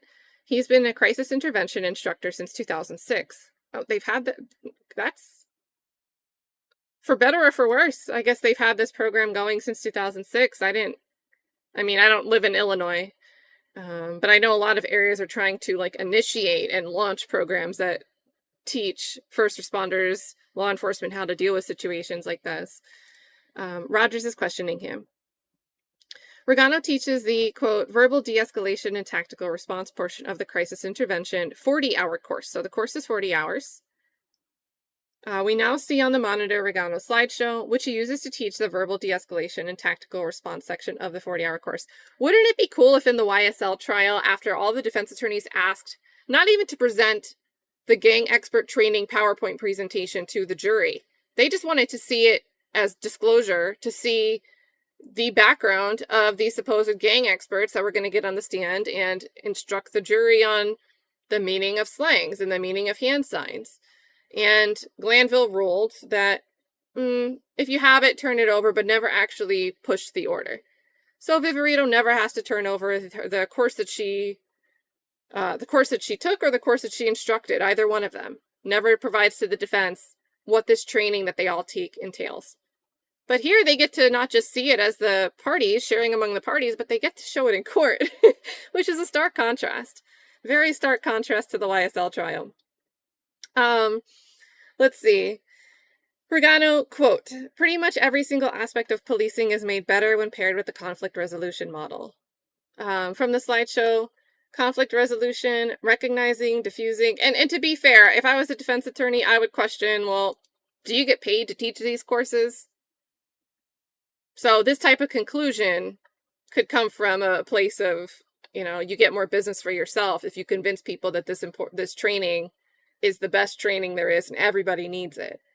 So, but from the slideshow, conflict resolution, recognizing, diffusing, and controlling aggressive behavior through the use of crisis intervention techniques, therapeutic communications, and in conjunction with an understanding of attitudes, emotions, and behaviors. Regano teaches maturity in crisis intervention.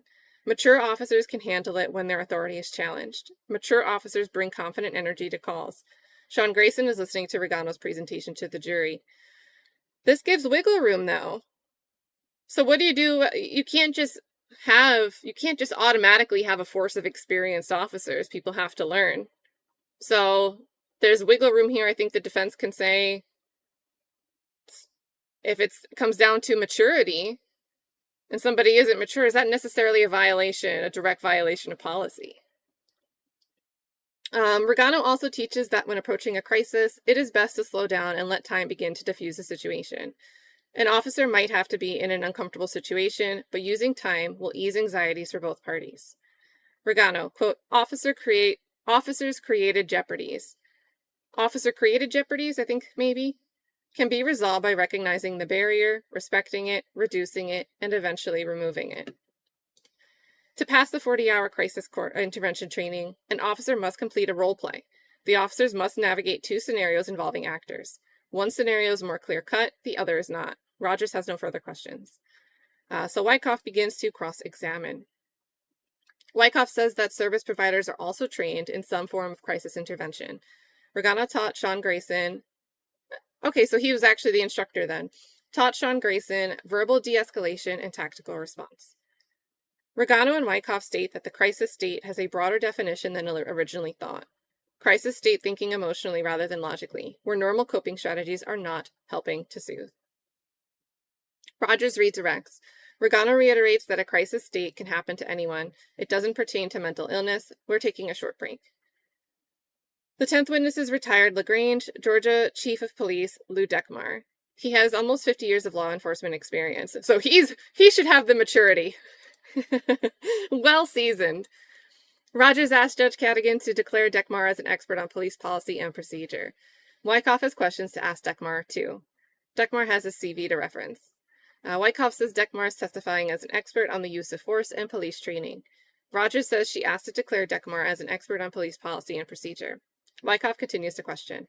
And just randomly, but I'm curious, are there cases, even in the civil realm, where the roles are reversed here? Where someone can maybe, is this person ever testifying? This is the state prosecuting, right? The state is calling the witnesses. But what about when someone has an allegation against the state and it's in the civil realm? Do we have these experts calling and testifying to use of force? So Wyckoff's questioning. Wyckoff reviews Dekmar's CV, emphasizing that Dekmar has not been in the witness box before a jury. He has mainly provided written opinions and statements or given depositions. Wyckoff says, is this the first time you're testifying as an expert in a criminal trial? Yes, sir. Okay, I got ahead of myself. After further deliberation between Rogers and Wyckoff, Judge Cadigan has accepted Dekmar as an expert on police policy and procedure. So throw away my question. This is the first time this guy is even maybe being called, but at least being allowed to testify. Being called by the state and being allowed to testify in a criminal trial. So maybe we're going back to that question of maturity. He's green as far as expert witness testimony. So let's see. He's accepted as a witness. Dekmar has reviewed the body-worn camera policy and CIT policy in Sangamon County. Is this the critical intervention? He explains why policies and training are essential for determining whether an officer acted appropriately in a situation. In reviewing Grayson's report and footage from both body cameras, Dekmar did determine that Sonya Massey was affected by mental illness. Dekmar, it should have been clear to the deputies that they were dealing with someone going through a mental or emotional crisis. Dekmar says Grayson did not apply what he learned in CIT training when talking to Sonya Massey. Dekmar provides examples like Grayson continually asking for Massey's driver's license instead of asking Massey what she was doing while looking through papers. Grayson pressuring Massey to hang up with the dispatch was not in line with CIT. Dekmar shares that Grayson's voice was commanding instead of facilitating, and that he did not attempt to develop rapport. Dekmar, it appeared to me that as he, Grayson, pointed the weapon at her, yelling or shouting, that she, Massey, kind of shrieked back, like you'd expect someone to do if they had a weapon pulled on them. Again, this is the moment of factual determination that the jury is going to have to make. Was it reasonable for Grayson to do what Grayson did? Was Massey acting reasonably or irrationally or in a threatening manner preceding the shots fired, the use of deadly force? Because it's always presumed if you're using a firearm, it's inherently deadly force. It's not like, well, I threw a rolled up magazine at somebody and it happened to hit them a little too hard, but I didn't expect that. You know, it's always an expectation that a firearm, that's deadly force. And here you have a witness. You have the first witness, who was the other officer present in the room, saying he didn't think that Grayson was acting reasonably. And in fact, any fear he had was fear of his partner's actions, Grayson's actions, and not Massey's. And now you have this expert saying, well, it appears that Massey was acting reasonable in the reaction to a gun being drawn on them. So, and then they approach. They say a sidebar with Wyckoff and Rogers takes place. Uh-oh. So I think defense objects to this, because you have a witness saying that, really getting at Grayson's actions not being reasonable. So let's see. Wyckoff says that in direct examination, we hear use of force when the state said they don't want to consider Dekmar an expert on use of force. Rogers says Dekmar is referring to the use of force policy. Judge Cadigan says the defense can cross-examine when referring to use of force policy. Then they take a short break. The jury has re-entered the courtroom. Let's see. Dekmar says Grayson collapsed the distance between him and Miss Massey. As a result of that, he placed himself in what he perceived to be jeopardy. When you decrease the distance, you can't take advantage of time. When reviewing the footage, Dekmar saw no threatening behavior from Massey before Grayson pointed a gun at her. Pointing a gun at an individual is considered a use of force, which Dekmar says isn't in line with the Sangamon County policy. So then Wyckoff begins cross-examination. Wyckoff confirms that Dekmar reviewed over 2,000 use of force incidents throughout his career. Dekmar and Wyckoff go over the 19-page report Dekmar wrote about Sean Grayson, noting that Grayson did not follow his crisis intervention training. Wyckoff says the report criticizes Grayson for telling Massey to hurry up and answer the door. Wyckoff notes that Grayson was not advised that he was going to be dealing with a 1096 or a person who is affected by mental illness. Dekmar says crisis intervention tactics should be used for all interactions with all types of people. So let's refresh this and see. I guess that took us about 11 minutes to get there. They've got 5 minutes to the hour, so let's get back to a refreshed thread.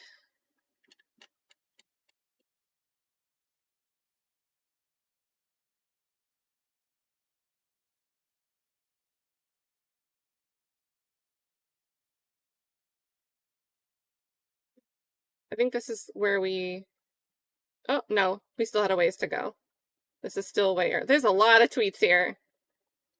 All right, 18 minutes ago. All right, I think this is where we left off. Oh, is that the only update? All right, so from the one we just read, about not being advised of dealing with the 10-6. The only next one is Wyckoff reiterates that Deckmar told the jury that Grayson violated Sangamon County's modern high-risk traffic stop policy. Wyckoff asked where in the body cam footage Grayson violated the policy. So he's asked him to point it out. Where'd you get your evaluation, your analysis from? So there we go. We'll give this a few minutes. We'll refresh it before we end up closing this out to see if there's a final update for day 4/day 2 over in that trial. I saw, let's see, I think Factual Lie had posted maybe another link, so we'll revisit the Alicia Andrews and see if we have the morning footage. And also, I see this big giant yellow block here from Kissin' Pink. Thank you, Kissin' Pink. Says, I'm at a random Subway in Alabama. Why are you in a random Subway? Without headphones. And the girl is making my sandwich, goes, oh my god, is that Cat Not Williams? She didn't know me, though. That's awesome. For real? That's awesome. Are you just walking around with your phone blasting? You've got me blaring out in your speakers.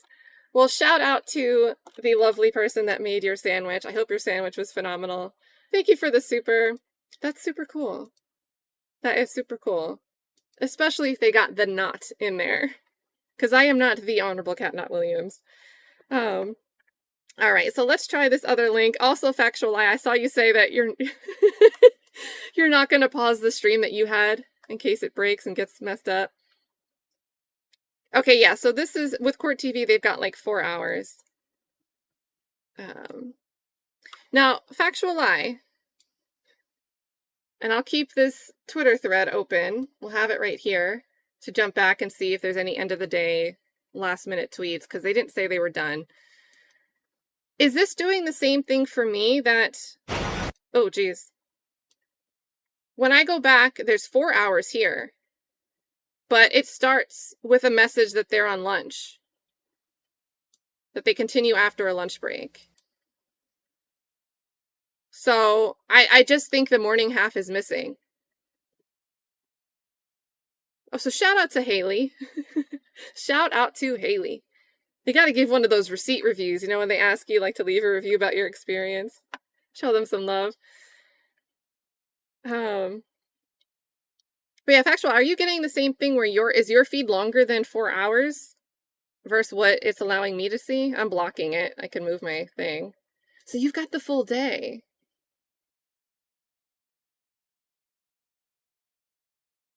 Weird.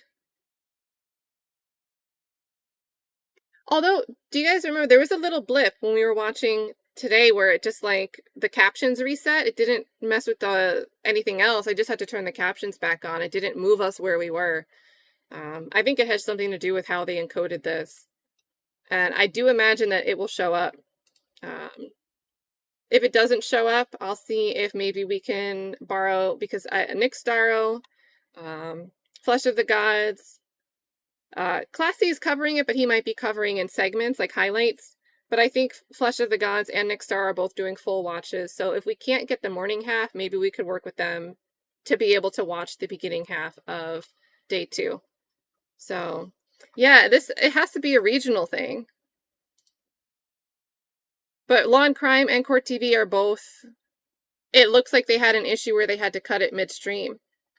Apparently in the United States, not over by Factual Lie. So let's do that. Let's give it overnight to see, and we'll come up with a plan B. It is what it is. It is what it is. But again, they have a half day tomorrow. Tomorrow's Friday, so whatever we have to do tomorrow, we should be able to catch up and get all the way through to whatever they conclude with tomorrow. So let's do a refresh over on Sean Grayson, and we'll wrap this up. I need a new place to redirect to because Broken Baker beat us again. So, let's see. All right, we have an update from 17 seconds ago. This is as close as we're going to get to real time. It says Wyckoff begins reading an excerpt from a memorandum. Rogers objects. A sidebar is happening with the attorneys. Grayson sits with his legs crossed, eyeing the jury and the media. The jury looks around the courtroom. So, yeah, I don't know why that's happening with this Julio Foolio trial, the Alicia Andrews. Where do you guys want to redirect to? Let me see who is suggested in the back end.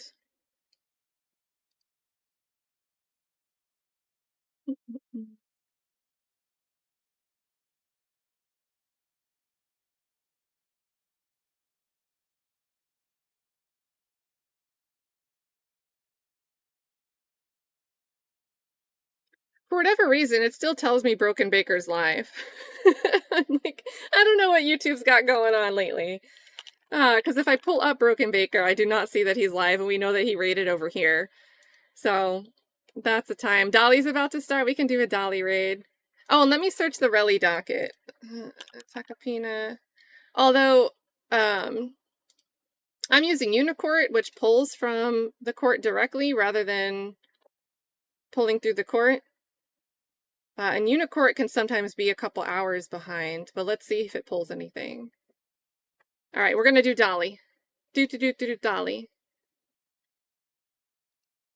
That would be awesome, Factual Lie.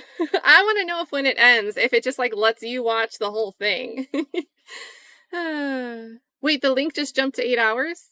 It refreshed? This is a mess. All right, Law and Crime still shows me one. Let me go to the court TV.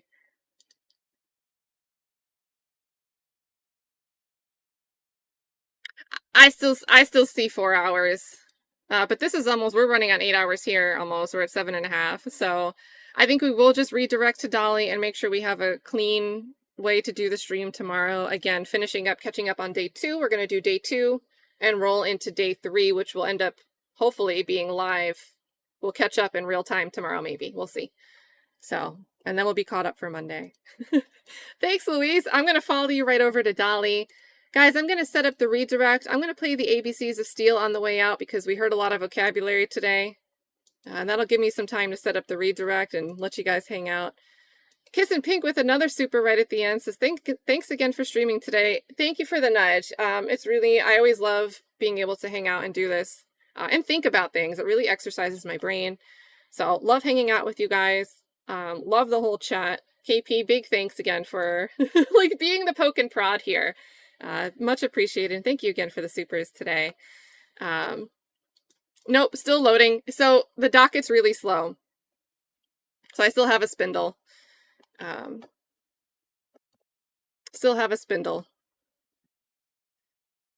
I could try refreshing again in the middle of it. But that'll restart the spindle. And again, that is because I'm using Unicourt.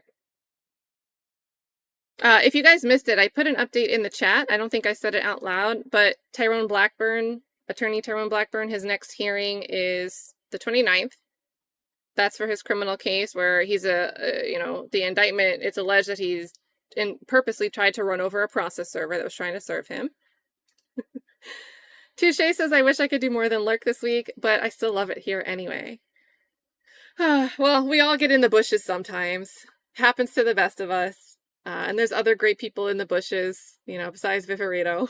So it's nothing wrong with being in the bushes. But we miss you in the chat, Touche. Okay, and let's see. So this is how it'll end up looking. So now that it loaded, you can see this is my update from 2 minutes ago. And again, this is the defamation case, so where it's Rocky and Takapina named as parties. We've got, let's see, starting from here. All right, so they denied Relly's special motion to strike. Now, he does have attorneys now, so it was attorneys that helped him file to address this matter, but they addressed Relly's motion to strike. There's an oral stipulation about the hearing. So there's attorneys that still need pro hoc vice status. They heard it today. So there's probably no issue with this. Both sides stipulated. They're just noting that the hearing was held today. Let's see. Case management conference that was scheduled for today was rescheduled. So January 13th is the next conference. So case management, status update, what's going on? Have you guys conferred? Let's see if we can get this minute order. We're going to try to get this document in a second. Yeah, so they stipulated Aaron Morris is admitted pro hoc vice.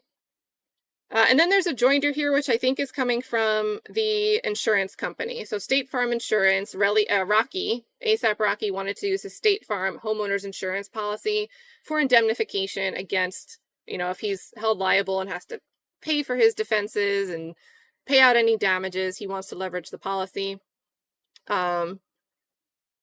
So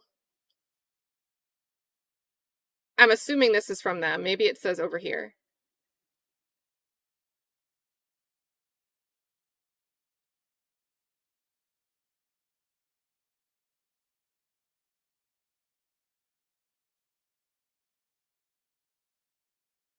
Yeah, it doesn't say, but I know there are parties in here.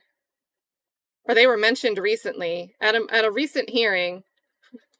The State Farm attorney was like, "We thought Relly fell off the face of the earth."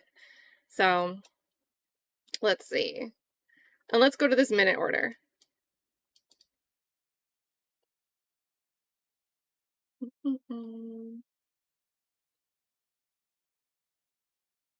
Give me a second to see if it lets us read it.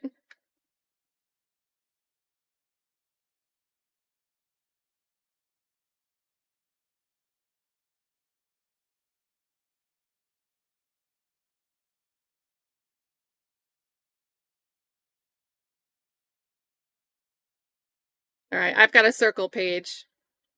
Still circling over here.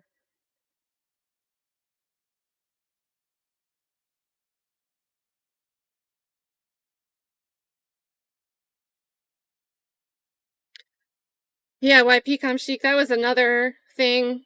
Relly's team said that they would be open to, having discussions, but they want to use a private judge. Rocky was like, well, we're willing to talk, but we don't want to bring it before a private judge. But for what it's worth, I mean, the costs are going to continue to accrue.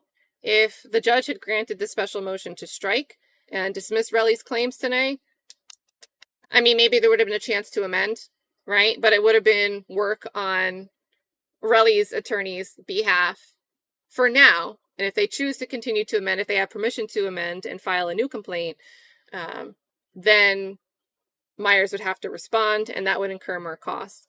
But since that was denied, this is moving forward. There's still going to be actions, litigation, more billable hours racking up. So, okay, so let me see. Can you guys see this if I share to this? Can I zoom better for you guys? Okay, so we're going to read it from this preview window since it pulls to you guys. So we've got a long name. We've got Michael DiGiantonio for Terrell Efron. And then we have Rachel Salvin and James Sargent and Wogai Momond for Rocky Takapina. And then Aaron Morris is waiting for his pro hoc vice status, and Terrell Efron is apparently present for this hearing. Let's see. Could be remote. I think LA Court Connect is the remote system. So let's see. Case Management Conference, hearing on special motion to strike under California Code of Procedure, something 425.6. The anti-SLAPP motion by defendants Joseph Takapina and Takapina Siegel to strike plaintiff Terrell Efron's first and second causes of action. Without objection, pursuant to oral stipulation, the hearing on motion to be admitted pro hoc vice, scheduled for November, was advanced to today and heard. The Aaron Morris's motion to be admitted PHV is granted.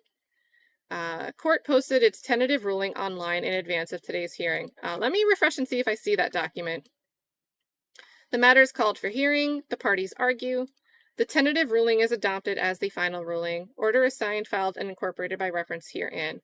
Now they're going to get into the motion to strike, which is denied. The joinder is denied. Okay, and it was filed, the joinder was filed by Rakeem Myers, so not the insurance. And then I can't see page 2. Let's see if it lets me. I don't think page 2 is going to say much else. But if we can get the actual ruling.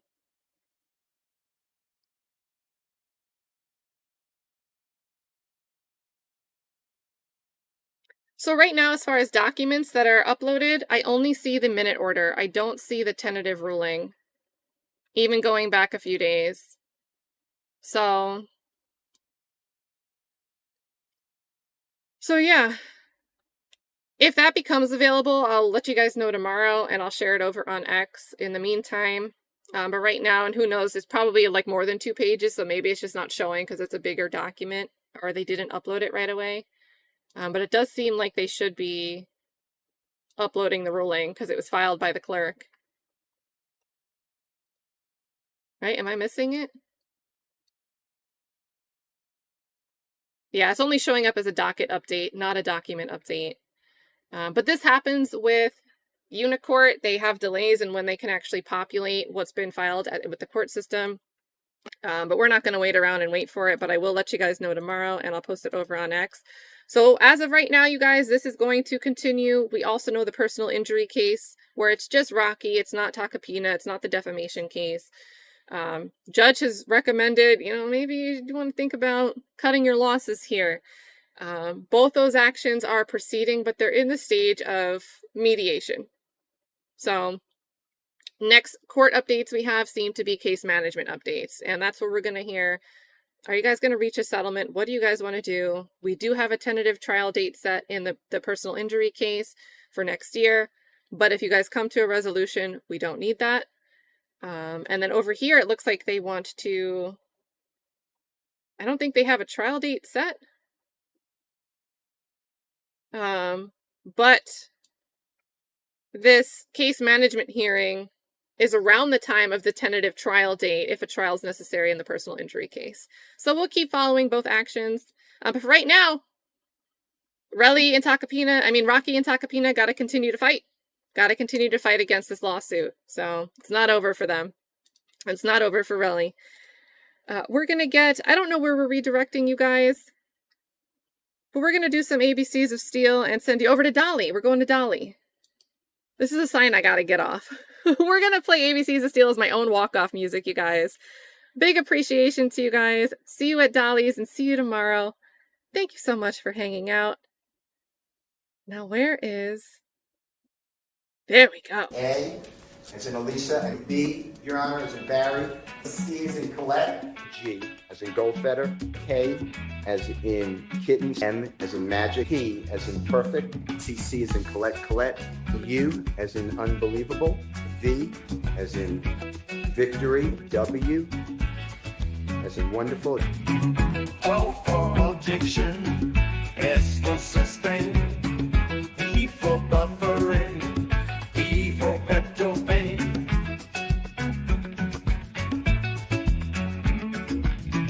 S for slime, my friend, and U as in what you mean. I as in I don't recall. M as in may I sleep. All the ABCs of Steel makes me feel so real. Yeah, they keep on spinning round. Never gonna let me down.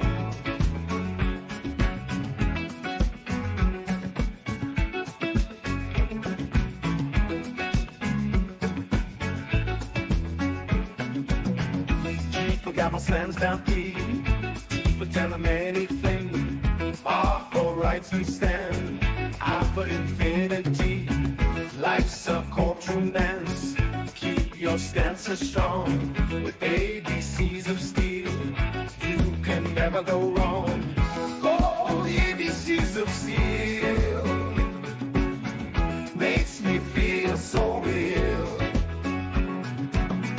Yeah, they keep on spinning round. Never gonna let me down.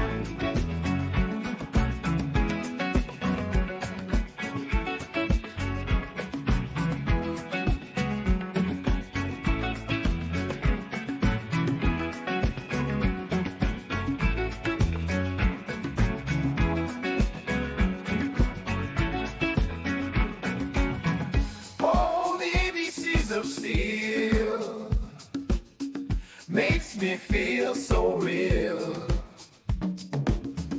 Yeah, they keep on spinning round. Never never gonna let me down. Oh, the ABCs of steel makes me feel so real.